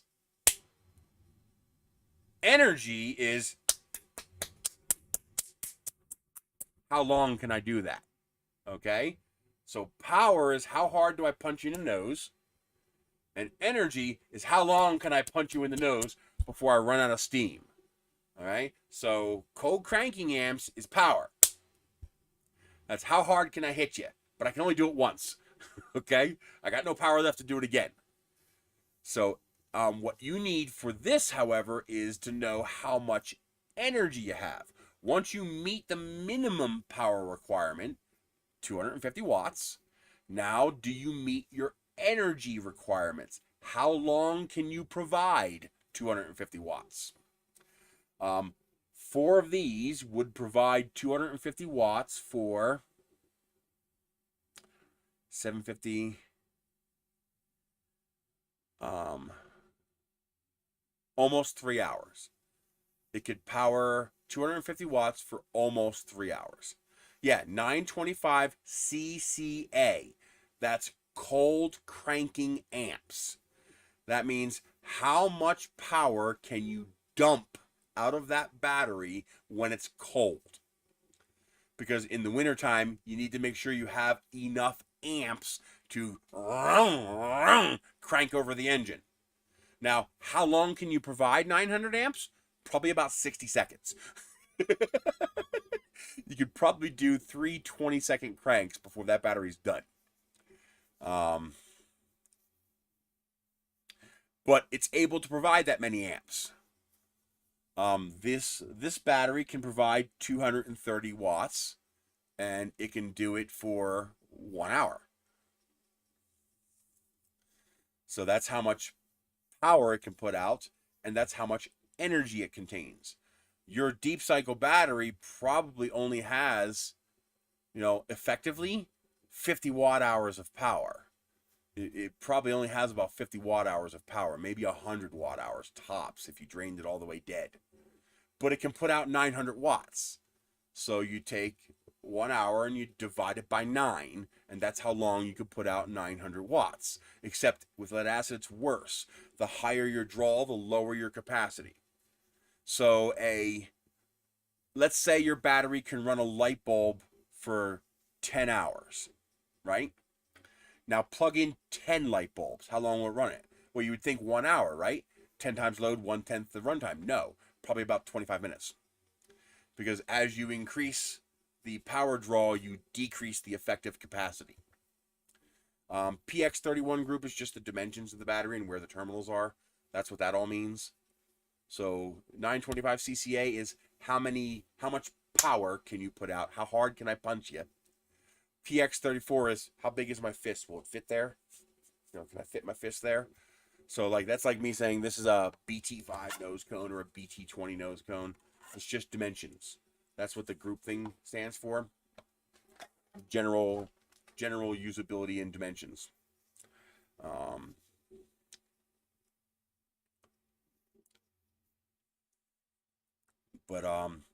Yeah, lead acid batteries are not made for energy. They're made for power. They're not made for running anything over time. They're made for providing a temporary burst of power right now. Crank the engine. Once your engine starts, you're not using the battery anymore. Your alternator is now providing all the power your car needs, and it's providing extra to recharge the 12-volt battery back to full power again. But in most cars, in modern cars, you shouldn't do this because there's electronics that get pissy when you do this. But in any of my cars, I could start the engine and then take the 12-volt battery out of the car. It no longer needs the 12-volt battery because it's getting its power from the alternator. Now, some modern cars, like my dad's Lincoln Town car, it would turn off if you took off the battery. But it didn't turn off because it needed the battery. It turned off because it's using the battery as I think it uses it as a voltage regulation float. It uses it to stabilize the output of the alternator or something like that. I don't know why, but it's basically commanding itself to turn off because it doesn't see the battery. It's not turning off because it needs the 12-volt battery. If you start up your old Ford or Dodge, you can pull the battery right out of the car and it'll run without a battery. Matter of fact, that's how you tell the difference between whether you have a bad battery or a bad alternator. If your car runs when you disconnect your battery, your alternator's fine. If your car won't start, but it runs fine once you start it, that's a bad battery. If your car can't run even after you jump it, meaning the battery's charged, but the car still uses up power and eventually dies, well, that's a bad alternator. It's not recharging. That's why when you bring a battery or an alternator into an auto shop for testing, they have to put it under load. They have to apply a load to it to see which one's the bad component. Like your alternator just free spinning might put out 13.8 volts all day, but as soon as you apply a load to it, nothing. Same thing with your battery. You might say 12.8, 13.8 volts just sitting there, and then as soon as you connect a light bulb to it, right? So they have to put a load on it. So you have power and you have energy. Power is how hard do you hit. Energy is how long can you do that. Most of these cheaper lithium iron phosphate batteries, power and energy appear to be the same because they're using lower quality cells that can't handle a high power draw. Oh, of course, they're going to pass stupid laws. Yeah, you watch. They're going to pass stupid laws. Instead of passing laws that require the manufacturers to get their systems certified. Okay, because e-bikes do not cause fires. Batteries do not cause fires. Bad batteries with bad electronics cause fires. All right? If you put too much power into a lithium battery, it can catch fire. That's another reason to use lithium iron phosphate batteries. I will not use large-scale lithium iron batteries in my house anymore. Ever since I had that battery box catch fire in my house, right here under my table, where if I were asleep, it would have burned my fucking house down. Because that's not a 3D printer burning where the fire just goes up. That thing was blowing off lithium-ion battery grenades that were on fire. It was launching them 6 feet away from the battery. Okay? That would have burned my goddamn house down. It didn't burn down because the lithium-ion battery was bad. It was probably going bad. It burned down because the electronics weren't safe. The electronics weren't smart enough to go, hey, I'm overcharging this battery. I need to stop. Okay, that's why that battery caught fire. And as these e-bikes get bigger and bigger batteries, the electronics in the battery need to be up to snuff. The proper way to pass legislation for those batteries is to enforce quality control from the manufacturers. Require them to have certification. What's that?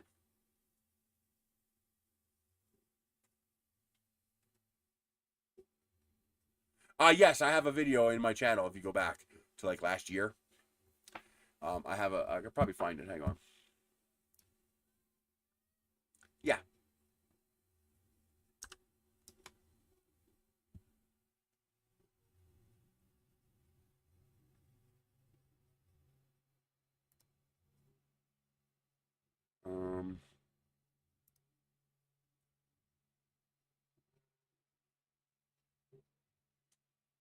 Why is this running so slow?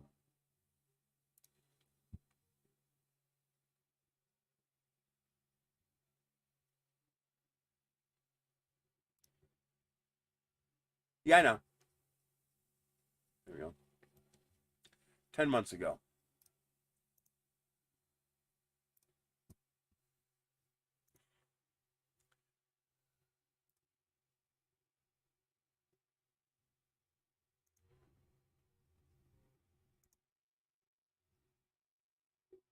Oh, it took so long for it to get that video there.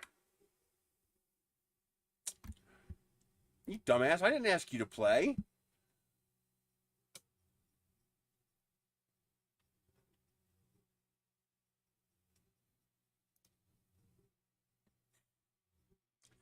But there's the battery box. Nice unit, 500 watt capacity, big battery. It's basically a UPS with lithium ion batteries. I love it.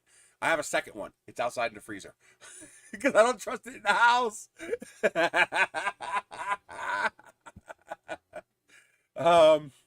But this was my favorite unit until it did that. I was laying in bed and I smelled smoke. I was like, do I smell smoke? I look up and it looks smoky in the kitchen. I'm like, what the fuck? I come running out to the kitchen and I hear the of the lithium ion cells, their overpressurization valves popping. And I see the smoke. I come over here and I see this battery burst into fire, sitting right here on the metal shelf underneath this desk.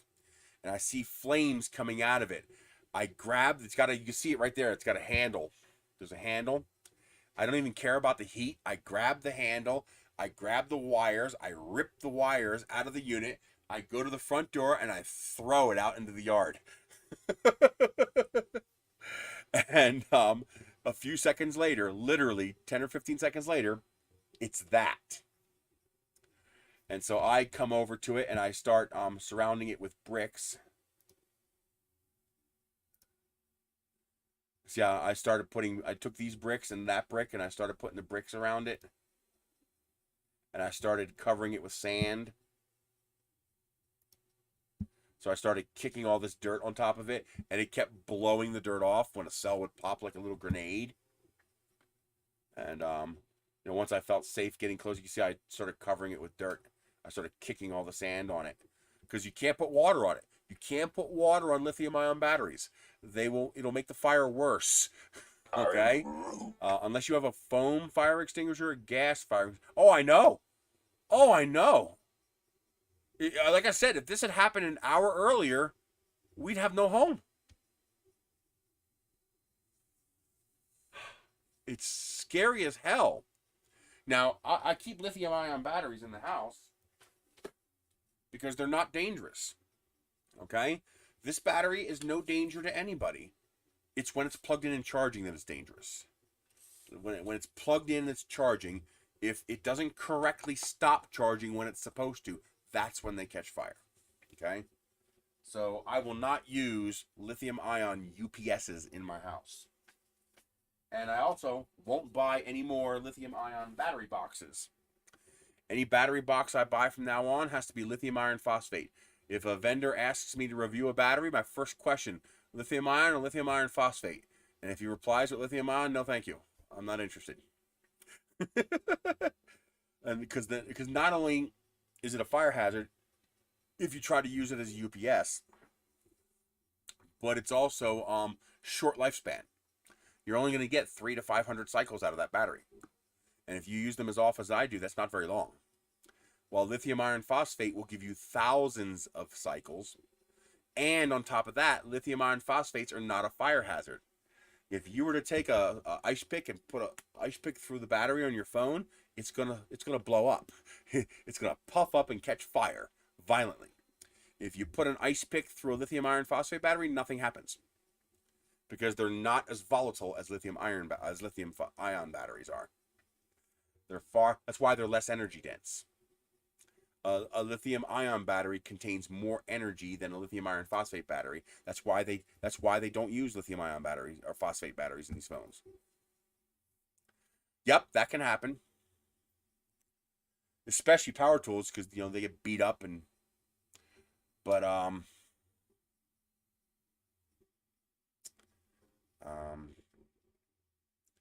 yeah, so any UPSs have to have lithium iron phosphate batteries in them as far as I'm concerned. I won't touch it if it's lithium ion.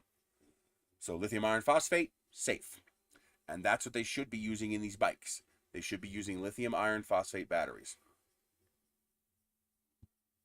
Really?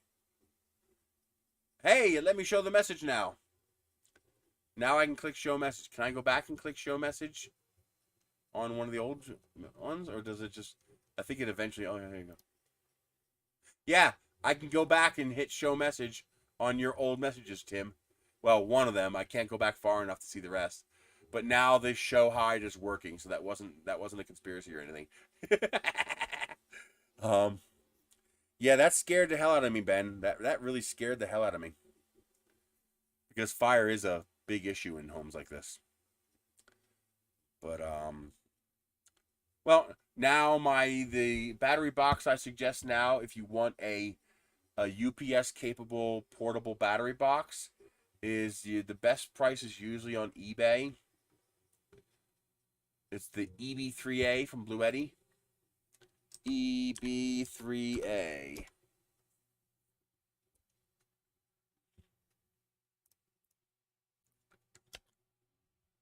Bluetti. No problem. I strive to keep my victims happy.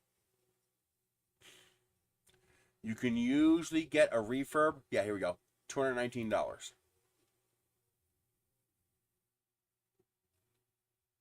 So I should be able to make a link for this. Let me see if I remember. Would you stop grabbing the question mark? What's your fucking malfunction? I don't want the goddamn question mark. I should be able to make an affiliate link for that.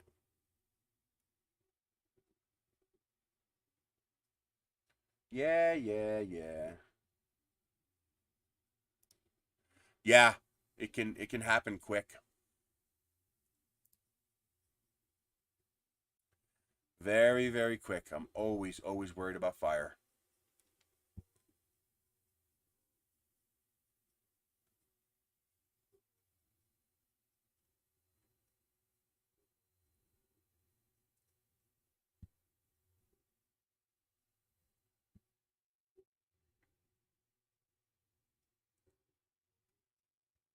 Oh, come on. Just get out of my face.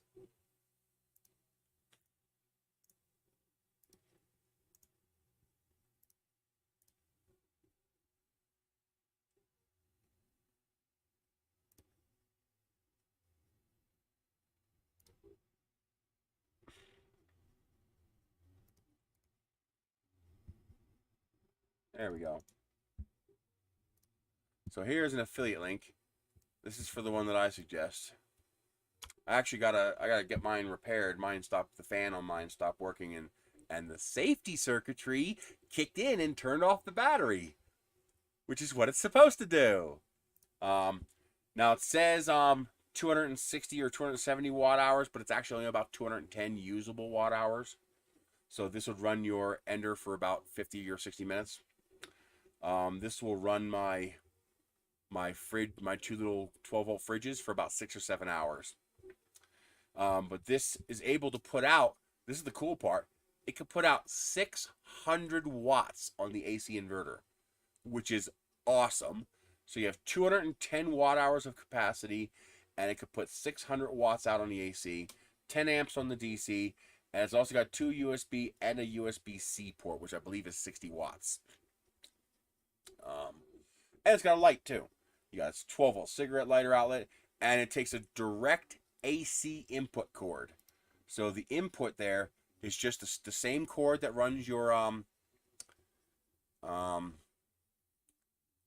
printer, that C13 computer power cable. Same cable. It comes with one, of course, and of course you can charge it by solar.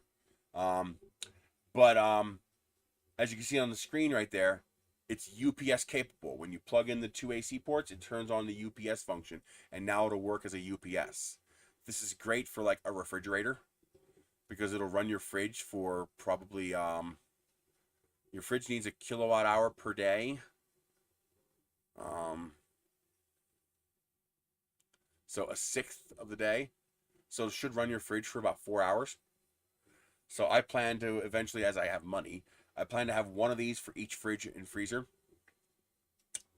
And then I'll have 4 to 6 hours of runtime if the power goes out before my fridge and freezer will start to thaw.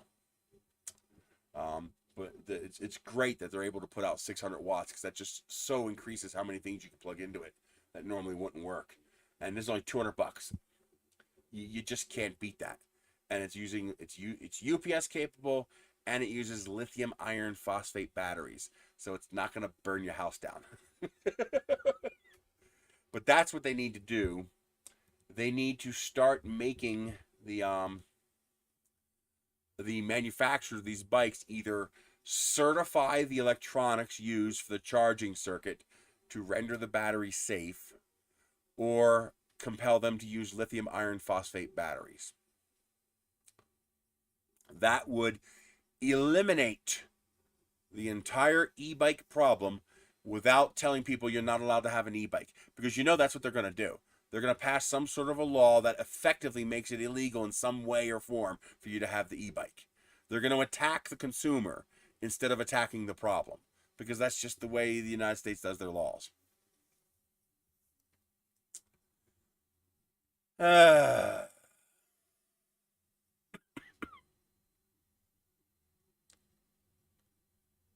ain't worth $600. It doesn't sell for that price anywhere. And that's being sold from Blue. Oh, that's a big one. That's the 716 watt one. Does that one use lithium iron phosphate? Is this a new one? Does it use Li-Fi or does it use lithium ion? This might use lithium ion. Yeah, see how it doesn't have the AC input? Yeah, this uses lithium ion. You don't want that one. You want the EB3A, because the EB3A has the lithium iron phosphate batteries.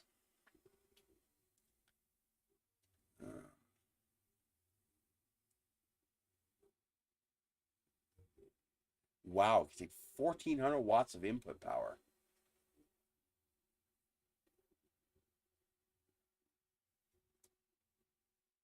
Wait a minute, it says it's lithium iron phosphate. So does it have an AC input somewhere?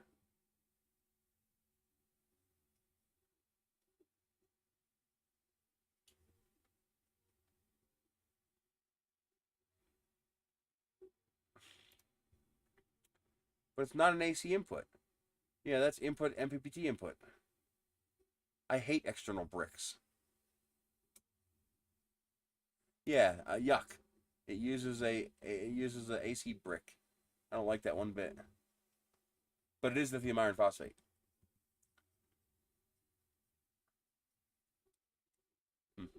I'd kill to have a couple of these big boys. Run my whole damn house. But yeah, this is coming along, man. This is looking nice. I hope it holds together. That's gonna be a big rocket. It's gonna be a big rocket.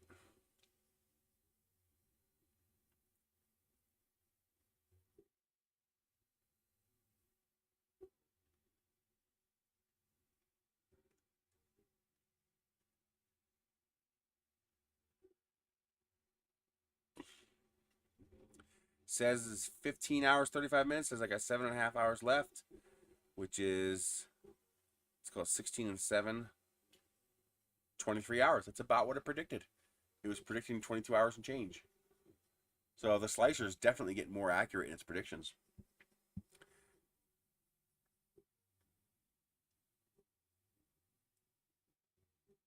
I could probably get away with printing even hotter. I earn my income from this YouTube channel. I get ad revenue, usually about $70 a month.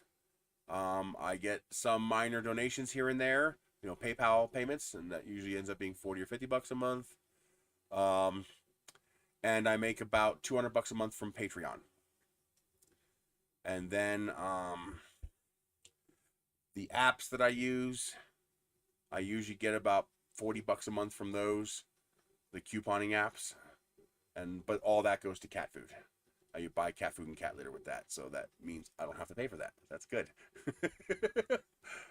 Although Fetch just screwed us. They went from 1,000 points for per dollar for Amazon to now it's 1,150 points per dollar. It's like, you assholes. So yeah, I need to make more money. Because yeah, next month I default on a couple credit card bills that I'm not going to be able to pay, and that's not going to be good. Not looking forward to that telephone conversation. So. Oh, $209. That's a little bit cheaper. No, that's what the other one was, $209. But yeah, you can get that one off eBay relatively affordably. That's pretty cool.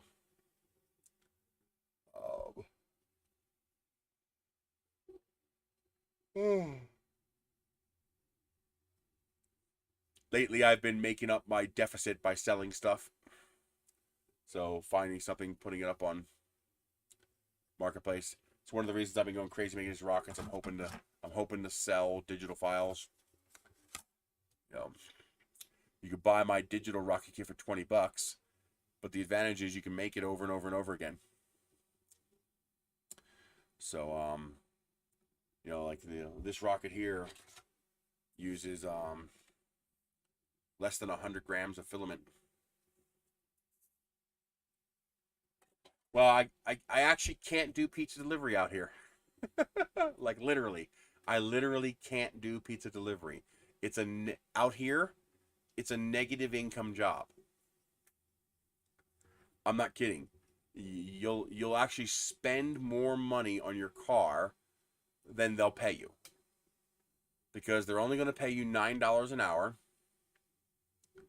Well, printing services doesn't work too well for individuals who live in rural areas. I try, and every now and then somebody buys something, but sales are rare. Is that getting tight? No. Okay. I heard creaking, which could indicate that the spool is tightening up. That's why I'm trying to do the rocket thing. I appear to have a knack for it. I'm doing pretty decently at it. And so I'm hoping, but I got a few beta testers who are testing the models. And I'm running into problems where I can print the parts, but other people have trouble printing the parts. So things that don't cause me a problem in Simplify 3D are causing them a problem in Prusa Slicer or Flash Print. And I have to figure out how to make my files compatible with Prusa Slicer or Flash Print.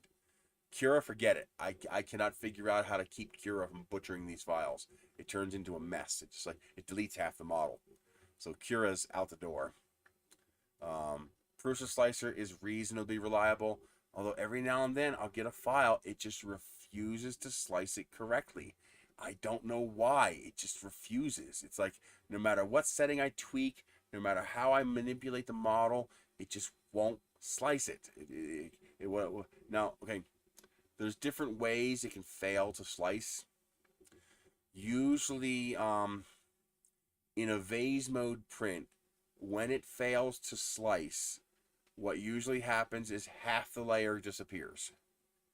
So it's almost like it splits the model in half, and it prints this part vase and then just ignores this half for one layer.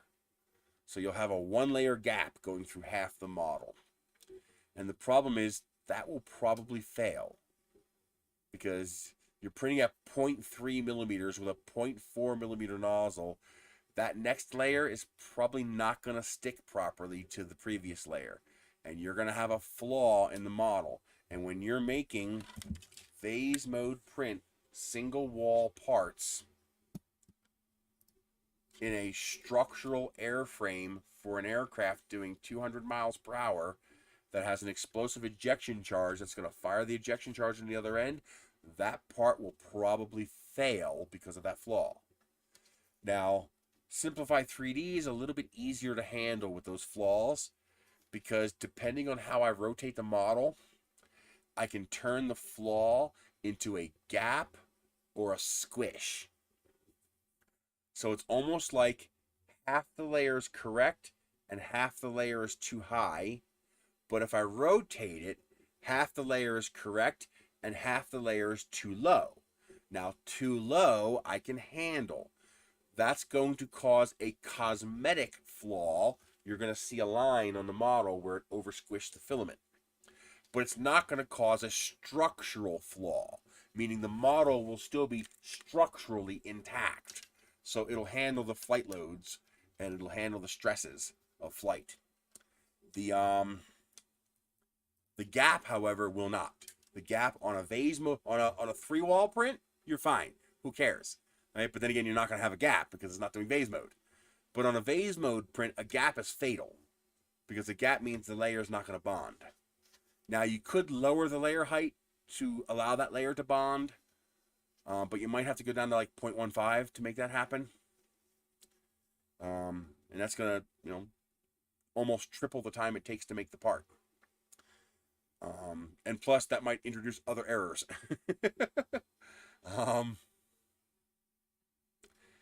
And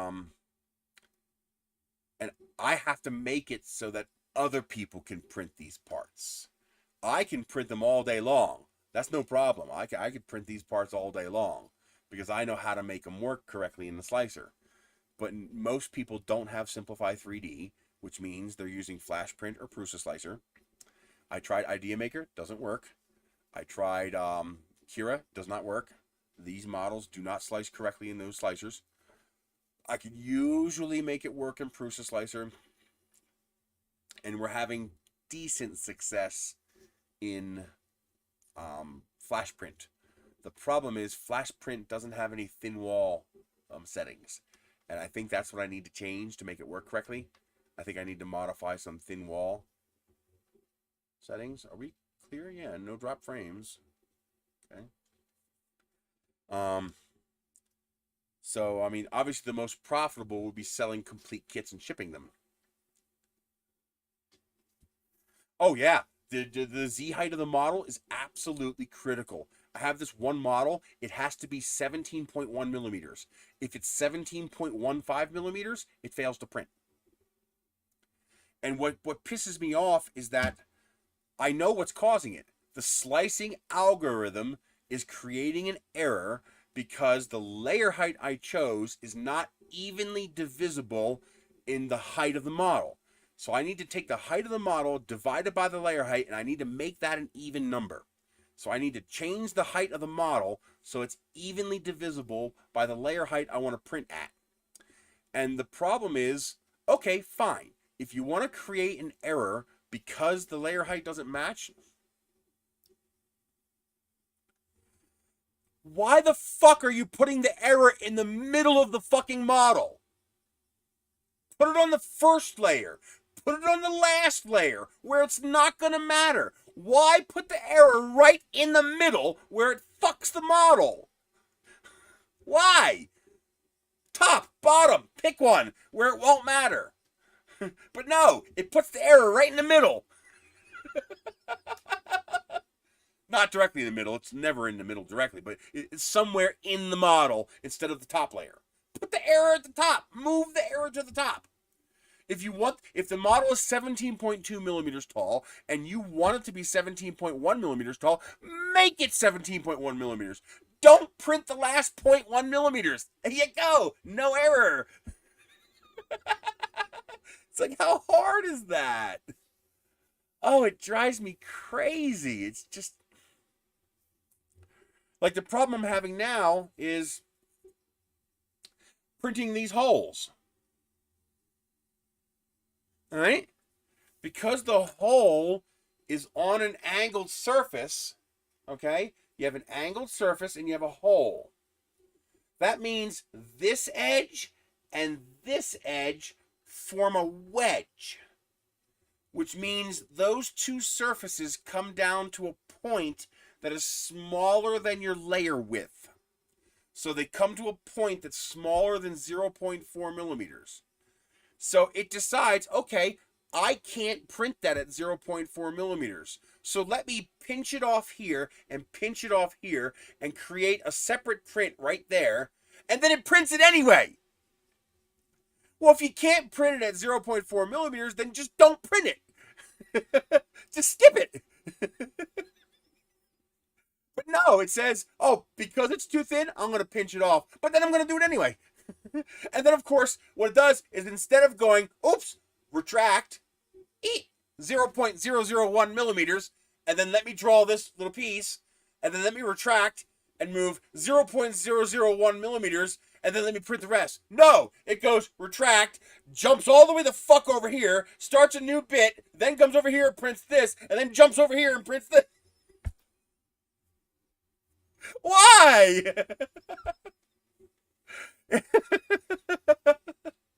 Now, okay, let me be clear. As human beings, we have hundreds of thousands of years of evolution that give our brains pattern recognition and problem processing capabilities. So I, with my eyeballs and this hugely evolved brain, can look at that slice and go, you fucking idiot. Obviously, just delete that little part and keep going. That's obvious to us. It's childish. A child can look at that and go, yeah, sure, just skip that. And the problem goes away.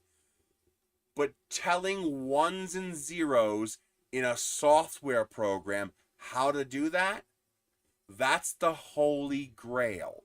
That's artificial intelligence. And doing that programmatically, developing software code that can do that very simple thing that you and I can do when looking at it, that's hard to do. That's not easy. So even though I'm going, duh, this is so obvious, that's actually not easy to do. But it is doable.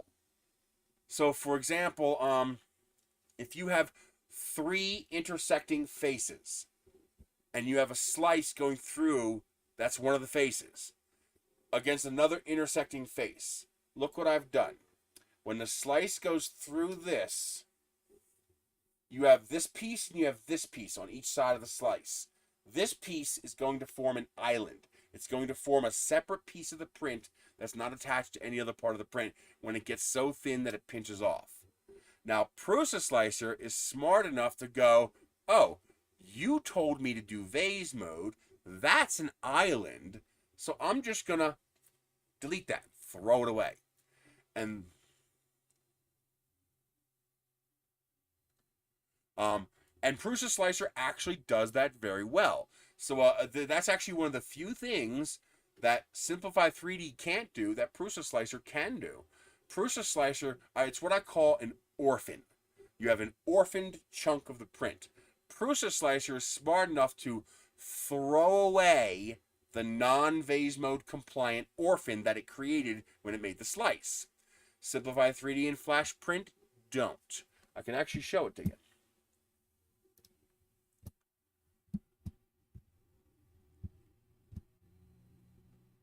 Monitor, Flash Print, nice, downloads.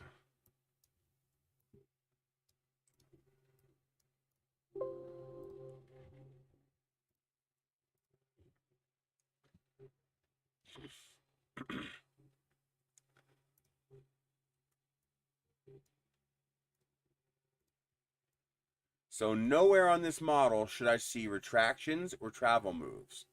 And as you can see, oh, I see a gap and I see red. That means there's a retraction there. And here's what it's doing. Because that section of wall, you see it's doing it twice actually. This section of wall is so thin right here that it's pinching it off. Now the problem is, I told it to do vase mode. All it has to do is delete this.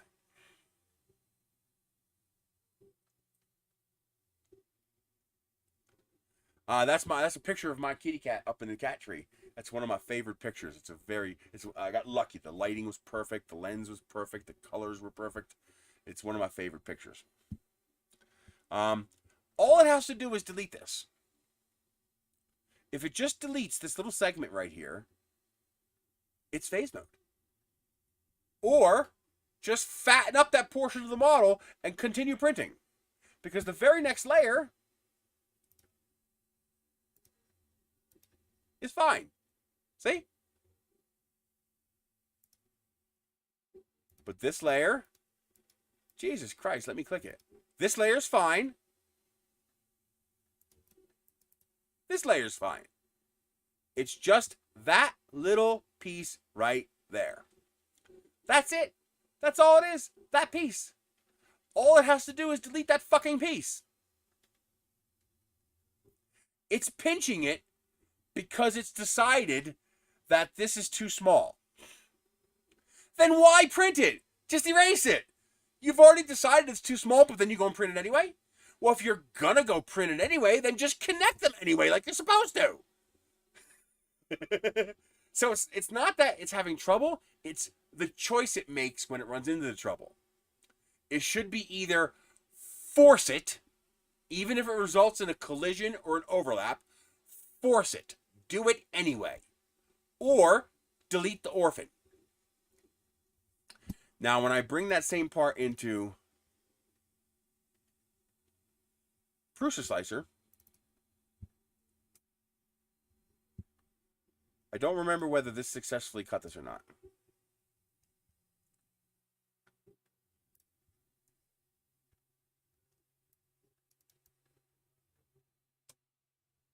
It has the same problem here. See here?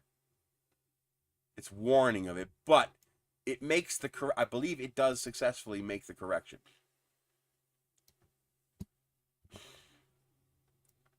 Or I can change the settings to make it do it.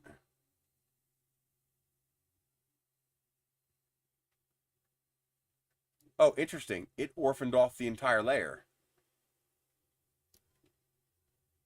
What? There's a different problem here. Why can't I move up and down? I hate this. This interface for Prusa Slicer, I hate it. So you can see here. Okay, so it completes the bridge. So it just draws straight across, and it completes the bridge. So this little orphan piece that should be here, if you go back to this view, you can see it's there. See? It just deletes it. It just says, bye-bye, gone. But, where did it have a problem? But then here, it gets rid of this entire center segment. When it should not be doing that. See, if for some reason, this should continue over to here. But for some reason, it elected to delete this entire segment, which is going to cause that part to fail. Because now you end up with a gap. See?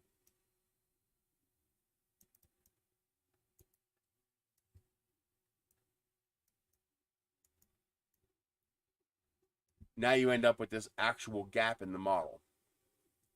And that's because it's pinching here and it's pinching here. This one here is able to fix by simply drawing over. And it's letting you know, saying, hey, I didn't like having to do that, but I had to make a correction here. It's letting you know it had to modify the model. That's why it's blue. What does that blue mean? Overhang perimeter. Okay, so it's technically a bridge. But then it just deletes this chunk. And I don't know why it just chooses to delete the chunk. I think it deletes something else somewhere else, doesn't it? No, actually the rest looks okay. This would probably print okay. That's annoying, but that's probably not fatal. Especially if I printed at 0.2 millimeters. This would otherwise slice okay. This would be okay, I think. You just have that gap there because it deleted part of the model. No, you can't fix this with a 3D pen. It's a commercial kit. I can't tell people, oh yeah, pay me $20 to print this file. But oh, by the way, you're going to have to learn to use your 3D print to fix it. Good idea for me to fix it, Crypto, but not for a product. It's not a motor step issue. This is an orphan deletion. So it's deleting the orphan segment. But it's treating this entire chunk as an orphan instead of just a little bridge across the opening. Now, I might be able to fix that.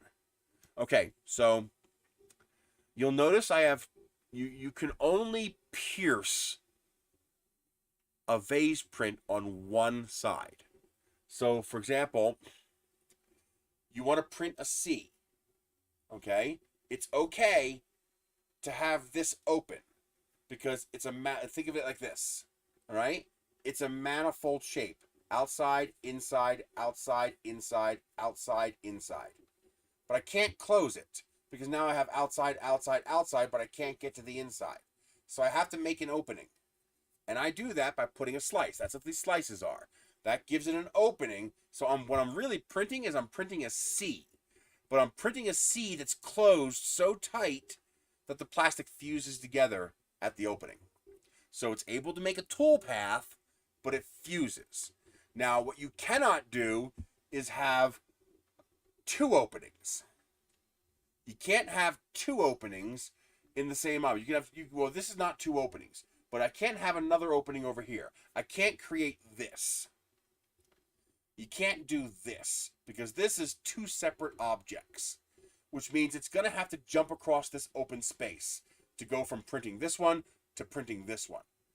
And that actually happens sort of here, because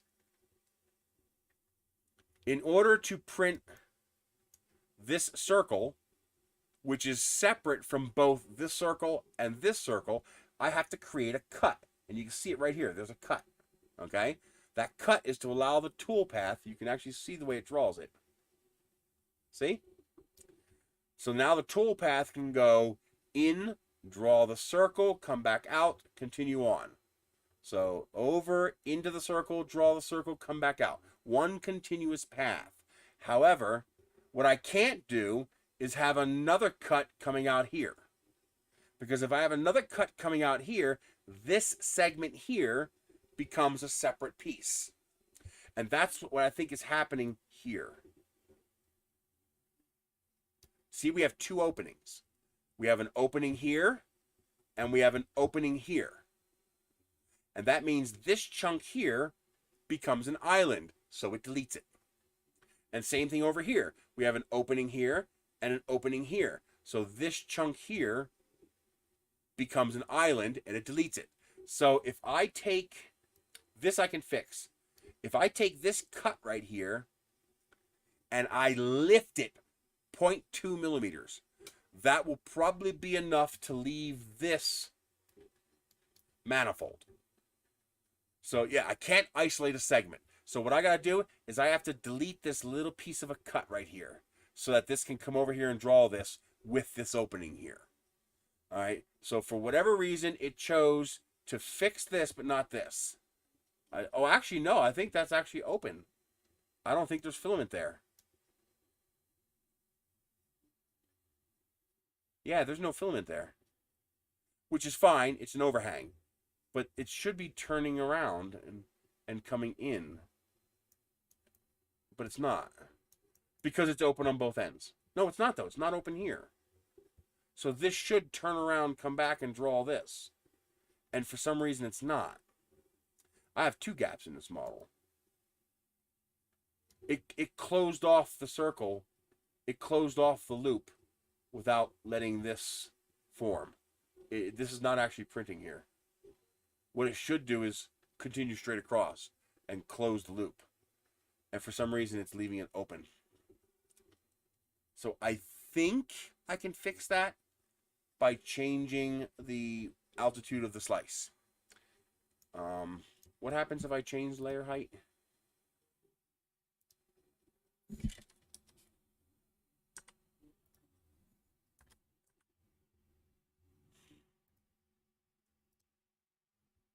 That does it. So print this at 0.2 and the slice is fine. Sort of. No, it's still deleting it.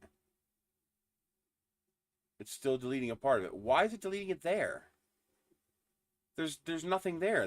It's already a solid wall. So that's just a Prusa glitch. It's already a solid wall. That simply should not be there. There is no reason for it to do that.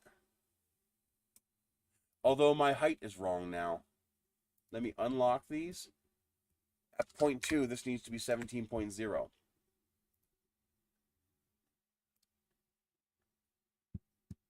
And it's still doing it.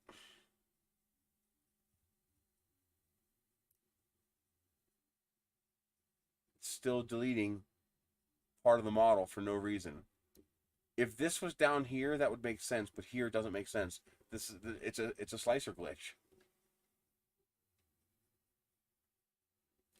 Well, I know I can do it in Simplify 3D.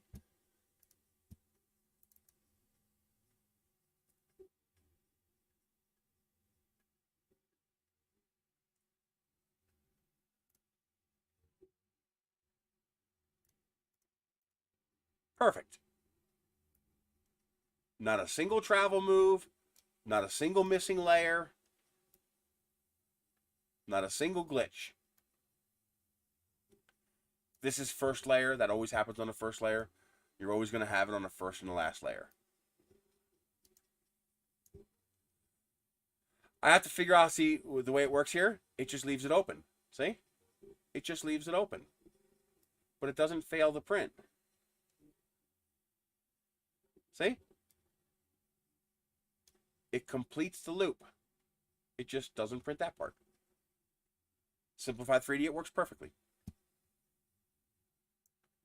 Not one single glitch. I've actually been making bad models for a while without even realizing it because Simplify 3D simply fixes my mistakes. Mistakes that make other slicers throw up their guts all over the place, Simplify 3D just doesn't care. But yeah, perfect. Not a single missing line, not a single missing segment, not a single deleted part. Slices perfectly. So I know Prusa Slicer can do it. I just got to figure out how. I just got to figure out what setting will do it. Perimeter's 1, solid there's 1. Oh wait a minute, did I turn off Arachne? Yeah, I'm on classic. Let me put Arachne back on. See what that does. Nope, still missing.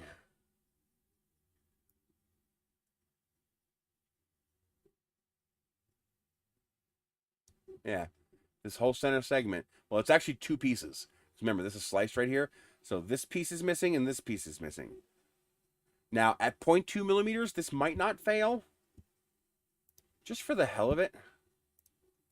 Let's see what happens if I do 0.1.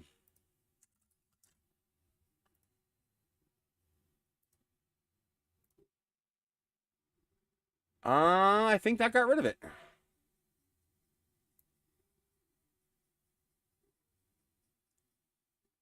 Nope.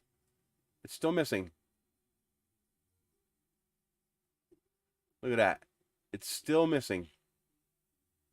And it's still not completing that bridge.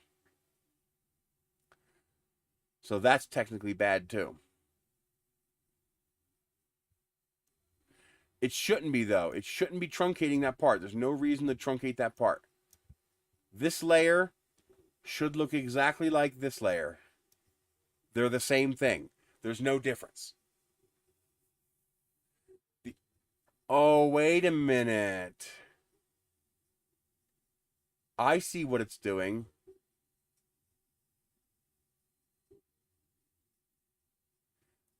Okay, this is a truncation error, though. This is a different error. Okay, you see this circle? Do you see how it's halfway embedded into this one? No, but that should get worse as I go down, not better. Oh, it is. This is further up. So, okay, watch this merge here. See how it gets further and further? It should be like this. But as this wall angles down, you can see it intrudes upon that circle. And at that layer right there, the slicer has decided that that's a bifurcation and no longer 2 walls. See how these 2 walls are starting to merge? So what's happening is it's being bifurcated here. It's deciding that this outer wall is too close, and it's deciding to cut a hole in this wall here. And of course, once it does that, this entire segment becomes an island because it's cut here and it's cut here. And of course, that makes this an orphan. And so the slicer is doing its job and it's removing the orphan in order to keep vase mode intact. The problem is what I wanted to do is to allow a collision. allow the overlap. What I need to do is I need the slicer to allow me to set overlap at 100%. So right now, you can't overlap 100%. So I think it's under advanced. Intersecting faces. But they're not. They're not intersecting. There is a gap there, but the gap is smaller than a nozzle width, and it's smaller than the allowed overlap. Okay? There is no intersection. There is no intersection. You have this wall and you have this wall. However, when you make a slice, Blender cannot fix that. This is a slicing engine problem. When you make a slice, it's not this wall and this wall. It's this extrusion and this extrusion. And if the distance between this wall and this wall is less than the extrusion width, the two extrusions have to overlap. Because you have this 0.4 millimeter line and this 0.4 millimeter line. If those two lines are 0.8 millimeter apart, no problem. You get this. But if the distance is only 0.4 millimeters, well, now you need 50% overlap. And if the distance is 0.2 millimeters, you need a 75% overlap. So what's happening is I'm hitting the limit of the overlap allowance. So I need perimeter overlap to be higher. Oh, wait a minute. This might do it.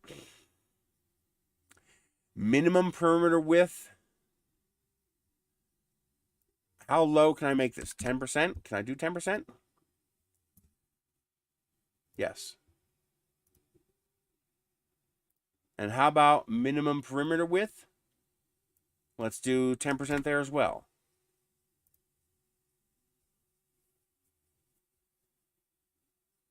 What's this? Prevent transitioning back and forth between one perimeter and the one. Smarter extends the range of extrusion which follow.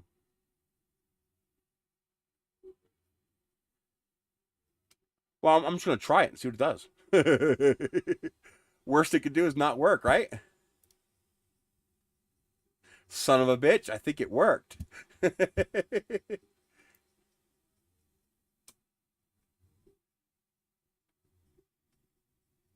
Nope. Still not there. That it's still okay, so that setting didn't affect that. So let's put that back since that didn't help.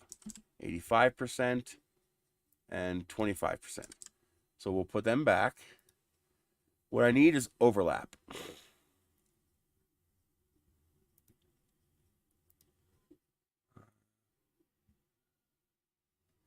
Infill perimeter overlap. Oh, wait a minute. How big can I make this?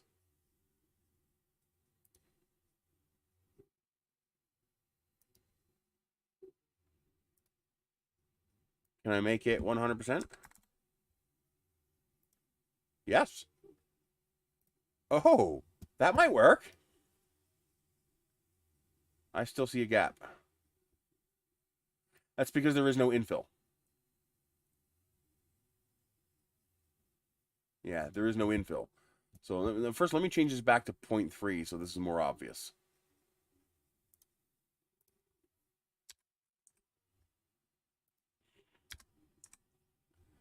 Point 0.3 just makes all of this way more obvious. What the hell? It's gone.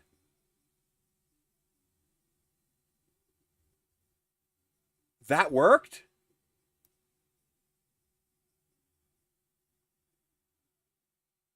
Yeah.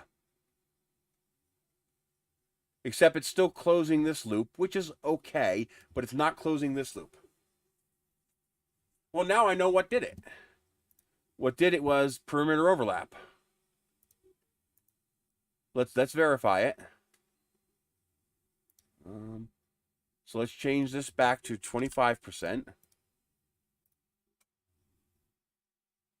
Oh, this is all wrong. This is all should be 0.4. I forgot I tried messing with this for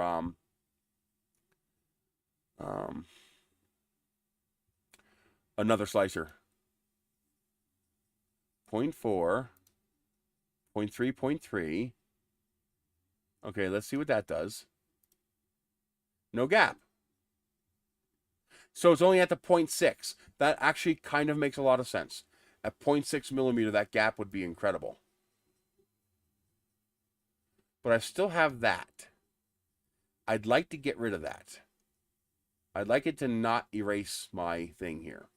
This is okay. I don't mind it closing the loop and not drawing this anymore because it's just an anchor point. But this I mind. This can't be here. So would overlap affect that? Let's find out. Let's change this to 100%.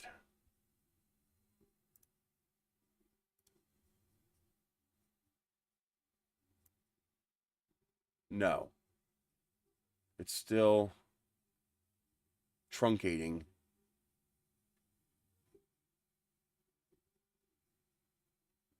So that's actually missing 2 layers.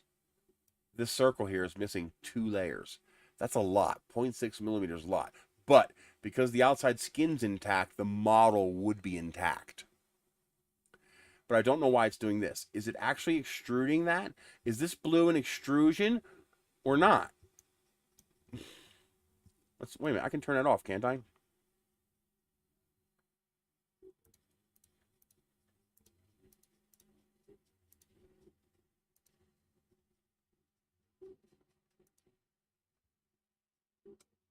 I know, but on some areas, this looks smaller. Like it wasn't going to print it, like it was showing you.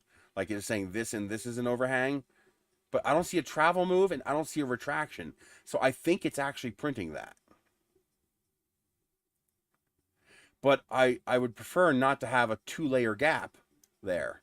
Even though I think it would be structurally intact, this loop is going to print like shit. And it's going to take a couple of tries before it gets that loop to print right. Because there's nothing under it. It should not be truncating this. I mean, it has a path here.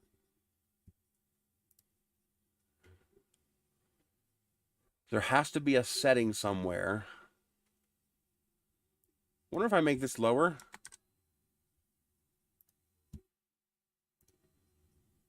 It's one of those fake it till you make it kind of things. I just need it to work. Nope, we still have 2 missing loops.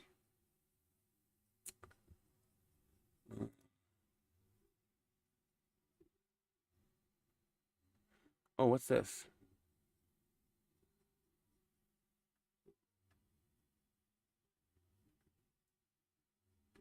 Just in case, I'm going to turn that off. It's vase mode. You can't have support.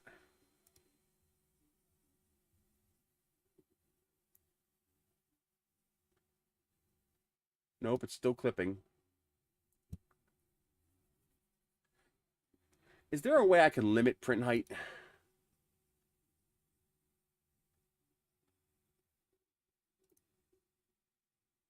Can I do a print 2? Like tell it to only print 3.3 millimeters?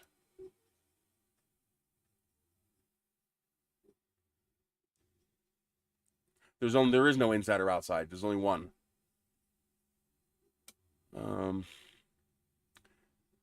I don't want to do compensation.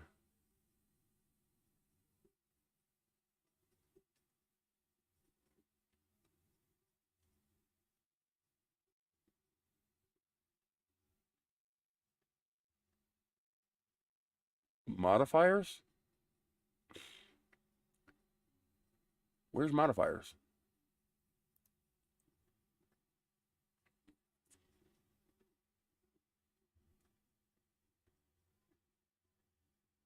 I don't understand what modifiers means.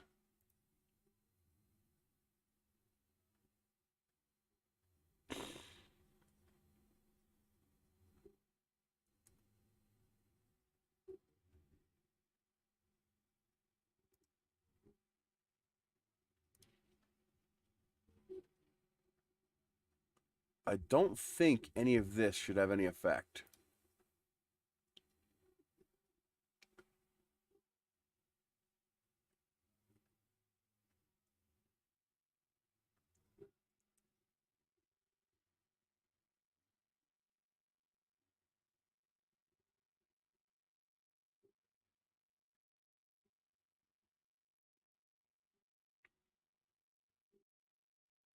This should be what I have to do, but I can't do this because you have to turn this off for vase mode.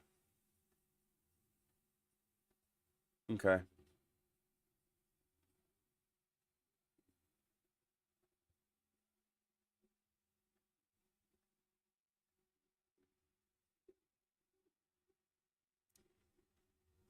Okay.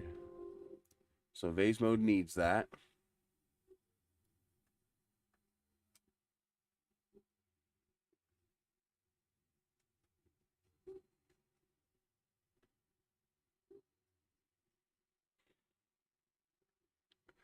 No, it doesn't. It only does it because it's pinching it. The reason this is happening... Okay. See how this loop intersects with this outer wall? See how these two are touching? Well, as you go further up, see how they get further apart? Well, as you go further down, they're going to get closer together. And what's happening is this wall is cutting this wall. And so it's creating an opening here because it's considering that these two parts intersect. And it creates an intersection, so it says, okay, but I need to make this model whole. So it's doing the right thing. It's choosing to make the outer perimeter whole, which makes this loop here an orphan, and then it's deleting the orphan. That is what it's supposed to do. But what I needed to do is to allow greater overlap. Allow this perimeter to overlap that perimeter, meaning ignore the fact that they merge into each other. Just do it anyway. And I don't know if there's a setting to allow. I have info perimeter overlap at 100%, but I don't see an option to make to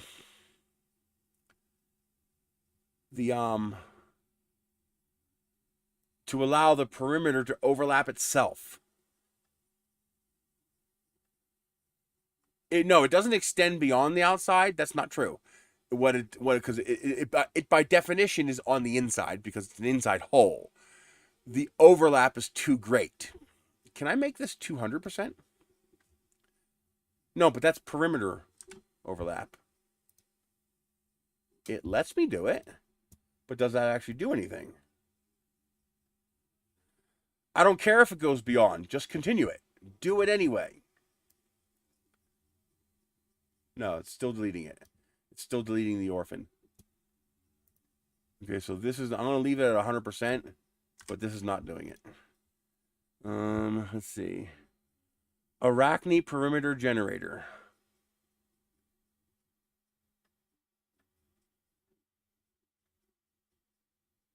So what is this?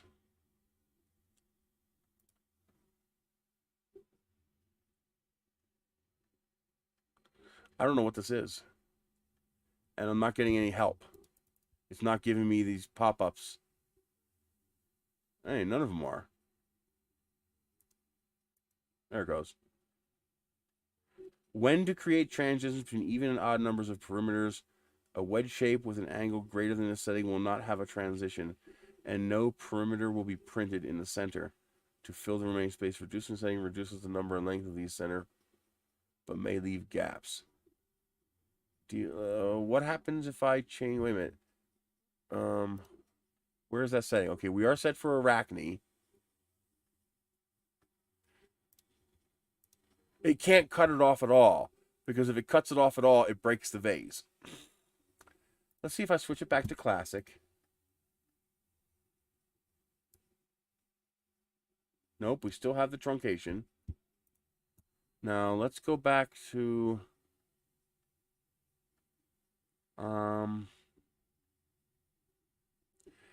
How did I get it to truncate? What did I do to do that? I changed something that forced it to truncate. Unless it just does that automatically.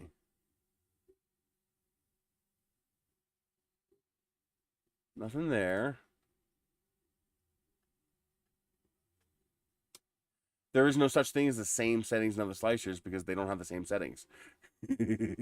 The same settings just aren't there.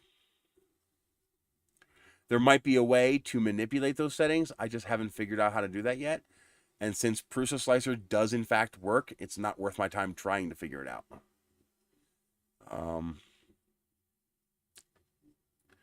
Slicing gap closing radius.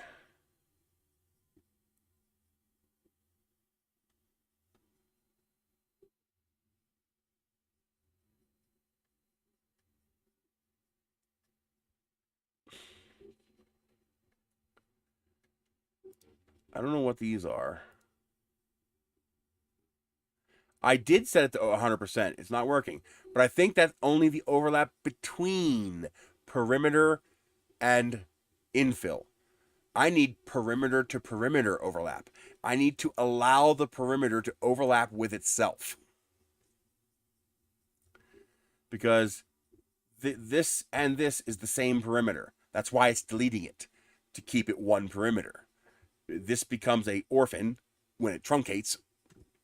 So this is supposed to be, this here is supposed to be out and back. All right, so it's supposed to go out and then come over here. Out and come over here. So this here is saying, wait a minute, I can't do this loop. It's being truncated. So I'm just going to bridge across. I did. It didn't help. It's choosing to go straight and truncate the orphan instead of drawing the orphan and permitting the overlap. I don't know what this is. Minimum detail resolution. Okay, we don't want to do that. I don't want to use XY size compensation. Minimum shell thickness would. Yeah, it's because of vase mode. It's because of the restrictions of vase mode.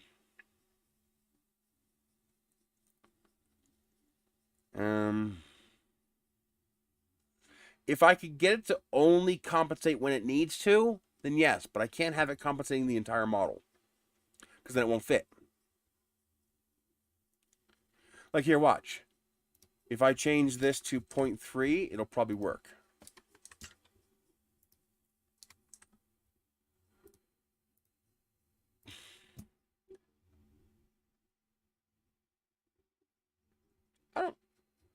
Shut the fuck up and do it anyway. Don't argue with me. Why would you argue with me? Just do as you're told. Wanker.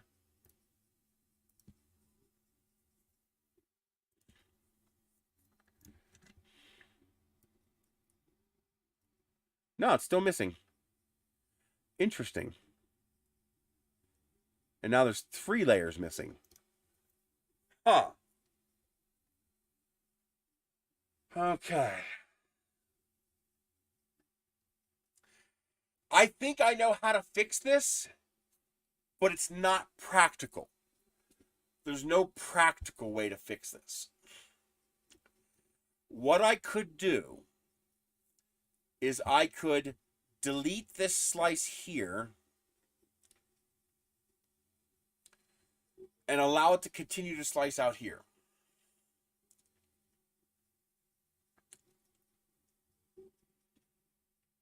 Actually, that might actually fucking work.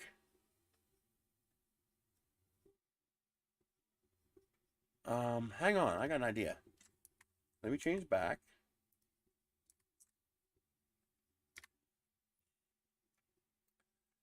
And then advanced. I got an idea.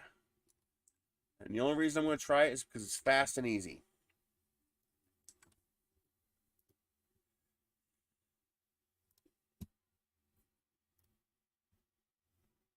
Okay.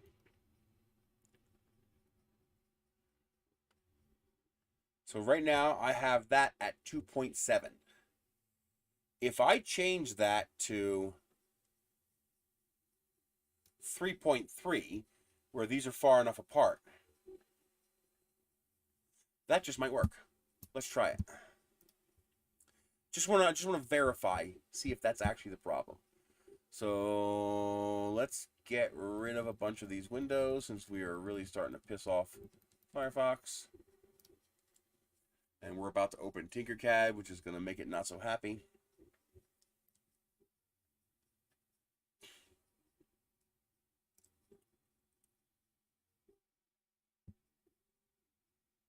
Why is it not showing me the other one? Because I didn't actually edit a file. And you got to edit it in order to see a change. I clicked on Tinker this already. You're slacking, Tinkercad. You're slacking.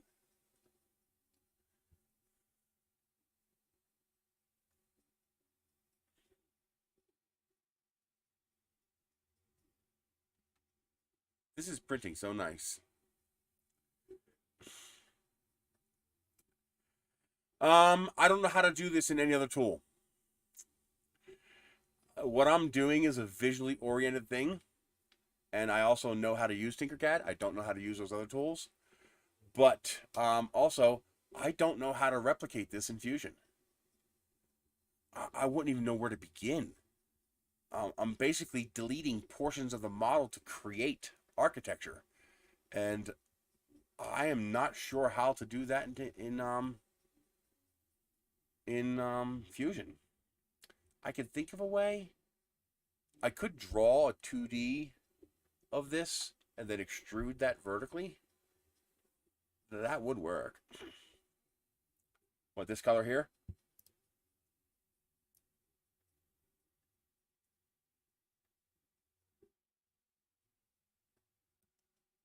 So what I need to do is I need to lift this up 0.6 millimeters. 0.6. The problem is it's hard to do dimensionally accurate things in Blender. Dimensional precision is important for what I'm doing. Like this slice has to be exactly 0.8 millimeters away from this outer face. Actually, I'm using 0.75, and it has to be conformal. That's not something Blender was ever designed to do. Maybe it could do it, I don't know, but it was never intended to. Let's see here. Let's delete you.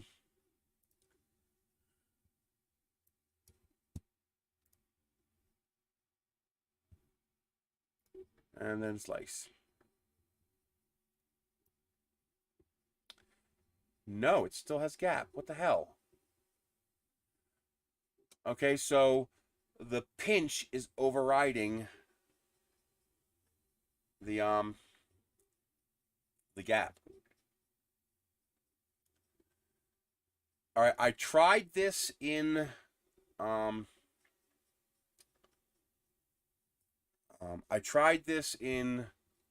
Flash Print and it did not work, but there's another trick that I use that might work. That might work here. What I can do is the part that's conflicting, I can delete it.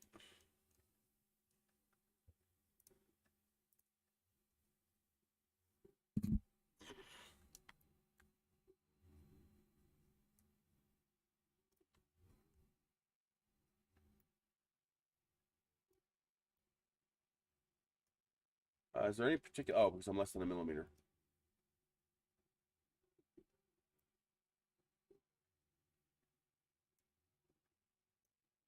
Seriously? There it is. Okay.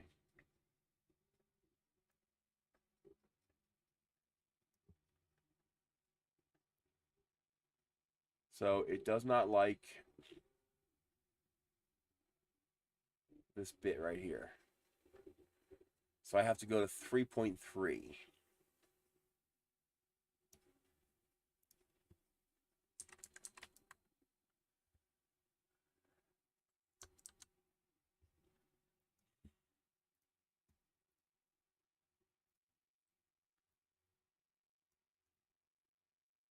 Come on.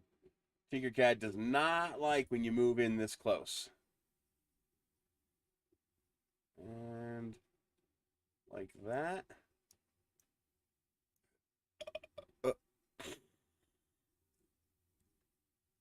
So basically, I'm deleting it myself, which should cause it to then make the turn and keep the loop intact.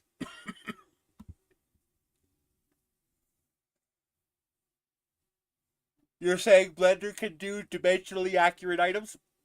I can do dimensionally accurate stuff in Blender?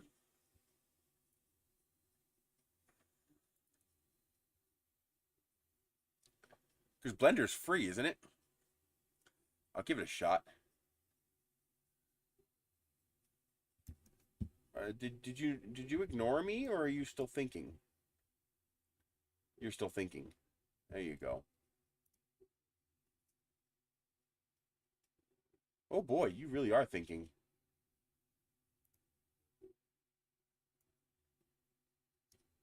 You're not happy. Oh yeah, you're not happy at all. You just got pissed off. I don't know why you came back. Oh, it's these buttons on the side here. I can't figure out how to disable them without. I don't want the software. I disabled these, but I can't disable these. So I accidentally hit this button, which made the web page go back. I'm thinking about ripping them out because it's really annoying. Or a little dab of super glue gel right there, so it can't be pressed, and then I can always pick it out if I need to. Well, the problem is it's a $100 mouse. I'd really prefer not to destroy it. It's an expensive mouse.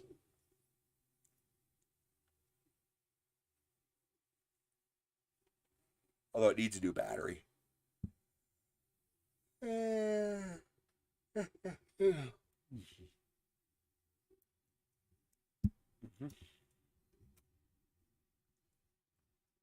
Join.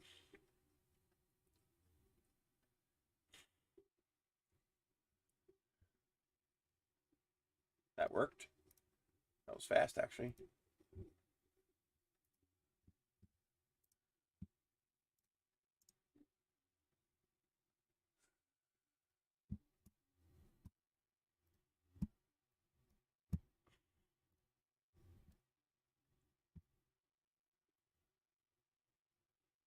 What the fuck?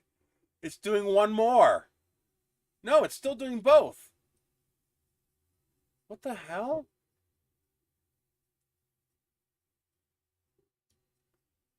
Why is it doing that? I removed it. This doesn't exist. Unless it's... No, it's not an overlap over here. There's plenty of gap over here.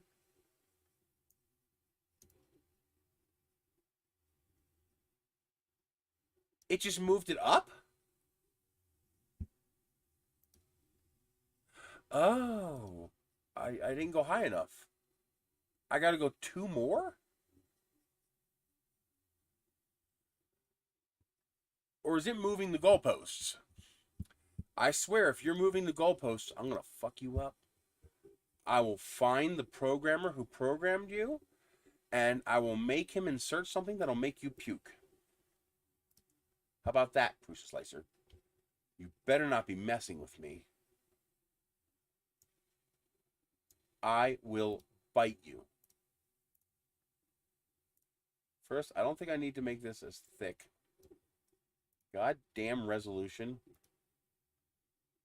So I'm going to try making this narrower.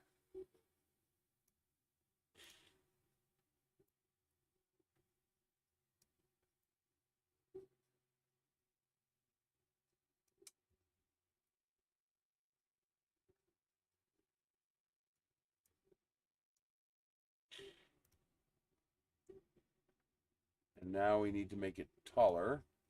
So another 2 layers. 3.9. Okay.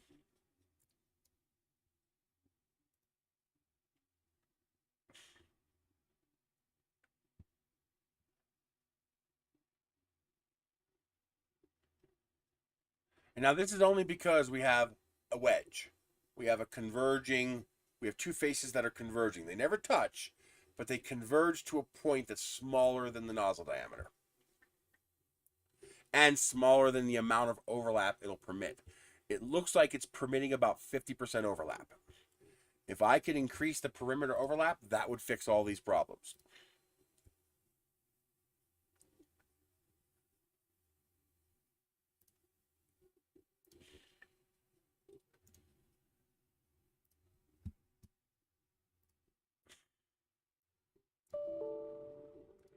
Yeah. Shut up. Shut up. There we go. It's now it's you're doing it one higher? Really? Are you going to keep moving the goddamn goalposts on me? Now you saw I added 2 more layers to this, and now it's doing it again on that layer. The son of a bitch is moving the goalposts.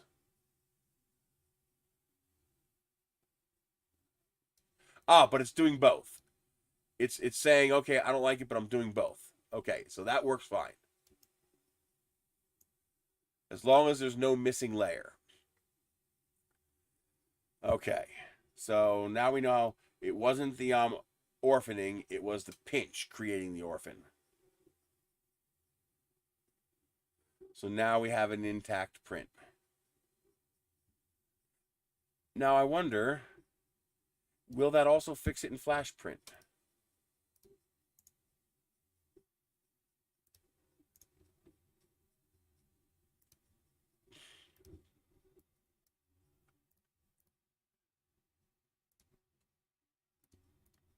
Somehow I don't think so.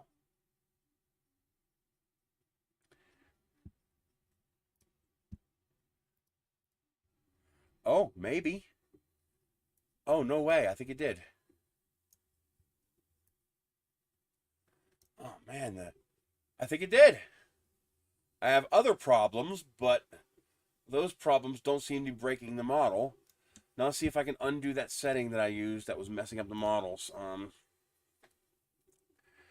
I modified a setting that reduces the quality of the model. See, this one has an overlap of max 50%. But I think that is infill to perimeter, not perimeter to perimeter. Advanced, maybe.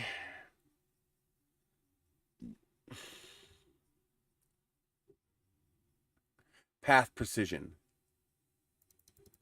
Let's go back down to 0.1 and see what it does.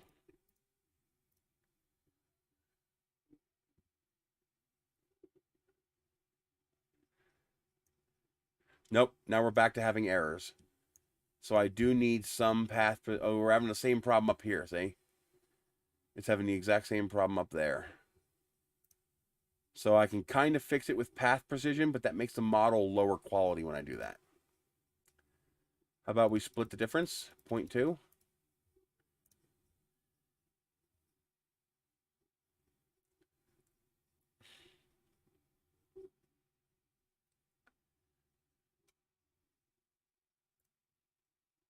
And now I'm missing, but I'm still missing layers.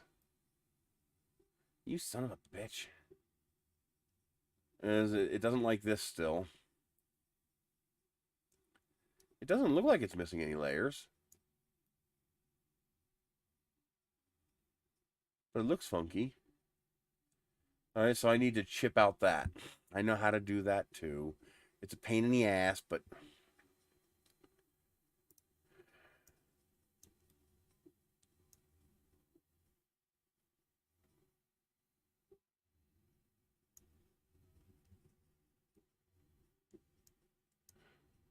I gotta separate these files. Tinkercad doesn't like having this much stuff in one environment. It gets a little uppity.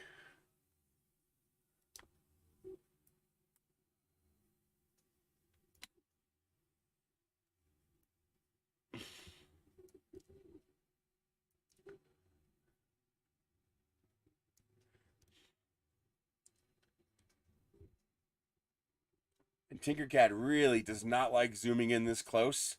It sometimes does some funky stuff when you zoom in this close. Okay. That should do it. Now I just need to bring it down into the object. That should be far enough. I just need to break the loop. Control D, because I need a second one over here.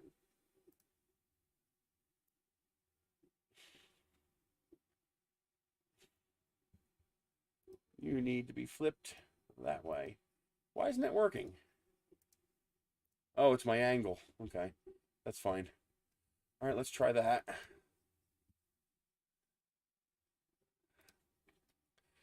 Basically, I gotta delete the wedge.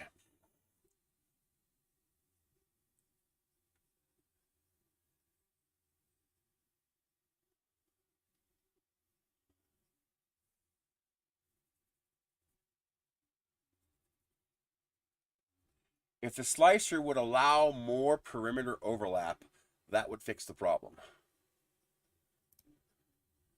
Allow me to overlap the perimeter 100%. Yes, it's going to cause over extrusion. Yes, there's going to be a slight little bulge there, but the model will work without me having to do all of this. When you're doing a vase mode print, you have room to allow the model to spread out.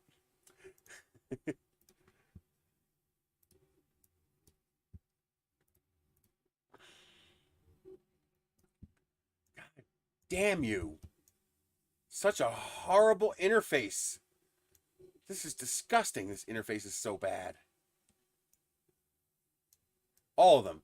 Not this. All of them have horrible interfaces.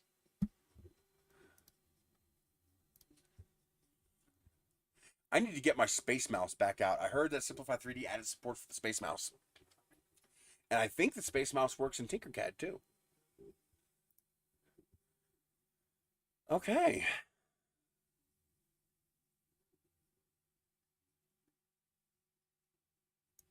I don't see any. Oh, I still see a truncation there. Oh, you see that? See how it jumped on me? You son of a bitch. It's so goddamn sensitive.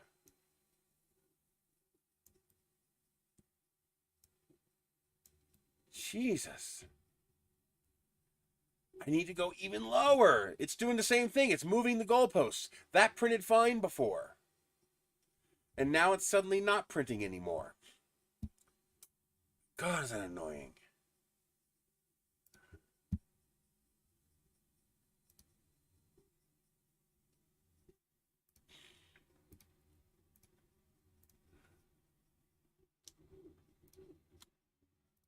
Join them together. Let's move them down. Negative 0.3.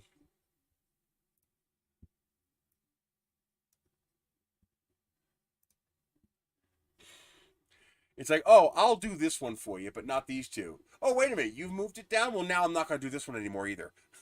It's like, you little prick. Like a smarmy little smart-ass kid. That's what it's like. Oh, bastard.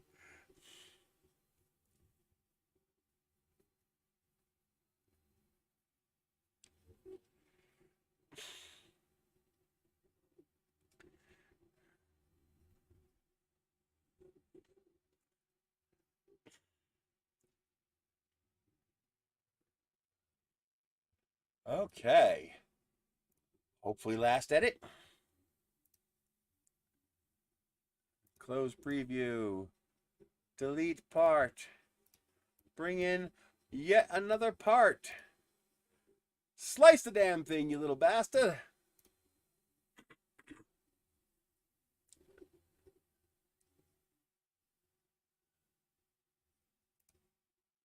Yay! Retractions, travel. No errors! Holy crap, the no good slime bucket sleazy piece of crap jerk you know whating scumball software finally said, all right, I'll deign to accept your pathetic file and slice it for you. You've pushed me hard enough. I'll do it.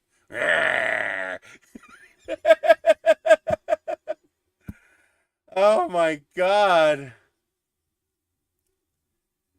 All right. Oh, wait a minute. Is that an error there? No, that's I'm looking through it. Oh boy. Close preview. Now, let's try something else. Scale. Not uniform scaling. Let's go down to 0. Because I know this file does not slice properly at 0.3 millimeters on his printer. It prints sloppy. I don't know why. So I'm going to have to try this at 0.2 millimeter. General, 0.2.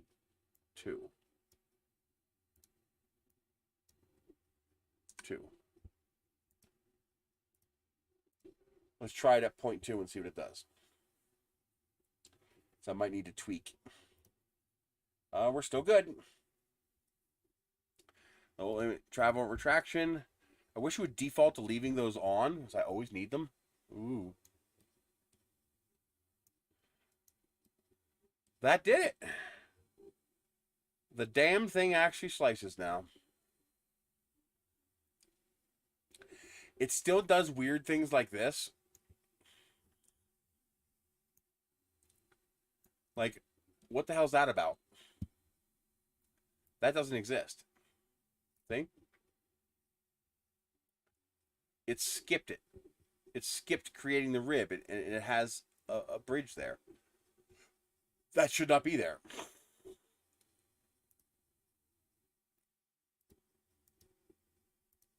See? It skipped the rib altogether. Now, that probably won't fail at 0.2. It would fail at 0.3. But why did it do that? Why did it close that hole there? Why did it leave it open here and leave it open above it, but close it there? Just there. Just that one spot. It's almost like the slicer went, fuck that spot in particular. Yeah, you, right there. That little tiny 0.01 millimeter gap. Fuck you in particular. I don't know why. It does it. It just does it. The solution was modify the file. It was a combination of this setting. Where is it at? Path precision. If I raise it to 0.3, it helps, but the model loses too much quality. 0.2 appears to be a good compromise. That combined with putting little cuts in the model to basically eliminate the very thing it was the reason it was deleting stuff. So close preview, zoom out. So I put these little square cuts in here. So the part that was causing it to truncate the model, I just removed it myself, which forces it to complete the other part of the model. That's all. A pain in the ass, but it works. That's all I did. And then I had to do the same thing here. I just took out this little chunk of the model so that now it doesn't have to worry about the overlap because it doesn't exist anymore. It's not there. So that combined with precision.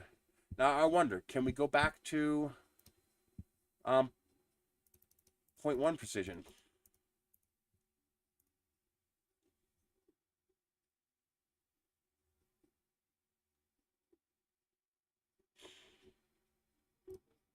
Yes.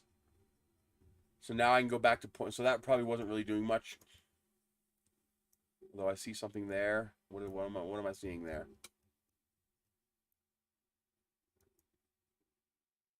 What's this?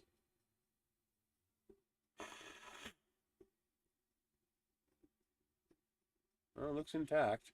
Uh-oh. Nope, nope, nope. The nozzle jumped. Okay, so we're still too tight there. See how the nozzle jumped there? But oh, because I turned that off. Duh. It turns off. Yeah, see? It doesn't like that little piece and that little piece.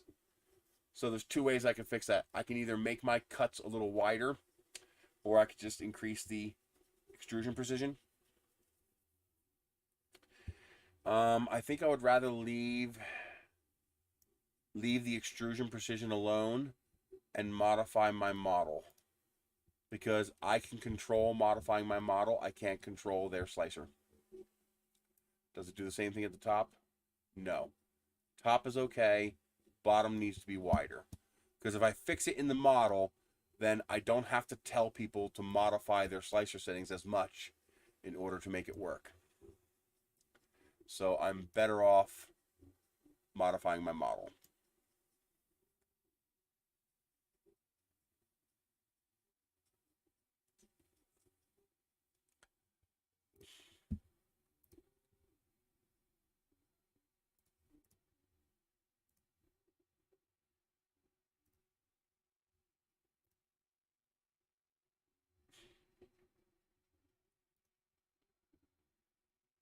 That should not have happened.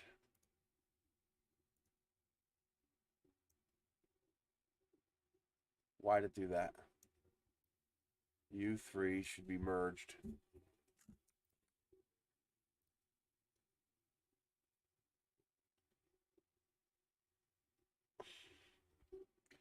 When you have multiple transparent objects on top of each other, it becomes hard to select one. So the fix was fix my model to work around the problem with the slicer. Technically, the slicer's not wrong. Technically, I created geometry in the model that's not possible. The goddamn thing should be smart enough to deal with it. Okay, so technically, it is a problem with the model. Jesus, it's so sensitive. I'm trying to center it, and I'm talking the slightest mouse movement just sends it right off the screen.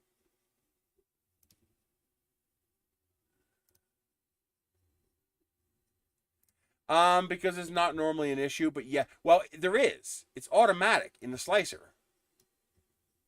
And the reason this has never been a problem in the past is because I was printing big parts like this, where that is simply not a problem. But when you're shrinking this part down to something the size of this part, all of a sudden those tolerances that were perfectly fine here are not so fine here anymore. That's the problem. I'm printing so small that some of these dimensional tolerances are becoming an issue. Ooh, I broke that. That's that yellow PLA. It's nasty stuff. So because I'm printing such a tiny part for such tiny things, that all of a sudden these gaps that weren't an issue before are becoming an issue. And because I am using these parts as structural parts, these flaws are destructive. In a larger print, this flaw would be irrelevant. You wouldn't even be worried about this. This happens. This probably happens 100 times a day every time you do 3D printing. But when you're printing something, you know, this big, that flaw just doesn't matter. You don't even notice it. It doesn't affect the model. It doesn't break anything. So it probably happens all the time. It's just not relevant. When you're making something this small and it's a single wall, all of a sudden it becomes really relevant really fast. Like the difference between perfect print and shit print.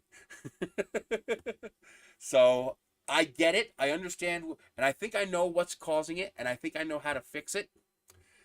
I just need the slicer coders to enable the feature for me. What I need is a separate setting to allow perimeter on perimeter overlap. It already does it. It already allows a 50% overlap. That's built into the slicer. We can see that when we slice. You can actually see it here. I'll show you.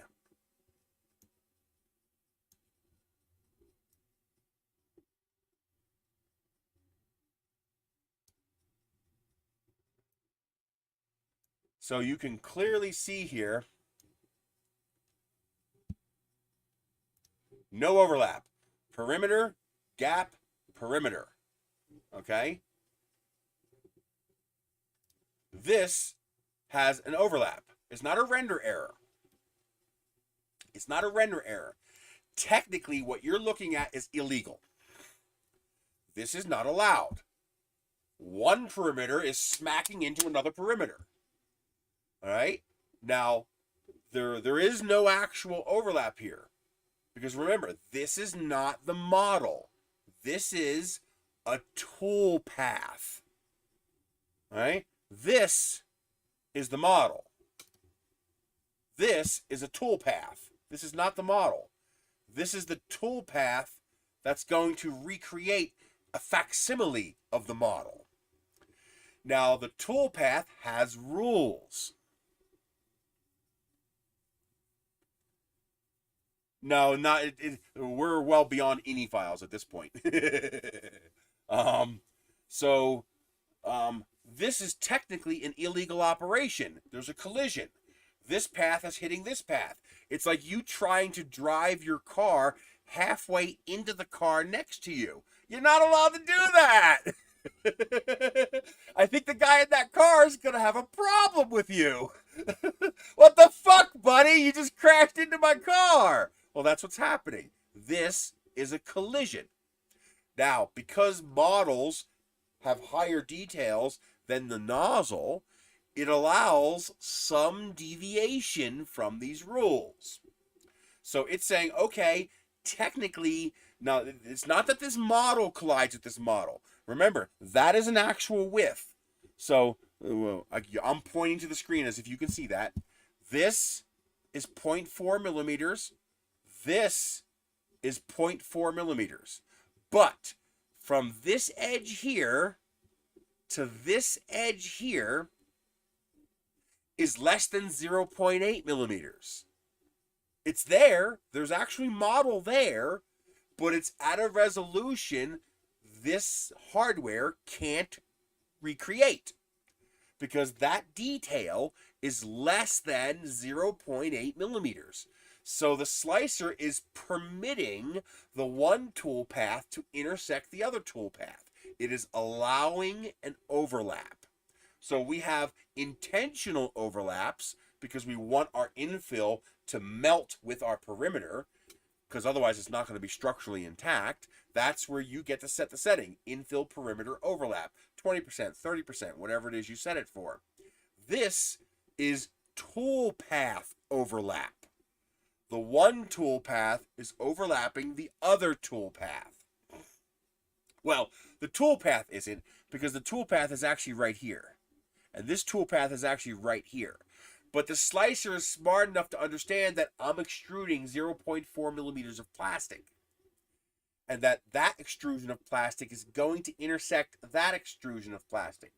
Well, this is not a tolerance they expected to need people to adjust. So it's not there. It's built in, as you can see, it's permitting an overlap.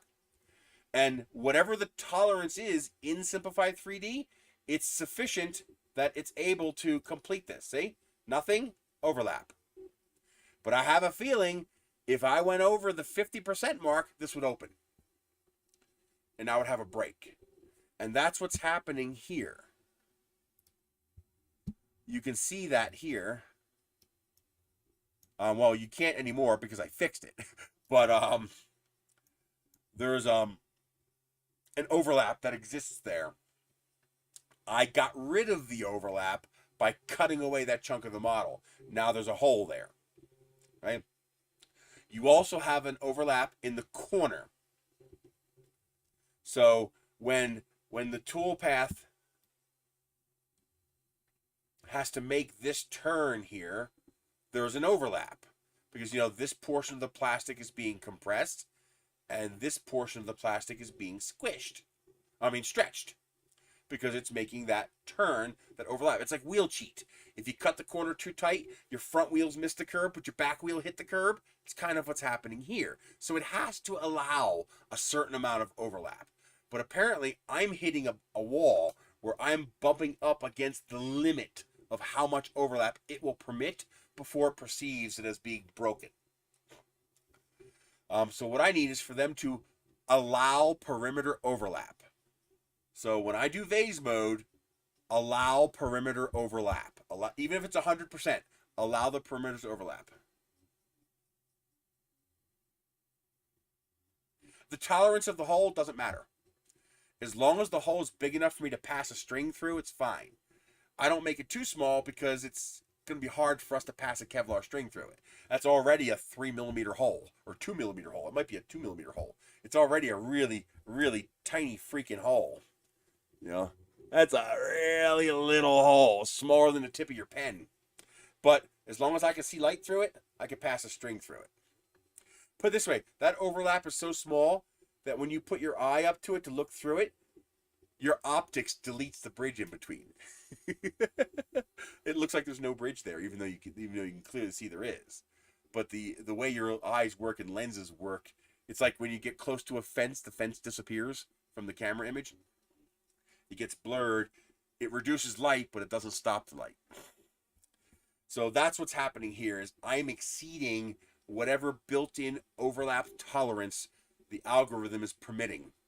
And this is how, matter of fact, I'm going to have to post this to them. A little bit pregnant. I don't get it. What I need to do is ask these slicer manufacturers to simply give me an option to force perimeter overlap in vase mode. Meaning, do not break the vase if there's a perimeter overlap, even if it's 100%.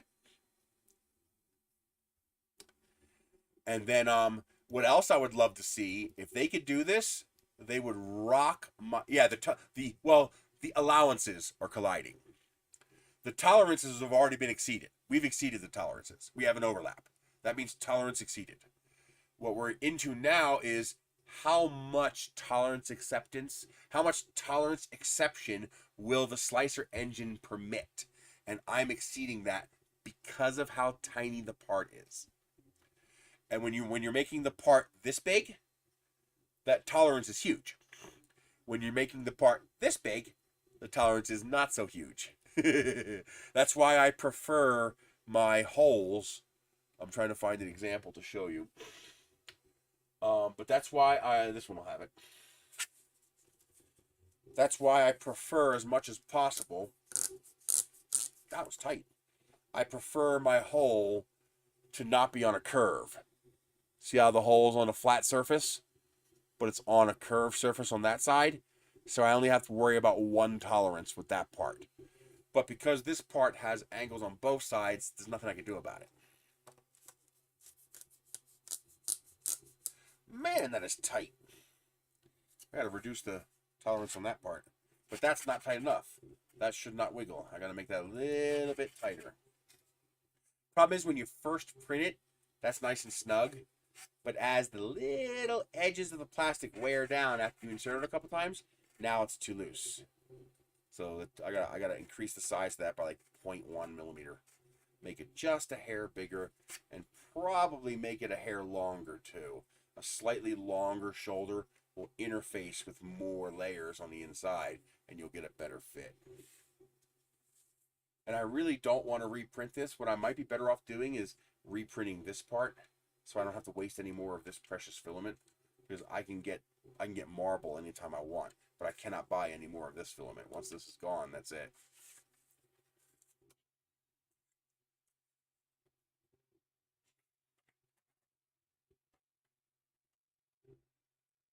So what I need is to increase the perimeter overlap tolerance. If they can do that, then it would slice my vase mode files. A lot of the errors that I have to correct in vase mode slicing would just go away if they would simply allow a perimeter overlap.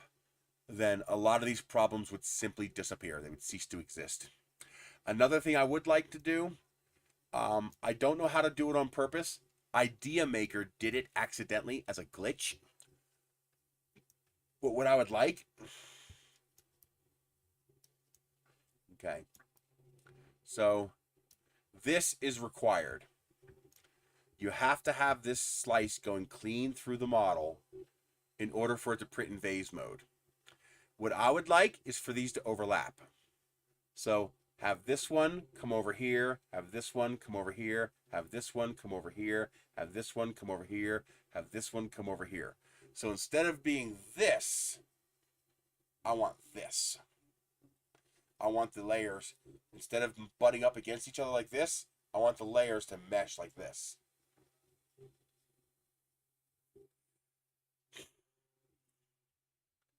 Yeah.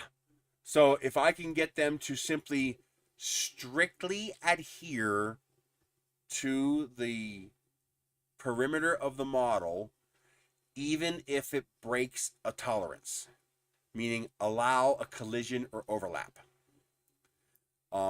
in vase mode. If we could do that, you might even be able to do vase mode prints of models that aren't even designed for it. They might look a little weird, but they'll work, maybe. But that would fix my problems. That I think most of my problems are coming from perimeter overlaps. And the way it handles that perimeter overlap, it breaks the model sometimes. But if they can allow this to interweave like this, like I said, Idea Maker did it accidentally as a glitch. If they could do that on purpose, that would change everything. Because that would make this model as strong as a non-vase made model. As far, because right now my weak point is this. I'll show you.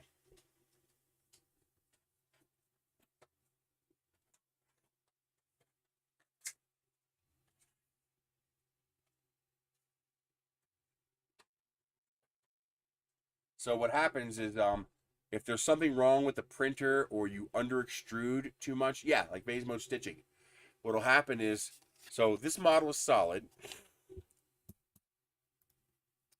This model is solid, and then there's the seam, right? That seam is actually a break in the model. This is solid, that's the seam, but I've just made the seam really small. And the idea is when the plastic passes itself, I'm over extruding a little bit. So when I come back and I pass, it's like stick. It sticks to itself. It fuses to itself. Because this molten plastic slightly melts this plastic it's passing, and the two seams fuse.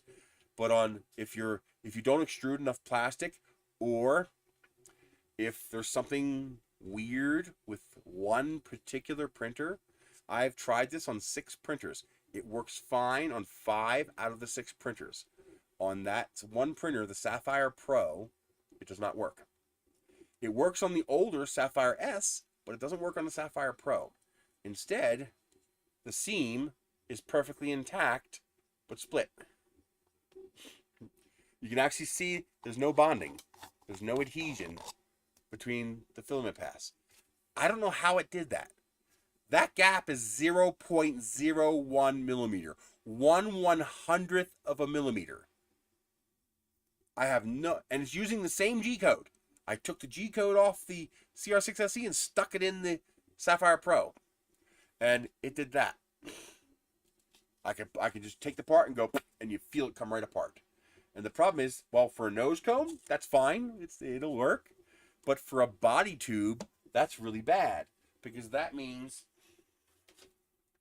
that when the ejection charge fires, this body tube is just going to open up and let the gas out. And that's no good. That's no bueno. We don't want that. Okay? So I have to, all the work that we do, printing a test piece and destroying a test piece, the whole point is to make sure that that seam is intact. See, I'm tearing the model, but I'm not, where's the seam at? Yeah. So I'm tearing the model, but I'm not actually breaking the seam. So the model would fail before the seam failed. And that's what you need. You need to make sure you have good fusion on that seam. I've destroyed this model. I can probably tear it apart now. There we go. So yeah, but the seam is still intact. The seam has not given. While in this model, the seam opened right up. Now, technically, there is a hole there. Technically, there is a gap. And even when I increase the extrusion multiplier 10%, it makes the hard part as hard as a rock because you're over extruding so much plastic now, but the seam is still there. So it's something in the kinematics of the printer. Matter of fact, I wonder if I simply took this and rotated it 45 degrees, would that get rid of it? I'm going to have to try that. Because I noticed that this seam is open and one of the interior gaps, that one right there, and then your gases will come out the side, which means your gases will not pop the nose cone off the rocket. Instead, the rocket will just split open on the side. So this tube needs to hold the pressure until it builds up enough to shove the nose cone and the parachute out the end of the rocket. If this splits open, then the parachute won't come out, because this will be the path of least resistance. You see what I mean? I mean, this is just an empty nose cone, but once you stuff a parachute in here, it's going to be a little bit tight in there. And when you blow in the end of it, the path of least resistance for this model will be right out that crack instead of shoving the parachute out. So that seam needs to be fused.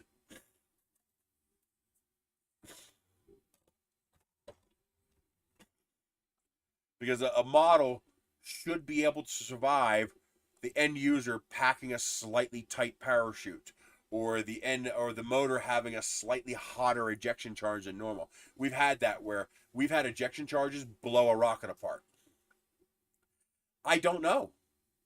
I have no idea. They're actually almost the same printer. It's the Sapphire S and the Sapphire Pro. Sapphire S, perfect.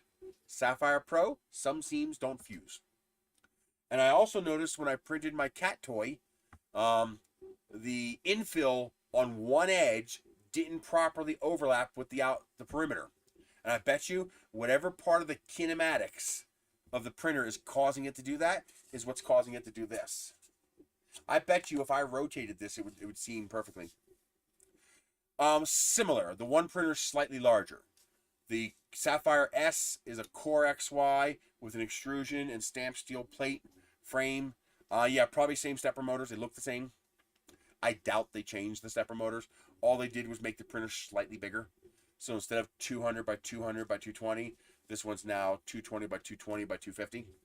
So it's just a slightly bigger build volume.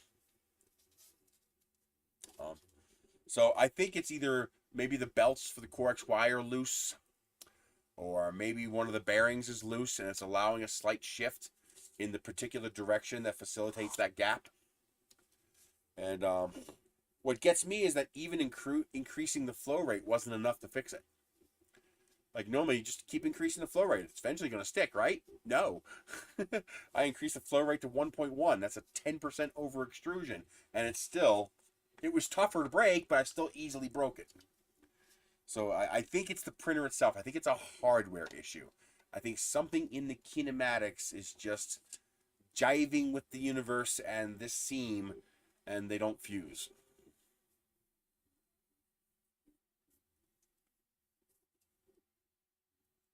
Most of the stuff you see about drivers and e-stops are complete bullshit.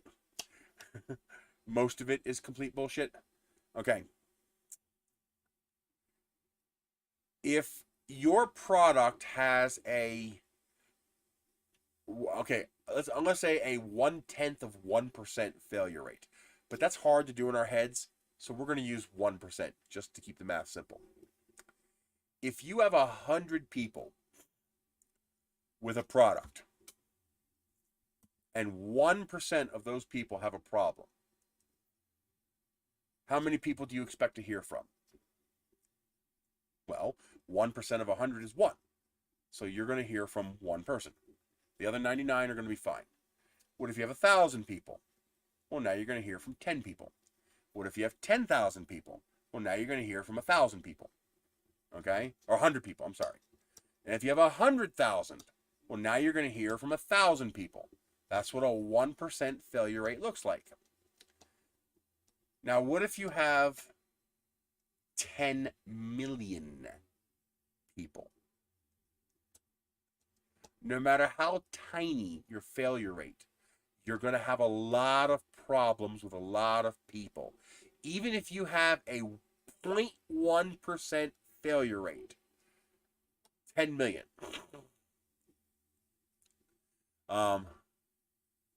They're not. They're the same. You actually think they're putting different firmware on those two machines? Give me a break. No, they're mass copying that shit. It's all the same. It might be wrong, but it's wrong on all of them. It's wrong on all of them. This is China. You're not getting custom anything. It's all cranked out, mass produced. So the only reason you see Ender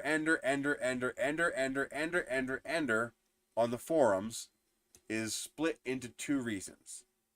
One, it's $100. Yes, it's a $200 printer, $169, but you can still get the Micro Center coupon to get an Ender 3 Pro, which I helped design, by the way, for $99. This here, no, it's doing vase mode. The Ender, you have no idea. Okay? The Ender, they sold 500,000 units in the first 2 weeks. In 2 weeks, the first 2 weeks of the release of the Ender 3, and now there's like, what, 4 versions of the Ender 3? In the first 2 weeks of the Ender 3's release, they sold more Ender 3s than every other i3 printer manufacturer sold in the entire lifetime of their product combined. Now I have no source for that. I'm literally making that up as I speak it to you. I bet you I'm right. I bet you if you took every 220 by 220 by 250, if you took every single Ender 3 clone in existence, including Prusas, and combined them all together for their entire product lifespan, I bet you it doesn't come close to 500,000.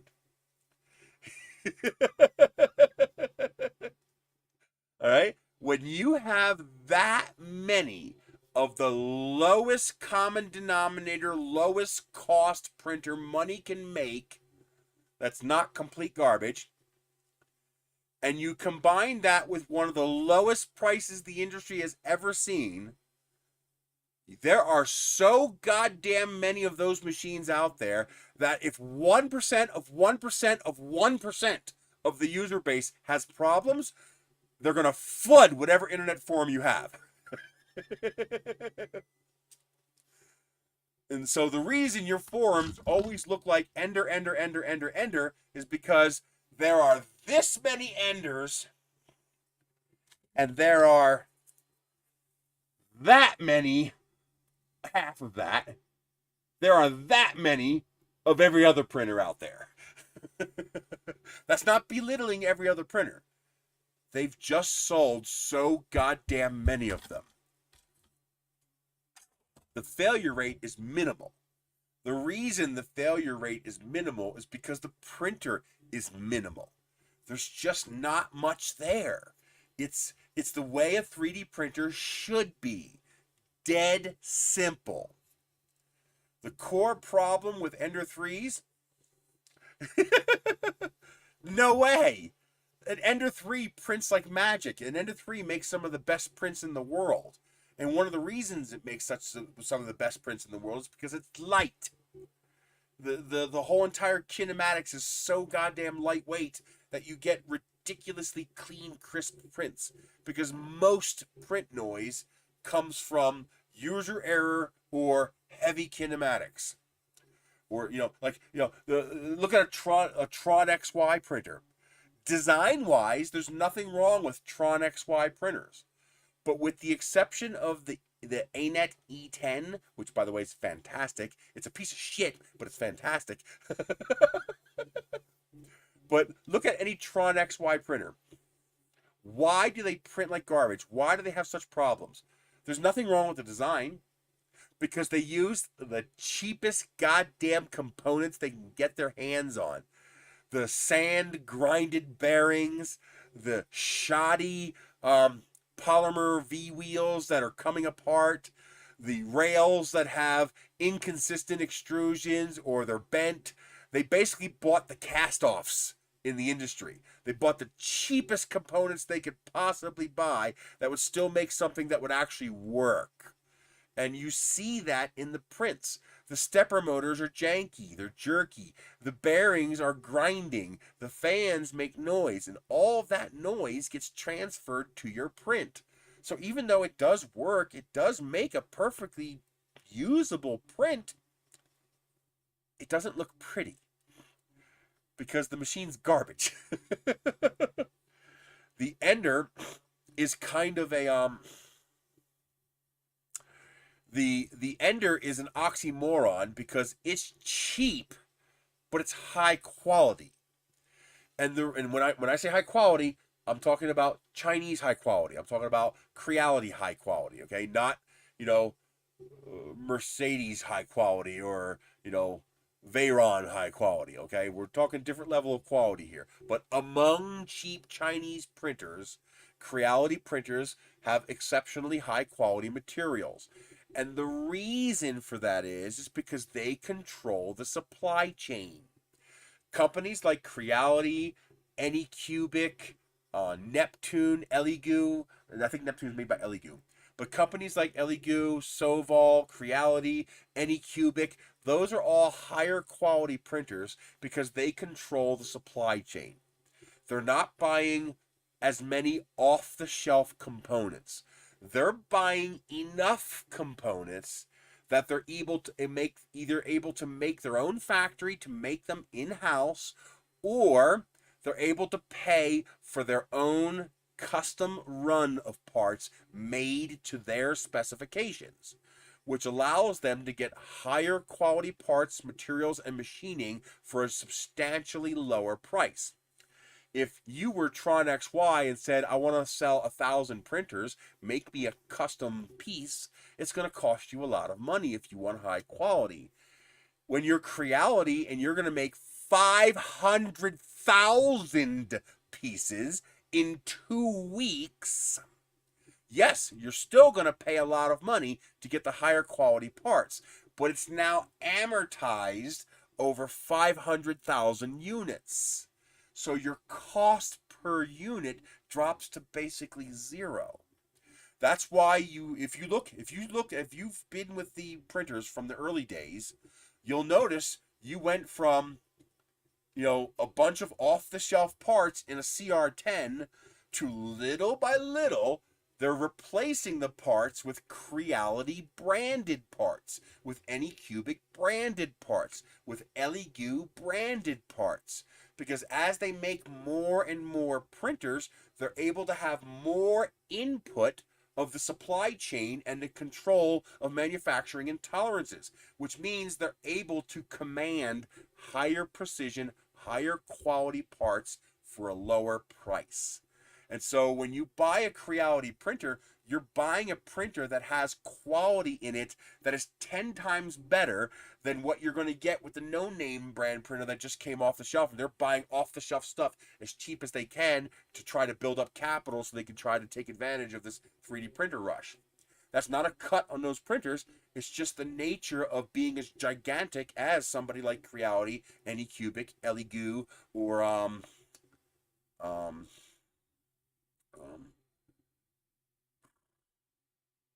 what's the other one?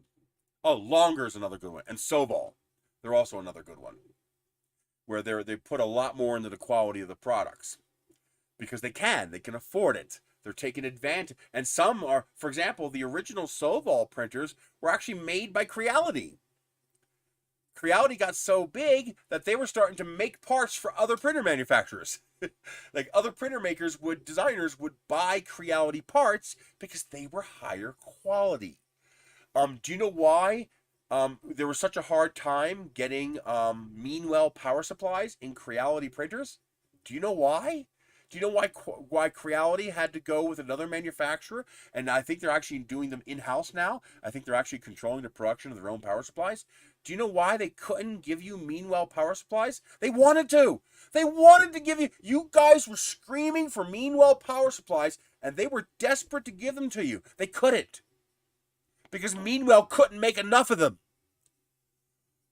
Creality's like, shut up and take my money. And Meanwell will say, we can't. We're making them as fast as we can. They just can't make enough of them. Because they're not as big as Creality is. They don't go through the number of units that Creality goes through. So Meanwell literally could not keep up with the demand Creality had for these power supplies. That's why they kept using those other ones. What was the other one? It was Canadian, I think. It wasn't Meanwell. It was the people were getting annoyed. Oh, they said it was a Meanwell. This is not a Meanwell. The CR10S Pro. When the CR10S Pro first came out, they advertised as having a Meanwell power supply. This was before they realized they weren't going to be able to order that many. That Meanwell couldn't make that many. So they started putting a different brand but similar quality power supply. But they Meanwell. That's good. So this is a logistics issue. Meanwell literally could not make enough of these power supplies to meet the order quantity that Creality needed because of how many printers they were making. They couldn't make enough of them. And then, of course, other manufacturers are going to order from Meanwell too, and they see Creality doing it. So that's why Creality, they have growing pains when they start to outstrip the manufacturing capacity of whoever's providing their components for them. The one thing I'm waiting for Creality to in-house produce, because I keep screaming at them to do it, is fans. Their printers have gotten to the point where the quality is incredible. Their printers have gotten to the point where it is almost a good enough quality for a domestically produced printer. They've almost gotten to that point. The last leg they can't do, support. One of the reasons American products cost so much money is return warranty and support. Half the price you're paying for a Prusa is support. 2/3 of the price you're paying for an Ultimaker or an Anchor if it's American made, or a G Create or any other American made printer is support. You're paying for those employees who have to be paid a living wage, an hourly wage, to sit there and answer your questions. That's why when you need help with your Ender, you go onto an internet forum, because there is no support. So why doesn't Creality provide support? Because they sold you the fucking printer for $99 shipped from China. Where's the money to pay the support person? You want Chinese support? Do you speak Mandarin? You better speak Mandarin. So that's the reason it's so cheap, is that they don't have to support it.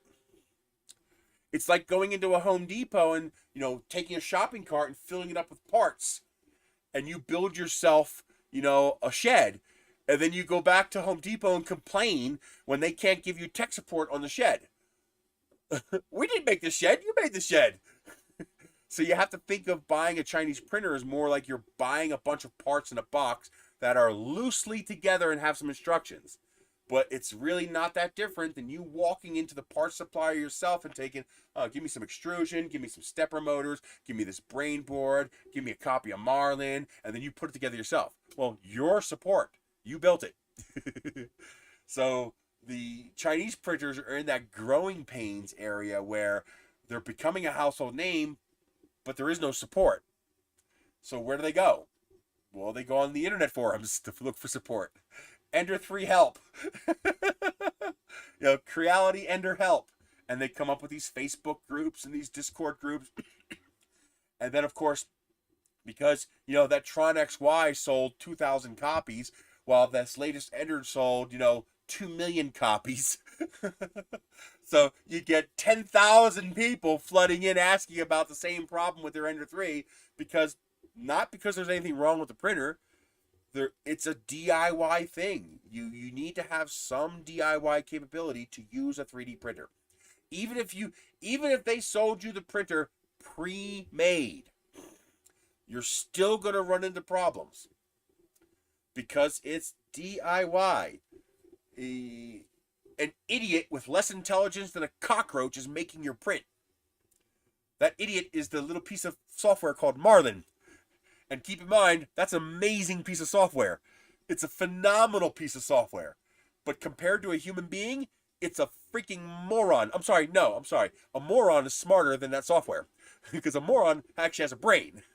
The software doesn't. The software, and it's not the software's fault, the software has been amputated of the entire world. It can't touch. It can't feel. It can't see. It can't hear. So how the hell is it supposed to figure out what's wrong? It can't. All right? That's why we have to tram the bed. That's why we have to set a Z offset. That's why we have to program the slicer for the size of the print bed, because it doesn't know any of this. We have to tell it this. And we have to make sure this printer only knows how to do one thing. Apply voltage to this thing until this state is reached. If we expand that to human terms, keep in mind the software doesn't know this, but expand that to human terms, turn this stepper motor this many steps. It does not understand move the nozzle 100 millimeters on X. That means nothing to the software. It doesn't know what X is. It doesn't know what 100 millimeters is. It doesn't know what a printer is. It doesn't know what that object you're printing is. All it knows is this set of instructions told me to turn on that motor until it moves X number of steps. And that motor happens to be the X motor, and that number of steps happens to equal 100 millimeters. But it doesn't know that. It just knows this motor, 12,456 steps. This motor, 654,000 steps. This motor, 257 steps. This motor, 656 steps. That's all it knows. It's a tool path. It knows turn this motor this many times. Turn this motor this many times. And the result of turning both of those motors this many times over this amount of time resulted in the nozzle doing this. That's all it knows. It doesn't even know that it results in the nozzle doing this. And if the nozzle doesn't do this, it doesn't know that either. So if I stick my hand in the way, the printer's going to go, and then just keep on printing like nothing happened. That's how you get a layer shift. It's because something stopped, something overpowered the stepper motor, and there's no feedback loop. So it just keeps going from where it is. Remember, all it knows is turn this, turn this, turn this, turn this. It's okay, turn this, turn this, turn this. But it's in a different spot now. It doesn't know it. It doesn't care. It can't know. That's why you have servo motors that have feedback. So the servo motor can tell the software, hey, I didn't make it the number of steps you told me to make it. And the software says, okay, keep trying. Okay, you failed? Okay, put up an error, fail the print. Okay, a servo motor has that. But a stepper motor is $8. A servo motor is $600. And then the software to talk to it. So the reason one of the primary reasons these printers got so good, who was the first one to do it? I think one of the first major players to do it before Creality even did it was G-Create. I think G-Create was one of if it wasn't the first, it was one of the first. It was one of the first companies to make an entire printer out of aluminum extrusions. And I think Creality, when they made the CR10, they literally copied G-Create. They just cloned a G-Create, I think. And that right there, that alone made all the difference in the world with 3D printing. It went from being a niche hobby that Cryptotropi would do with his soldering iron and his hacksaw and his drill press or his acrylic frame for a 3D printer to something anybody could build. And the reason for that, the whole reason for that fundamental shift in 3D printing was aluminum extrusions. Because aluminum extrusions are accurate, precise, standardized, and affordable, and they are strong as fuck. I mean, I've got printers with just some minor improvements. I can pick the printer up, carry it across the street, plop it on the table, and hit go. I have printers that I tossed on that school bus. It sat in that school bus for 6 months in the hot summer heat.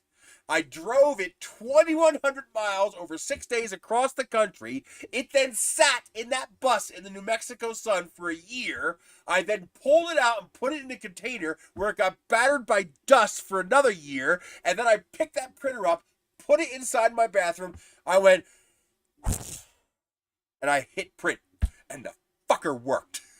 And I didn't have to adjust a single knob. Yeah. And that is because of aluminum extrusions. And of course, that was a box printer, so it was very strong.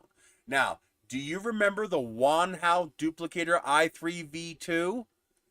Do you remember that printer? Or the Monoprice Maker V2? The copy of it? Yeah, I got a couple. I have, I would really love to either get or build a Mendel machine. I would love to build a Mendel machine just because. The Wanhao Duplicator was my first real printer. My first printer was a MakerBot Mini. I got it on eBay for $600, which at the time was ridiculous to be able to buy a printer that cheap. They were on clearance on eBay. They were clearing them out. They were normally a $2,000 printer.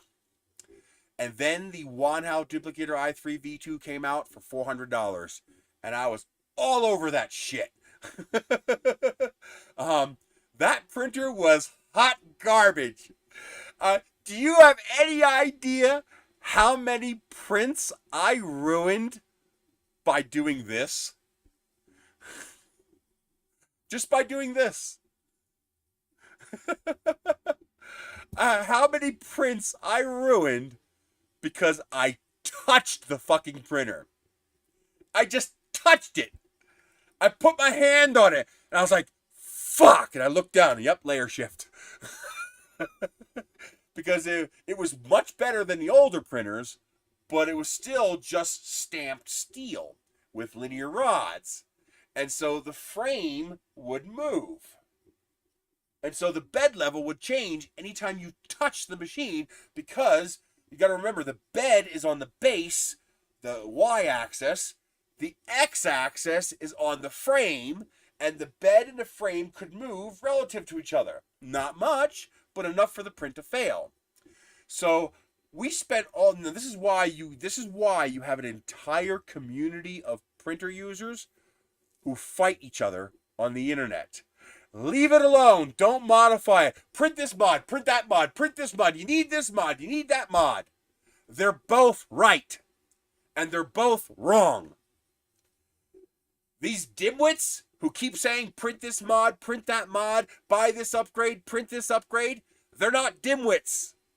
They're people like me who came from ANET A8s, Mendel machines, and Monoprice Maker V2s, Wanhao Duplicator i3s.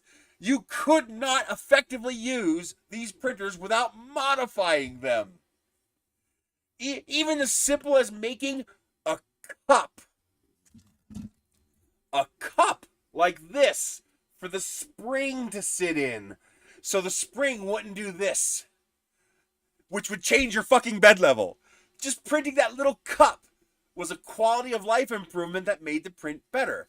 And the biggest improvement of all, there's two things that dramatically improve the Wanhao Duplicator i3 V2. One was a printed upgrade, one was a purchased upgrade. One, the reinforced thicker carriage plate for the y-axis, because it was so goddamn thin that just tightening up the bed knobs would warp the bed. And then buying yourself threaded rod and nuts and printing the parts to put the angle brace on the printer so that you can create a triangle between the base and the frame. Once I made those two mods, I could do the absolute unthinkable. I could grab the top of that printer, pick it up, walk across the street, put it down, and the damn thing didn't move. It would still print. You newer guys are spoiled by aluminum extrusion frames that basically already do that. But back then, you had to print modifications to make the printer usable. I still have it. I'm going to get it out and I'm going to get it running again. I still have my Duplicator i3 V2 with all the mods on it. And I turned that printer into a walkaway. Do you know how much I kill for walkaways? A walkaway is you walk up to the printer, you flick it on, beep, beep, you go, print, give me that file. You look at the screen, okay, bed's getting hotter, temperature's getting hotter, and you walk away. That's a walk away printer. Once I see the hot end is going up and the bed is going up, and I look underneath and I don't see nothing out of place, I walk the hell away, knowing that thing will make that first layer stick and that printer will work. That's a walk-away printer. Okay? This printer is not a walk-away printer because the fucking ABL doesn't work. The printer's great. It's a wonderful printer. I've been using it constantly. I love this printer. But it never, ever sets the Z offset correctly. I have to grab the coupler of the stepper motor every single print and go tick, tick, and bring that nozzle down closer to the bed so it'll stick right. Because it always starts 2 millimeters off the bed like that. And I have to go click, click, and bring that nozzle down. It's not a big deal. Literally, I just go, and I force the stepper motor to turn, and I get it the exact right distance every time. It's not a big deal, but it's not a walk away. I can't hit print and walk away. My Sapphires, I can walk away. My Ender 3s, I can walk away. My CR10s, I can walk away. I can go click, click, print, temperature's rising, walk the hell away. I cannot do that on any printer I have that has ABL. None of them. I know ABL works. I mean, you have tens of thousands of Prusa users who prove that ABL works. You have, thousands of T3DP customers. ABL works. I don't care. It's so much easier for me to just go click, click to the stepper motor and then walk away. I don't have time. I don't have the time or the patience to figure out what's wrong with it and make it work. I never had too much problems loading filament. The biggest thing with loading filament was if the end of it was curled, or if the if you didn't cut a bevel into the edge. The biggest thing you can do when you cut filament, when you prep filament, where's my cutters? I just had them. I just used them. I don't know where I put them. But the biggest thing you could do is don't cut the filament like this. Cut the filament like that. And then straighten the end of it. Bend that filament, straighten the end of it. Make sure that, that first couple inches is nice and straight with a bevel cut. And slip right in every time. Isn't that nice? Isn't that nice to have a walk-away printer like that? That you don't have to watch to make sure that first layer sticks? That's why I prefer manual end stops. Because once I set it, it's set it and forget it. But now somebody like TH3D, he has to put in the work to make it work. He has a print farm. He's got dozens of machines cranking out parts. He does not have the time to stand there, wait for the machine to heat up, wait for the machine to home, and make sure that first layer is right. He can't do that. He'd have to do it 30 times. It'd take him all day just to get the printers going. He doesn't even have time to walk to the printers to do that. So he has them all networked and all ABL'd, so he can just go, essentially. Not really, but you know what I mean. He has to be able to do that. I don't. So I just click, and it works fine.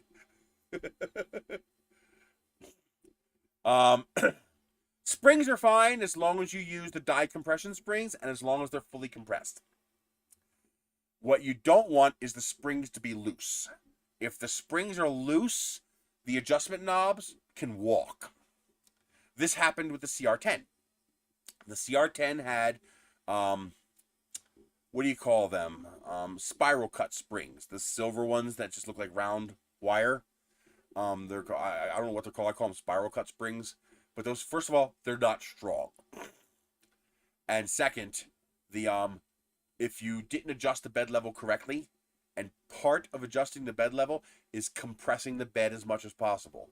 You do not want to bring the bed to the nozzle. You want to bring the nozzle to the bed as much as you can. Because the more you bring the nozzle to the bed, the more compressed the springs are. The more compressed the springs are, the more pressure they're applying to the nut on the bottom. And the more pressure they're applying to the nut on the bottom, the harder it is to turn the nut. If it's easy to turn the nut, what would happen is the bed going back and forth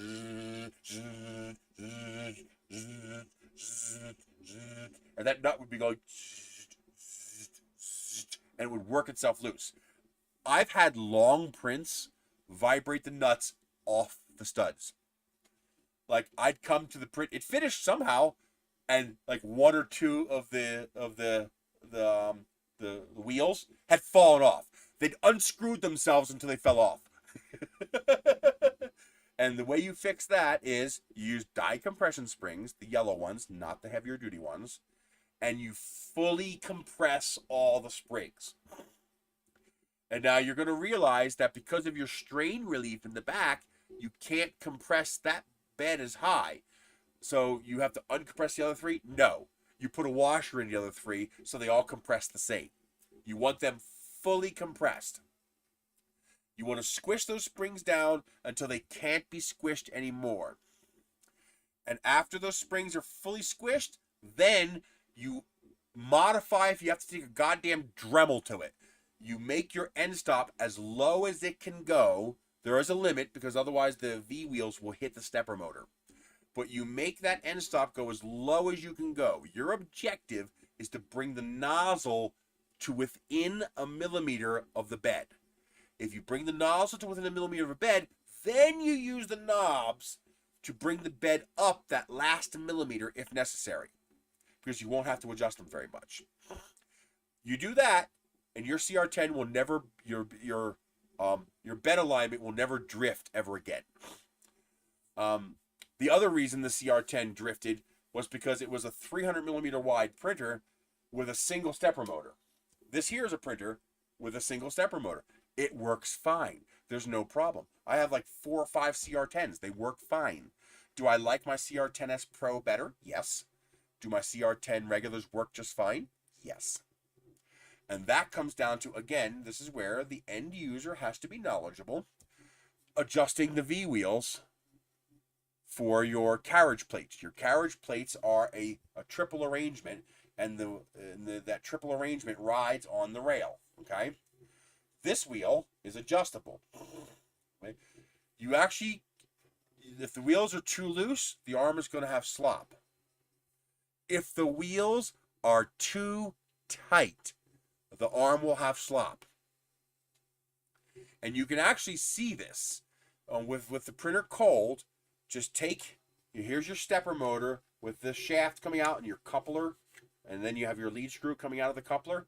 Just take your fingers like this and put it on the back side of the stepper coupler and start rolling it back and forth. Just take your 2 fingers on the back of the coupler and force it to move back and forth. You're going to see your X carriage go up, down, up, down, up, down. Okay? What you're looking for is this. What you might see is this. I'm exaggerating. But trust me, your eyes are good enough to see this. Even if it's a 1 millimeter difference, your eyes can actually, you actually have the precision to see this. You'll notice it once you're looking for it. What you're going to notice is that when it goes up, the lead screw side goes up first, and then the back side catches up. And when you're going down, the lead screw side comes down first, and then the other side catches up. So it's kind of doing this. It's creating a wave motion. What you want is for them to both move in sync. So if this side here is the most important part, is this side. If the lead screw side is too tight, that won't cause a wave motion. But it could by pushing the other side. So what usually happens though is this side's too loose, so it pivots when it moves. So you have to tighten up that side so it doesn't pivot. And then the other side, if that's too tight, if you tighten up the motor too much, it'll drag, and then the lead screw will lead it, and you'll have this motion. And what happens is, when it comes back down to home, it comes back down in a slightly different position every time. Every time it comes back down, it comes down at a slightly different angle. And that's why it seems like you have to re-level your bed every time. You don't. Your bed is still the same level. Your X-arm is just not balanced anymore. As a matter of fact, I bet you level your bed and measure the distance on the left and the right above the X-arm, it'll be the same. Now, make the printer go up and have it come back down. Now measure it again. They'll be different. Right? If it's not tightened correctly. So what you have to do is first, you don't ride on the one wheel. You don't ride on this wheel. You ride on these wheels because these wheels are 2, and 2 forms a line. And, okay, 2 forms half of a plane. 1 is a point. You can pivot on a point. All right? You can't pivot on 2 points. Okay? Because this point's going to stop you from going that way, and this point's going to stop you from going that way. So 2 is a more stable line than 1. So you need 2 points for a stable line.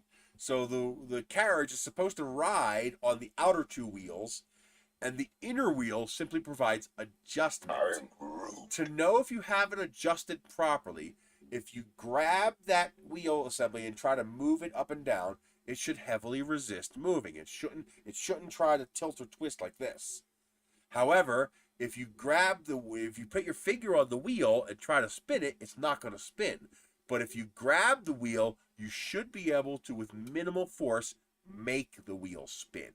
So you should be able to grab that roller wheel and make it slide, make it spin on the rail. That would mean yes, I have an entire video on this. I have an entire video on bed leveling, and I have an entire video on adjusting the carriages. If you go to Nerys.com, Nancy Echo Romeo Yankee Sam.com, NERYS.com, on the right-hand side, there's a T3DP tips link, and that takes you to a direct link to each of my videos and explains what those videos are. I still have to add more to it, but those are already on there. But once you get that assembly adjusted correctly, now it's balanced and providing minimal resistance. And now all of a sudden you're going to notice, I don't need a second stepper motor. It works fine.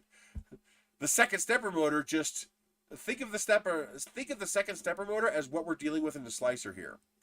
We're bumping up against tolerances, and we've exceeded a couple tolerances. Well, Dual Z allows you to exceed more tolerances. That's all. Is Dual Z preferred? Yes. Is it necessary? No. Even on a 334, it's not necessary.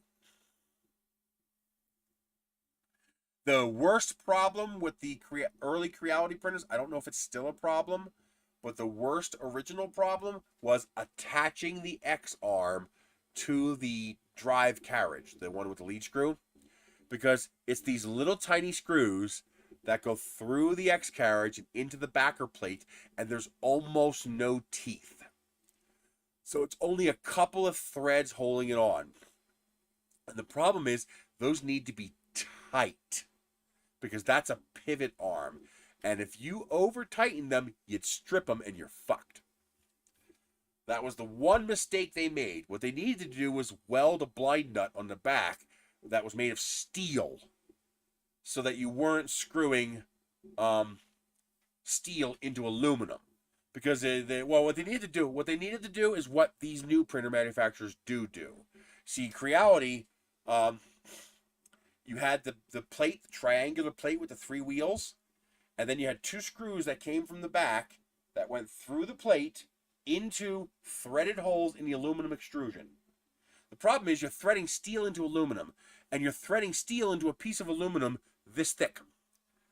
It did not take much effort to strip the aluminum threads in the extrusion. And the only way to fix it is for you to do what they did right here. You would have to do this manually yourself. You would have to drill a hole in the extrusion so that you could put a nut on the front side. You'd have to do that. Drill a hole big enough to allow you to stick a nut in there. Because the nut can't go sticking out past the extrusion because the carriage will hit it. So you have to drill a hole to widen up that portion of the carriage so that you can put a longer screw in. You have to get a slightly longer screw and put a nut on this side so you can tighten it. You never thread a hard object into a soft object when you need that to be tight. Now, we thread things all the time into 3D prints, but they're not being stressed. We don't have a carriage going back and forth over them. You know, we're not putting 10 pounds of weight on it. It's a low stress component. Yeah, these are plastic threads, but it's only holding a 5-gram piece of plastic to a 10-gram piece of plastic. And the flight stresses only go in compression. There's no pulling force, there's no bending force. So this is a low stress application. so I could get away with plastic threads. So, but the problem was they were threading steel into aluminum. And not only were they, now, okay, if the threads in your aluminum part are this deep, you're fine, because you're spreading it across 30 layers of threads. You're not going to strip that unless you're stupid. But when you have 3 threads going through a thin piece of aluminum, you look at it wrong and you'll strip it. I built 20 of those printers and I still strip them. All right? It was just a bad design choice. Sorry about that. But if I don't get rid of that, I choke on it. I have post-nasal drip issue where my snot drips into my throat. Well, here's a fun fact for you. You can't swallow your own snot. Try it. Try swallowing your own snot. After a while, it builds up and you puke it back out. Your body knows it's bad shit and it doesn't let you swallow it. So when you have postnasal drip, you've got to blow it out before it drips into your throat. Otherwise, you end up, and you end up spitting out this big snotty luger. Oh, it's nasty. Oh.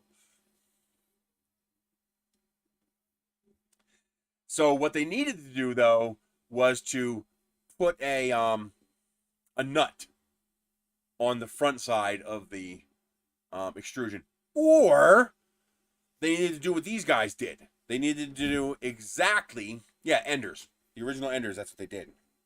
They need to do exactly what these guys did. You put the bolt on this side and you thread it into the steel plate. Now you have steel threading to steel, and you're just squeezing the aluminum in between, which the aluminum is more than capable of handling. It's when you have a stress component threaded into the aluminum. It's like me taking this thin wall object and threading an eye bolt through the plastic, and now I try to pull 20 pounds on it. What do you think's gonna happen? You're gonna rip that fucking eye bolt right out of that plastic is what you're gonna do. And that's exactly what they were doing. They were right on the edge of that with the Enders. And I think part of the reason they did that was because those bolts were so cheap. And they wanted to use those bolts because they had a lot of them. This is back before they had a lot of their own in-house production and stuff like that. So, of course, they live, they learn, and, they improve, they upgrade. I'm not a Creality fanboy by any measure. I mean, they don't send me jack shit. I don't know why, but at the same time that they separated from Naomi, they separated from me. So I think they they disconnected from anybody they thought was associated with her. And so that kind of fucked me. So, because I'd really like that new CRM4. I really want that badly. 420 by 470 with a 300-degree hot end. Hello, polycarbonate, please. God, I want that so bad. But I ain't got $1,000 to buy a printer. Hell, if they told me it was $100, I couldn't afford it. But, I don't know. Just, what are you gonna do?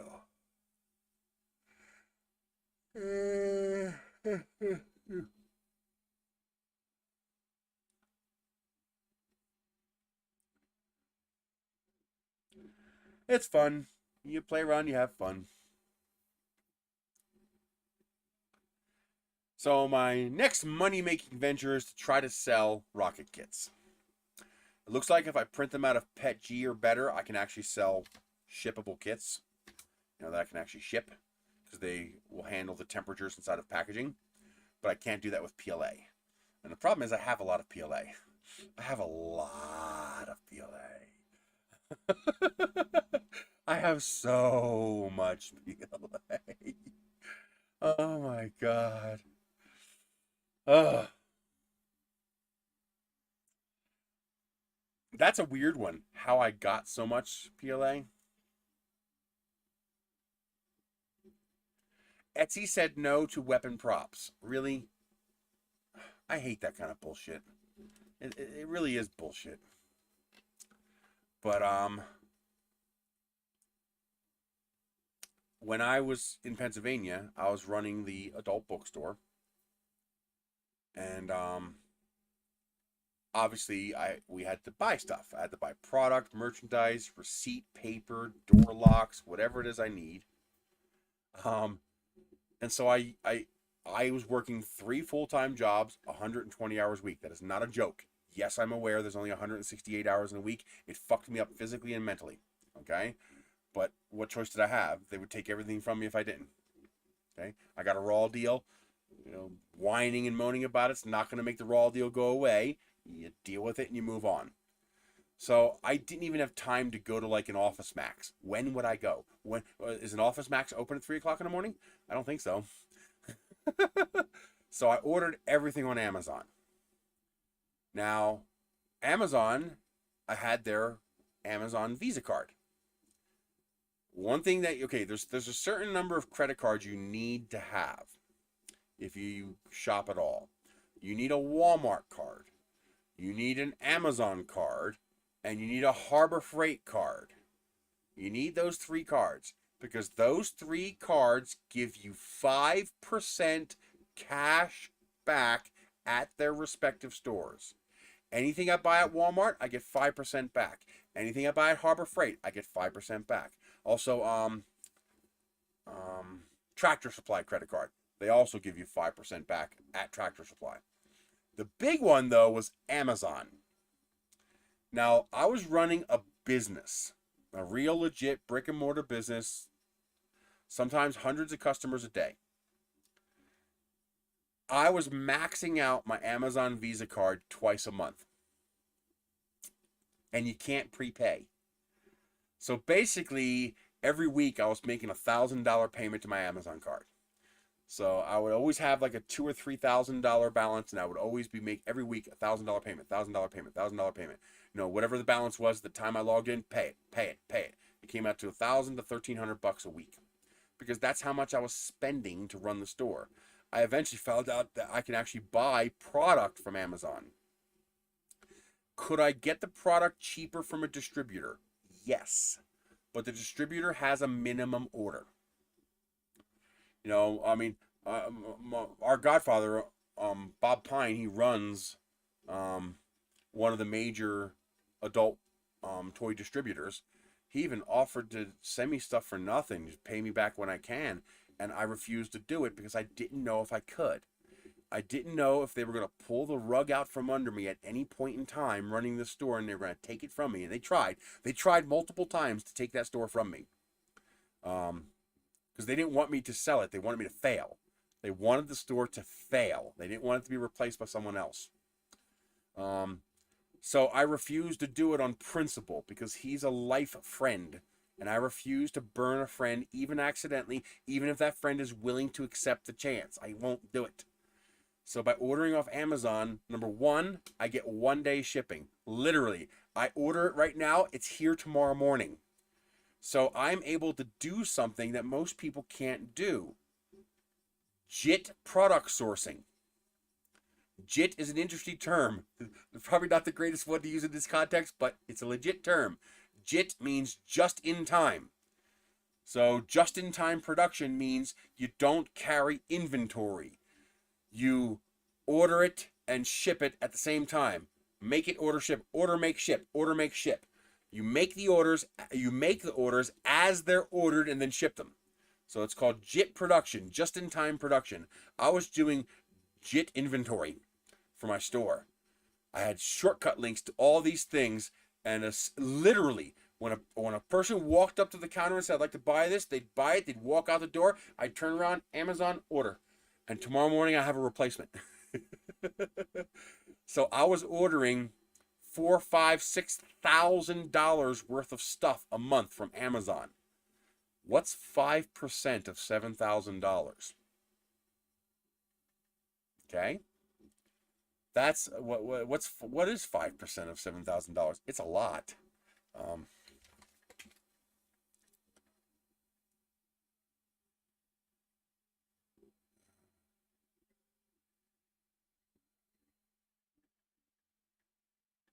That's $700.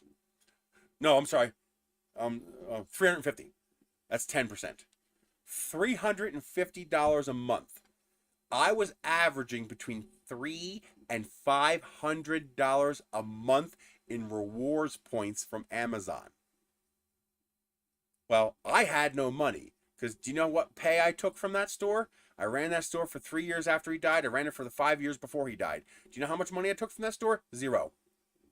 I took the $3 to cross the bridge to go home.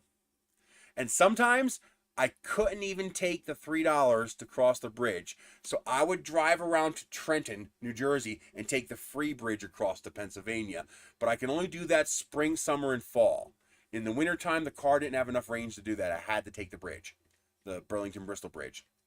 So I would sometimes even avoid taking the $3 from the store if my car had enough range to allow me to go around to Trenton and cross the free bridge to Levittown.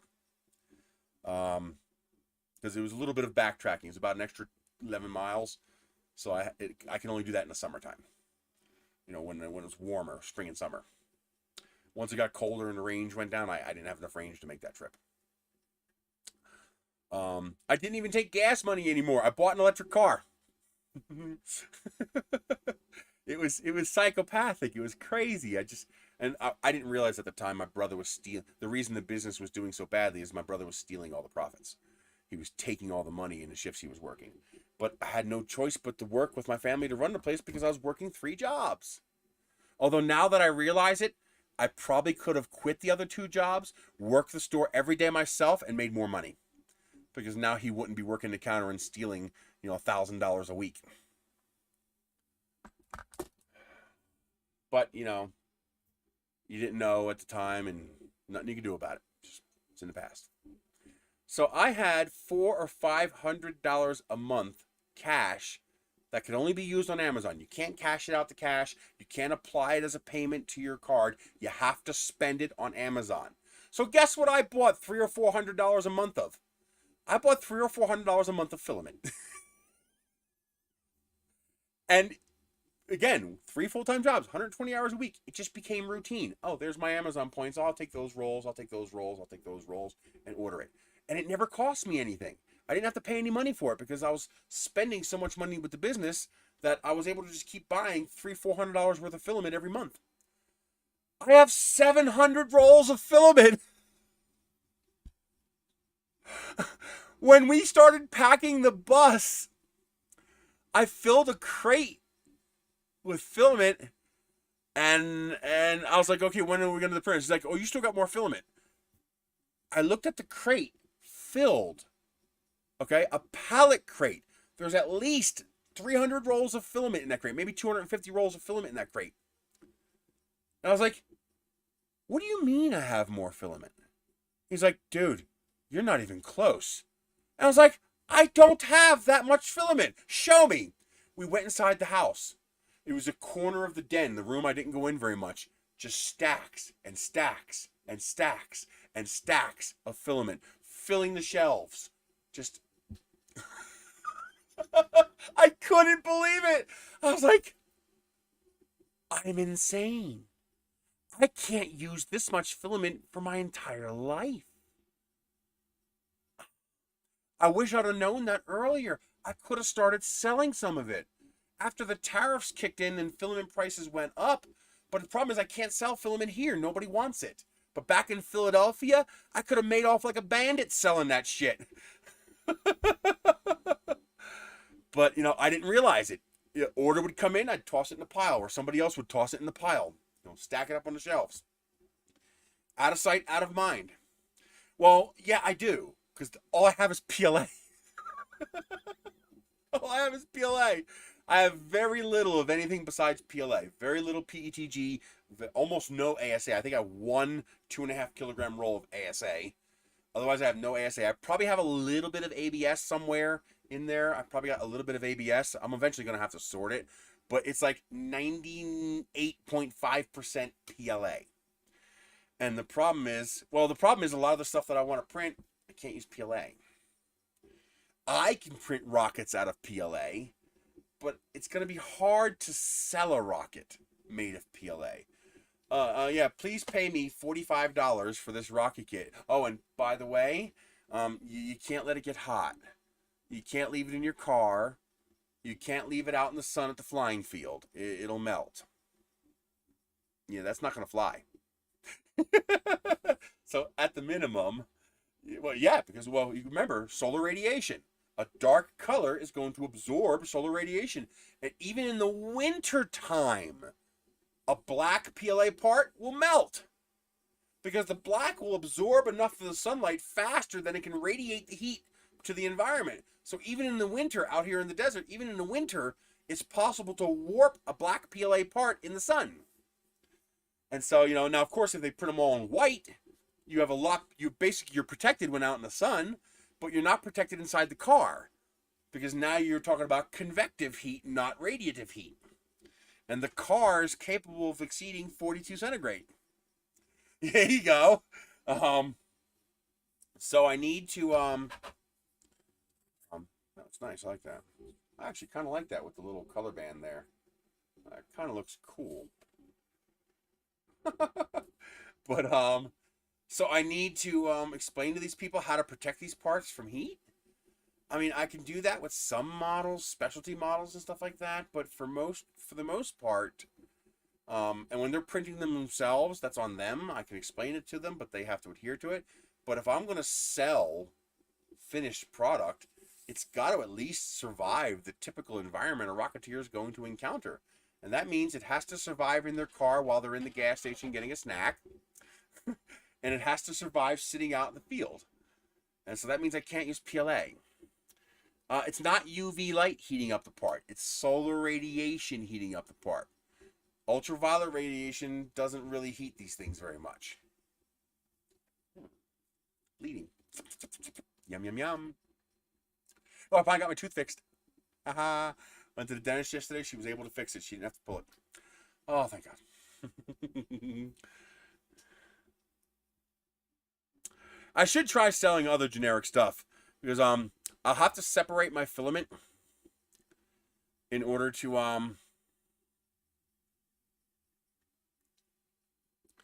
I'll have to separate my filament into Chinese filament and American filament, because I want to be able, because around here, buy American, buy local is a very big thing. So if I can use American made and sourced filament, and of course I'm making it in America, I can say made in the USA, as long as the plastic itself, because I don't believe in that. I don't believe in that materials sourced globally, assembled in the USA bullshit. Because that's exactly what that is. It's bullshit. It's either made in the USA or it's not.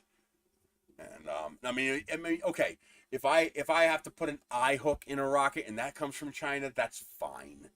It's like less than 1% of the model. But you know, if your plastic comes from China, you can't mark it as made in the USA, even if you print it here.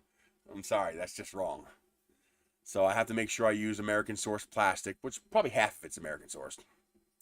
You know, anything from Toner Plastics is USA made. Anything from Atomic or any of the other US companies, Iltech, they're all made in USA.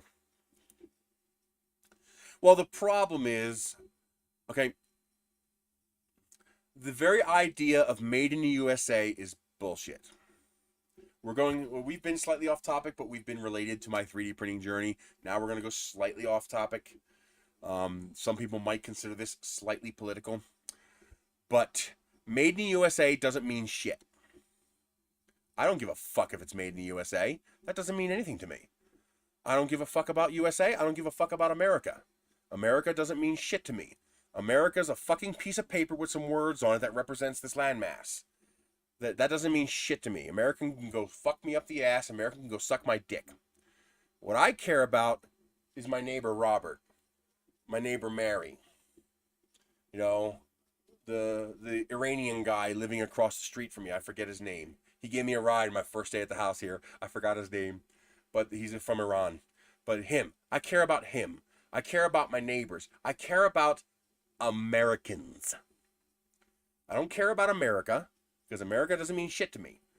I care about Americans. The people here, living here, working here, surviving here.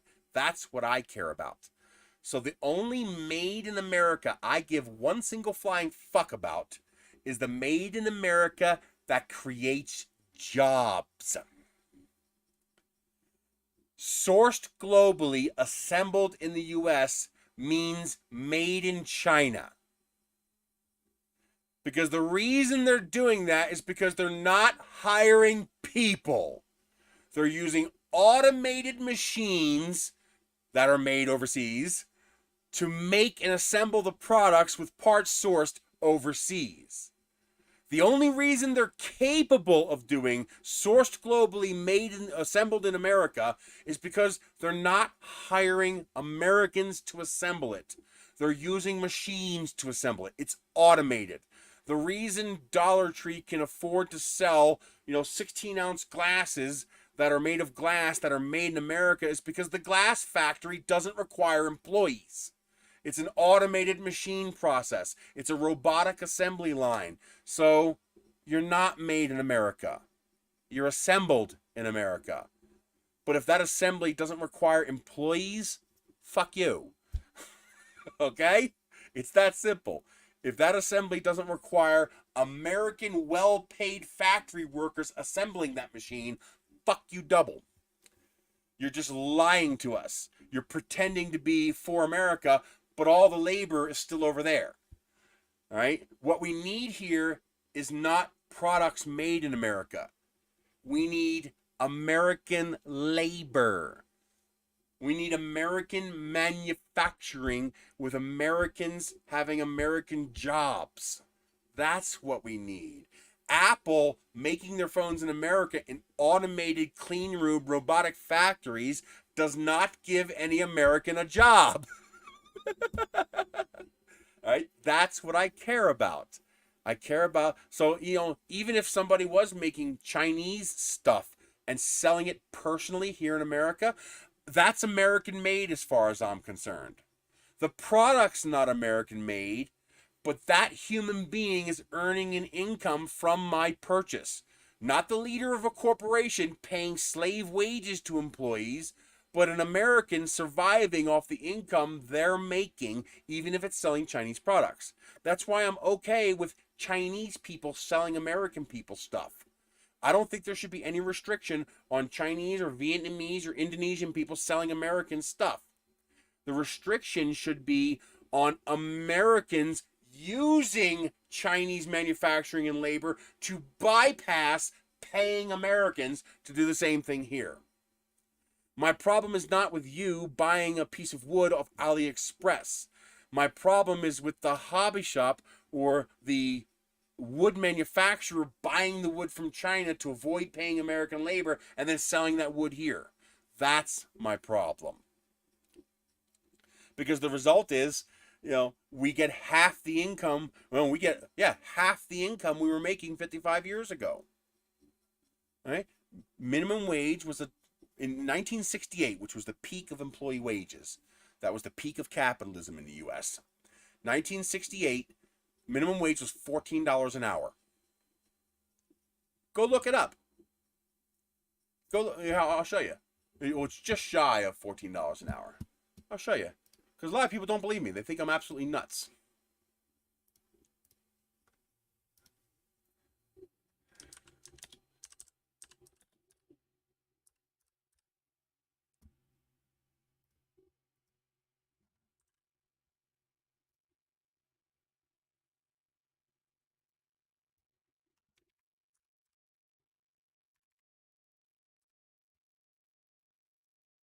Minimum wage, 1968. It was paid in a foreign currency called 1968 US dollars. So we have to convert 1968 dollars into modern dollars. No, $1.60. $13.83. Oh, you guys can't see what I'm showing you. So, minimum wage, 1968, was $1.60 in 1968 dollars. When we convert 1968 dollars to today's dollars, $13.83. Minimum wage in 1968 was 14 goddamn dollars an hour. Minimum wage today is less than $6. oh no, federal minimum wage is $7.25, but tip credit is $2.13. So in half the U.S. states, the vast majority of the minimum wage jobs are less than $6 an hour. And technically, they're supposed to make up the difference if you don't make minimum wage, but the reality is it'll cost you your job if you question it. Okay? So you have millions of Americans, or at least hundreds of thousands of Americans, making less than $6 an hour, which means they have to have multiple jobs, which further depresses wages, because now you have an excess of job seekers and an insufficient number of jobs. COVID changed that. 1.5 million people died. A few million people went to self-employment in 1099. 12.5 million extra people took early retirement deals. And now we have a flip. We have more jobs than we have people. We literally do have a labor shortage. There's not enough people to fill every job available, which means I have my pick of jobs now. Yep. But that's a cheat code. Exactly. That doesn't fix the problem. That's just a cheat code you're using to get around the problem. I'm living on cheat codes. I have state-provided health care. My sister gets food stamps. Those are cheat codes that allow us to survive on less than we should have to. Now, here's the way I describe this. People say, well, market forces determine minimum wage. No, they don't. It costs me $1 to make this widget. How much can I sell it for? It's not what I asked you. I don't care about market forces. What is the lowest price I can sell this for? $1. Because it costs me $1 to make it. If I sell it for 99 cents, I'm losing a penny on each sale. So I cannot sell this for less than $1. So your basement is $1. You can't go below that. Market forces don't have a say. You cannot go below cost. Well, how high can I go? That is determined by market and economics. So there's a range. There's a low price and there's an ideal optimal price. Market forces, supply and demand, inflation, etc., determine the profit you can make on an item. They do not determine the cost of the item. Labor is a product. Labor has a cost. That cost is called cost of living.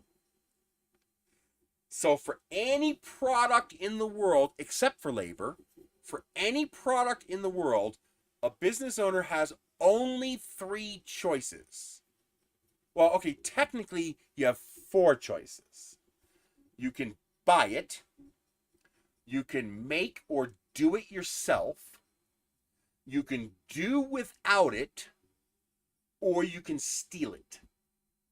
Those are your only 4 choices. There are no other choices. Think about it for a moment. If you want one of these, there are only 4 ways you can interact with this object. Buy it, make it, do without it, or steal it. Those are your only 4 choices. If you could think of a 5th choice, please let me know. Okay, so obviously stealing it's not supposed to be an option, right? So you have 3 choices. Buy it, make it, do without it. Except labor, we allow the 4th choice, steal it. We call that slavery. Well, the person agreed to that wage. Oh, sure. With the alternative being, you fucking die. That's like telling the black slave in the cotton field, well, he has a choice. He could say no, and he'll get shot. We still shoot people today for not working. We just don't use bullets. We just let them starve to death in homelessness and poverty.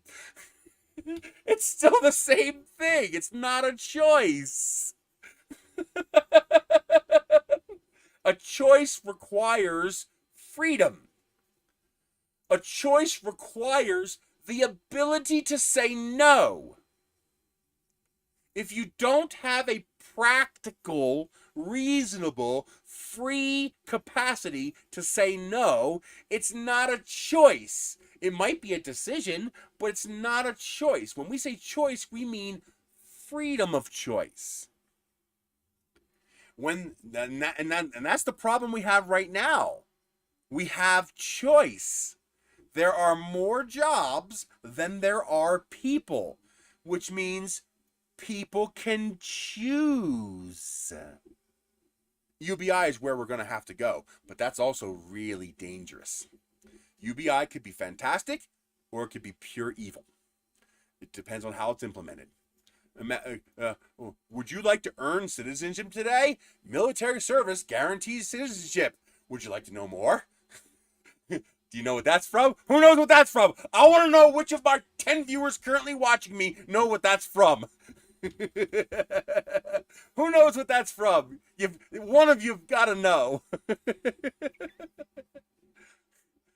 Citizen guarantee or military service guarantees citizenship. Would you like to learn more? And a button pops up. Starship Troopers! Come on! Yay! Darren got it! He had to have been typing that before I said it. The whole thing in Starship Troopers is that all television broadcasts were propaganda. And when you're born in a country, you're not a citizen. You're not a full citizen. You're considered a lesser person. You have to earn your citizenship. And one of the ways you can be guaranteed to earn citizenship is to serve, because we were fighting the bugs. So if you join the military and if you happen to survive, you'd become a full citizen. All right, so service guarantees citizenship. And there would always they were trying to make the idea that TV in the future was interactive, like the internet is now. This was all pre-internet, and so there would always be these buttons that would pop up on the screen. Would you like to learn more? And you could tap the button to learn more about whatever they were talking about.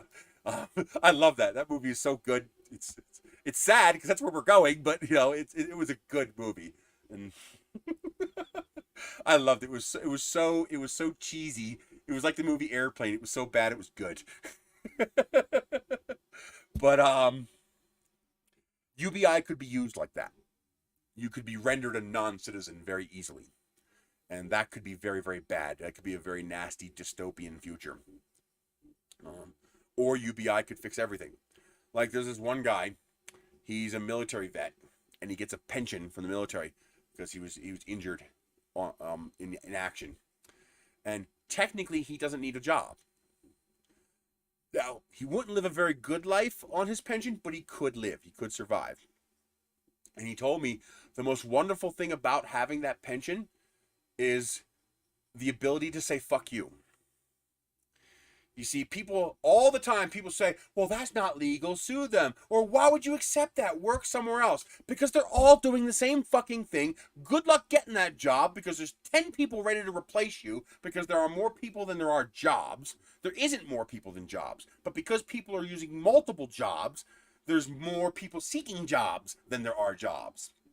And so you take whatever is given to you because you don't have a choice. When you're at the minimum wage, you take whatever the hell they give you. Do you know, I love when people, it makes me so angry. I want to reach through my screen and I want to strangle somebody.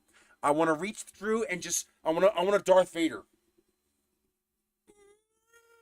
Come on, work! Just one time, let it work! One time! I want to force choke somebody one time! What are the tangent? We're going on a tangent. One of the greatest commercials ever was a Volkswagen commercial.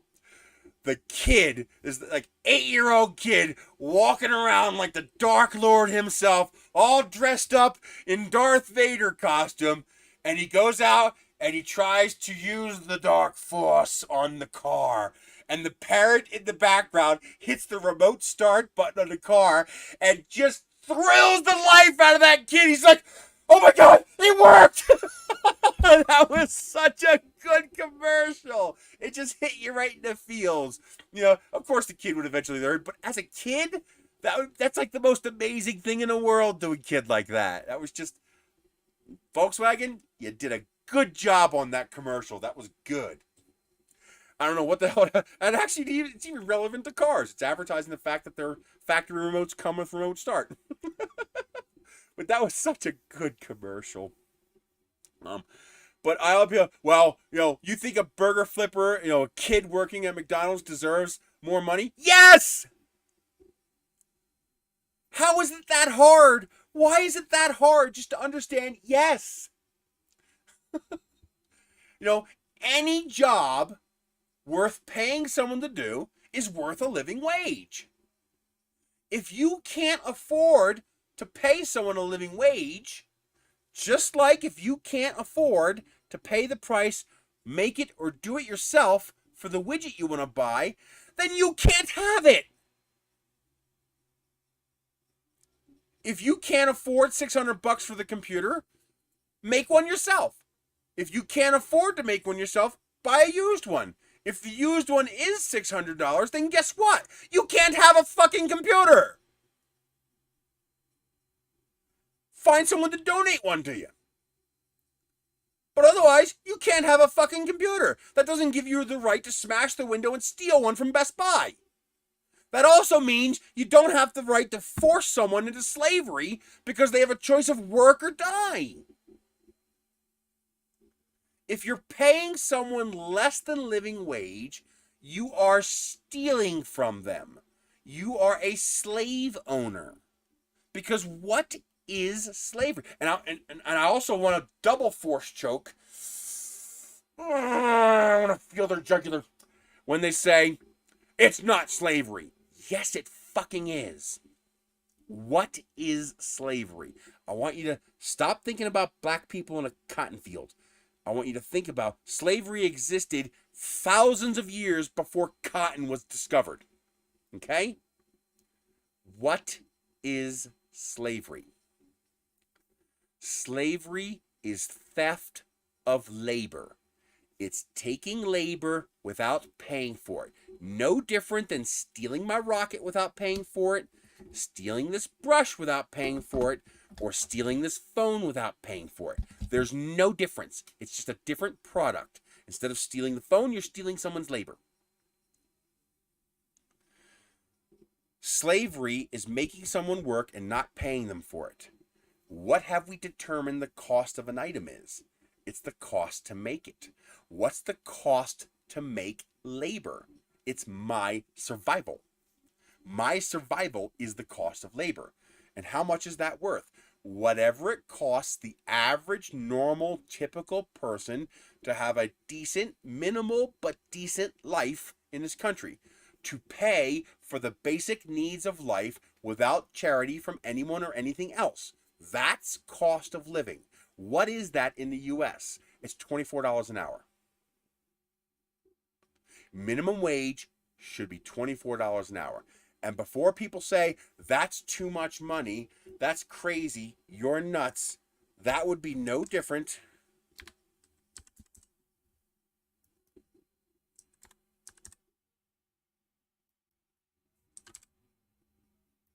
than you being paid $2.78 an hour in 1968. Because $2.78 an hour in 1968 is exactly the same thing as $24 today.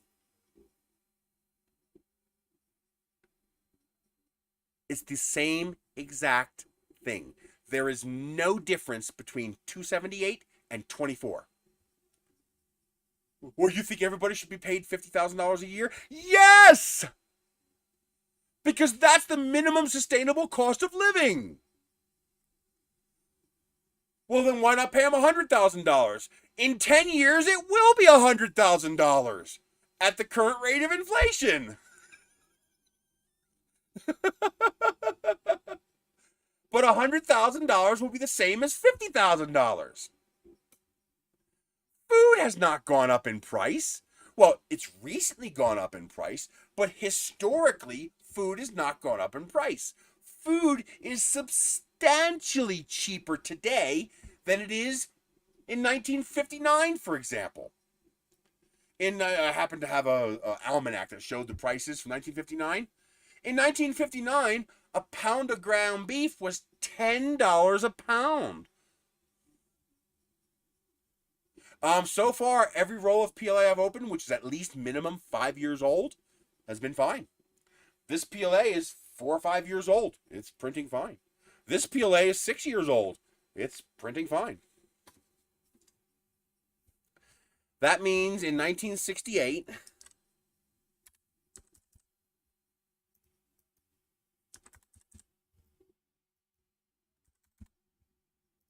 you were making $864 a week. Yes, you made $864 a week as a kid in 1968.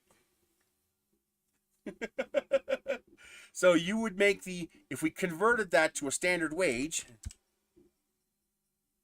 actually 864.48 divided by 40, you were getting paid the equivalent of $21.60 an hour. And that's about right. That's about what you should have been getting paid.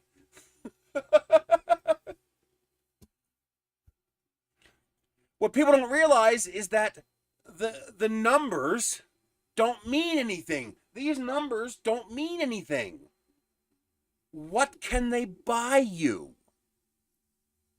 What can you buy with those numbers? In 1951, the inflation was greater than 1968. A pound of meat, a pound of beef would cost you $1. Oh, it's $1 a pound. It's $4 a pound today. Yeah, but that dollar is equal to $10. So your ground beef is actually $6 a pound cheaper today than it was 60 years ago. Milk was $10 a gallon. Why do you think those early TV programs made such a big deal about milk? Because milk was expensive. It was $10 a gallon.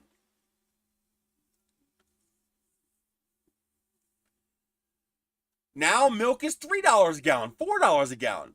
Coffee was $9.50 a pound. Now it's $4 a pound. Do you know the one thing that hasn't really changed in price in 60 years? There's two, actually. It's kind of weird. Bread and eggs. They're both about $2. Now, you can buy bread for 88 cents a loaf, but I'm talking about slightly better than the garbage white bread. If you buy a decent loaf of bread, like from Walmart, it's like $2, $2.12. And that's about what it cost 60 years ago. Inflation adjusted. And the same thing with eggs. Eggs are about the same price. So strangely enough, we're paying about the same in value for eggs and bread as we were 60 years ago. Everything else, pretty much everything else that we can touch, we're paying half or less what that food cost 60 years ago. It's incredible, the difference. But because people were paid better back then, they didn't feel like they were paying so much for food. Because they were paid better. And you see that with minimum wage. Minimum wage was $14 an hour in 1968. You were not permitted by law to pay anybody less than $13.83 an hour. $1.60 converted to today's money. And yet today you're allowed to pay people $2.13 an hour. And before anybody says their tips make up the difference, first, you should be punched in the face for thinking that. But we don't teach civics or economics in school anymore, so people don't understand this. I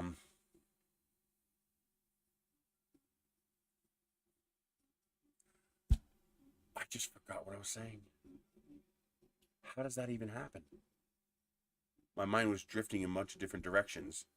Oh, tips. I want to put you in a situation. You're out of work. You're a carpenter contractor by trade. Okay? You help build houses and you're out of work. And you're walking down the street and you see Chris Taylor's coffee shop. And you see me outside with some lumber and tools, and it's very clear to you I don't have a goddamn clue what I'm doing. You see a possible opportunity and you stop and you chat and you talk about the fact that, you're looking for work and you're a contractor, you help build decks and houses and porches, what it looks like I'm building. And I go, oh, really? I don't want to be doing this, buddy. Hey, Jack Black, Paul Cumber, I don't want to be doing this. I want to be in there working my customers, making money. What would it take to get you to do this for me? We negotiate a little bit, and we agree on $100. I agree. I'm gonna pay you $100 to build this. Call it a 10 by 10 ground patio thing. Don't worry about the dollar amount being worth much. We're just gonna keep the number simple.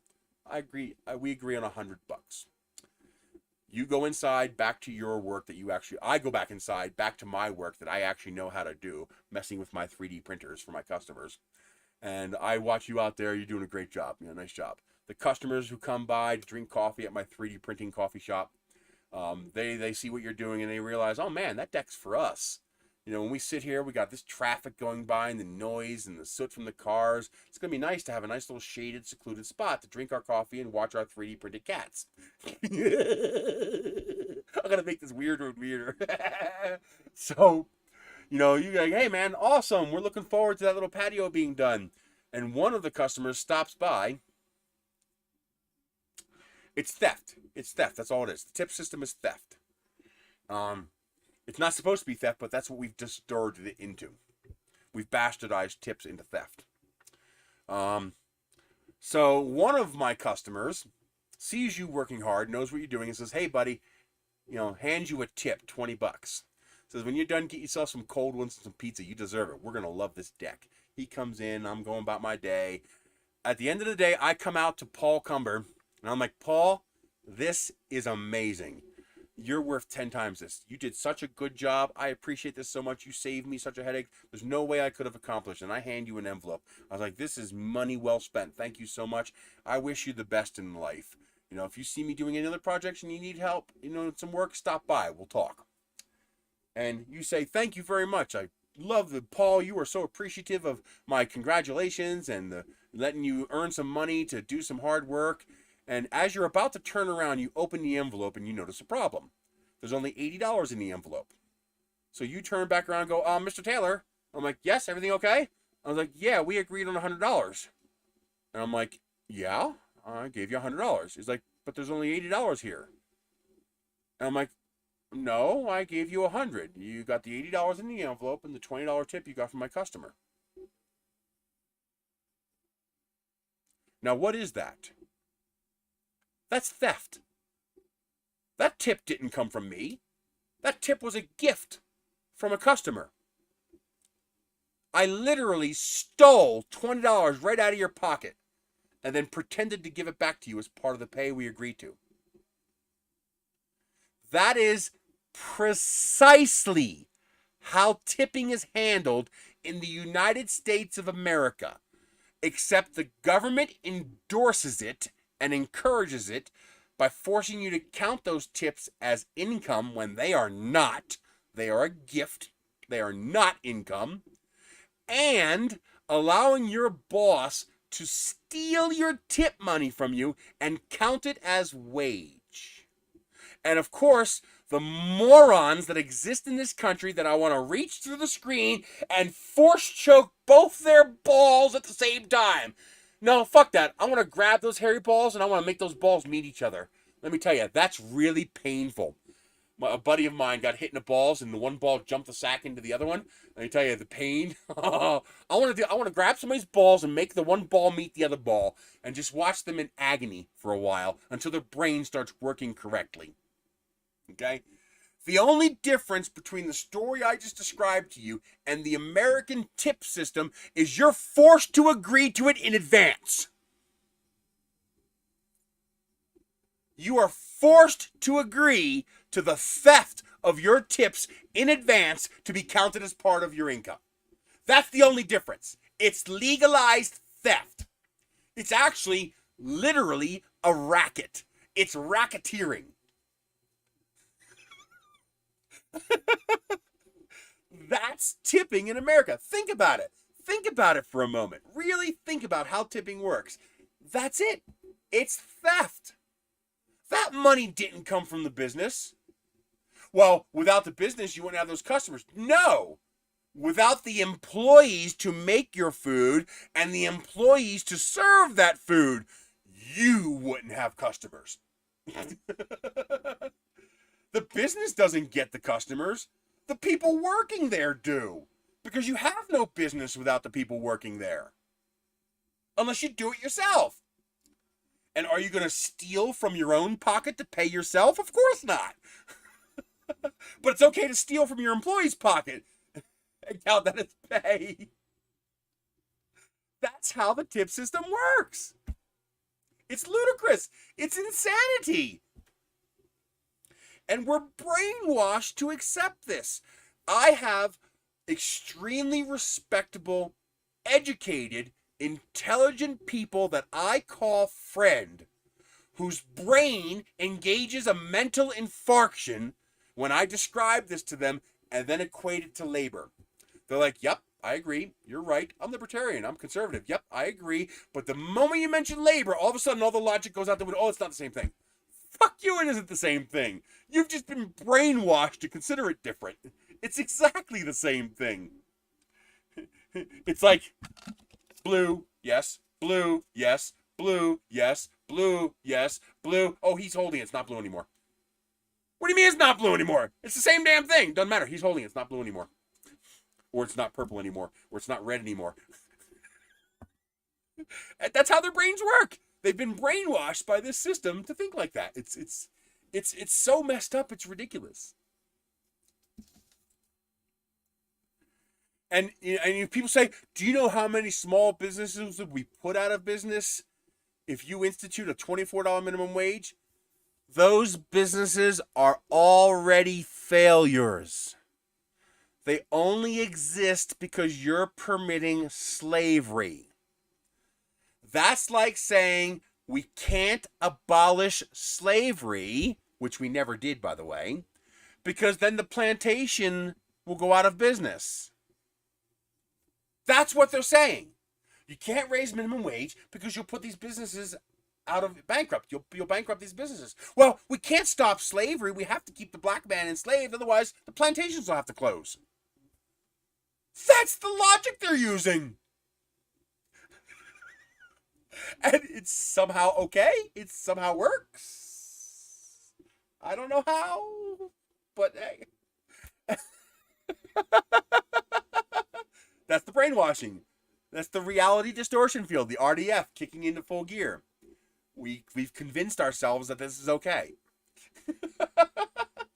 I mean, what are you gonna do? Oh my God, it's 7:20. We've been doing this for 7 hours and 43 minutes. Well, that's it. I'm gonna call it a night. For those of you on my Patreon, thank you so much. You guys are absolutely freaking amazing. When I release these kits, you guys are going to get them for free.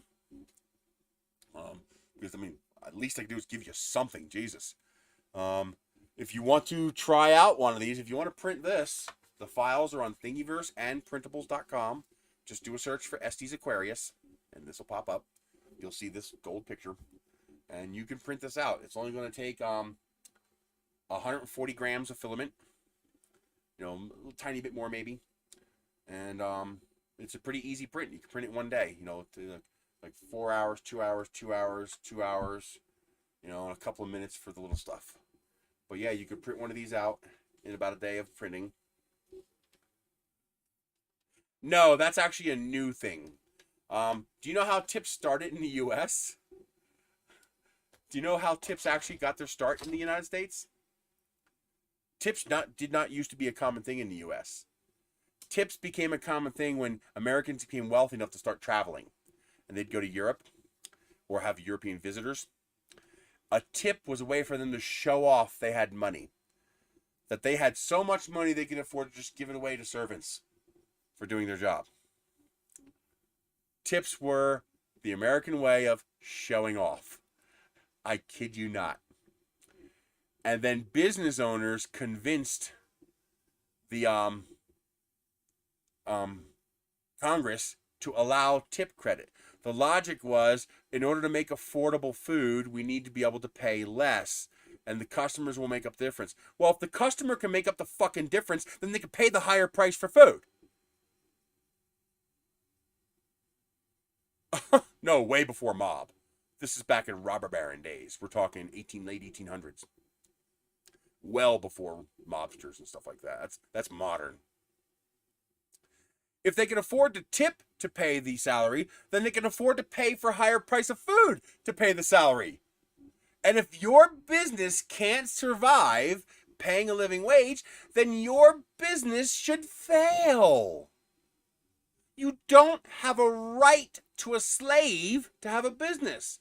Even today, you don't have a right to a slave to have a business. We just refuse to recognize it as the slavery it actually is.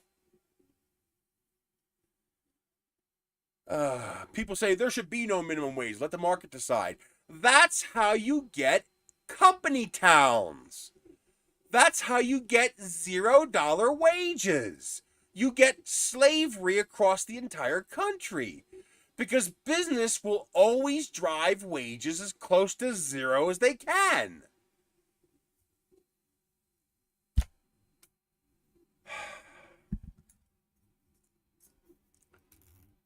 Insanity. Absolute insanity that people think this way. It's just, use your goddamn brains. Oh, man. And it drives me nuts when I see perfectly good, decent, honest people and their brains don't work right and they think this way. One of the guys at the rocket launches I talked to, I'm not even going to get more detailed than that because I don't like the idea of ever name dropping anybody. Except people I hate. I'll name drop them all the time. But he runs his own business. He has a degree. He's a machinist. He's intelligent. He's one of the smarter people I know. And when I describe to him all this stuff, he's in complete agreement with me until the word labor and wages comes out of my mouth. And then his brain turns off. He disengages all logic and intelligence. He stops thinking and he spits out the rhetoric. Oh, it's not the same thing. It's not the same thing. It's not the same thing. It's not the same thing. Yes, it is the same fucking thing. And I love when people say the business owner is taking all the risk. No, the business owner is taking no risk. The employees are taking the risk. When the business owner fails, if he didn't overextend himself, he can just move on to the next project. When your business fails, your employees get nothing and they have to pray they can find another job before their rent is due again. The employees take all the risk by working for you. But we see it as the opposite. I don't know. All right, I got to figure out what to make for dinner because I haven't had nothing to eat since yesterday. I'm getting really, really freaking hungry. And I go find out why she hasn't come back out again. And I didn't get a chance to start a dryer load. I should have done that. I can't start the dryer now until 10:30 because right now it costs 21 cents a kilowatt hour if I turn on that dryer. But if I wait until 10:30, it only costs 11 cents a kilowatt hour to turn on a dryer. So yeah, I'll wait till 10:30. I will see you guys later. I'll see you next week. I'm going to try to get another video posted this Sunday. I want to make a video of the cat toy. Oh, and by the way, I made that vase on printables with some Ameland wood filament. Wait until you see this. How cool is that? It looks like, actually, it kind of looks like cardboard, but wood. I did that on the ME40 with the 0.6 millimeter CHT knockoff nozzle. It's not watertight, of course. That design doesn't facilitate watertight, but I could put some epoxy in here and swish it around and make it watertight. But damn it to hell if that didn't come out fantastic. I mean, that's just absolutely gorgeous.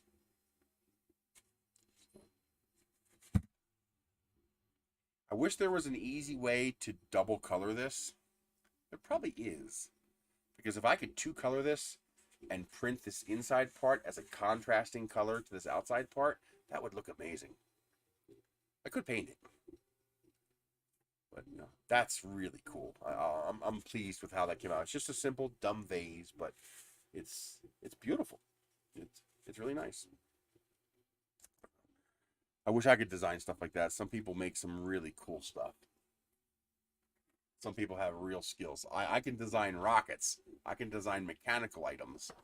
But aesthetic items like that, artistic items. I'm not very good at that. I will see you guys later. I'm going to go run to the bathroom. I'm going to check on that printer and see if that part is done printing, because I got to start printing the other 2 nose cones for that rocket. And you guys have a great night. Thank you so much for supporting me. If you want to support me on the regular, I have PayPal and I have Patreon and I have coffee down in the links below. If you do a lot of online shopping, go to Nerisse.com, Nancy Echo Romeo Yankee Sam, and click on one of my affiliate links before you shop at those sites. I earn a commission. As an Amazon associate, I earn from qualifying purchases, required wording from Amazon, but especially Amazon. You order Amazon, great return policy, you know, slave labor for their products, but what are you going to do? But, you know, I get a commission when you buy something and it costs you nothing. So, this is how I earn my living. So, and if you want to try printing the Aquarius, it's on Thingiverse and Printables. So I will see you guys later, and I will see you live again next Wednesday. And I will be at the Rocky Mountain Rep Festival. I got a table. And I can't afford a hotel room, but my buddy lives in Denver, and he's going to let me sack out of his place. So I will be at the Rep Festival in Denver, Colorado at the end of April. That's going to be fun.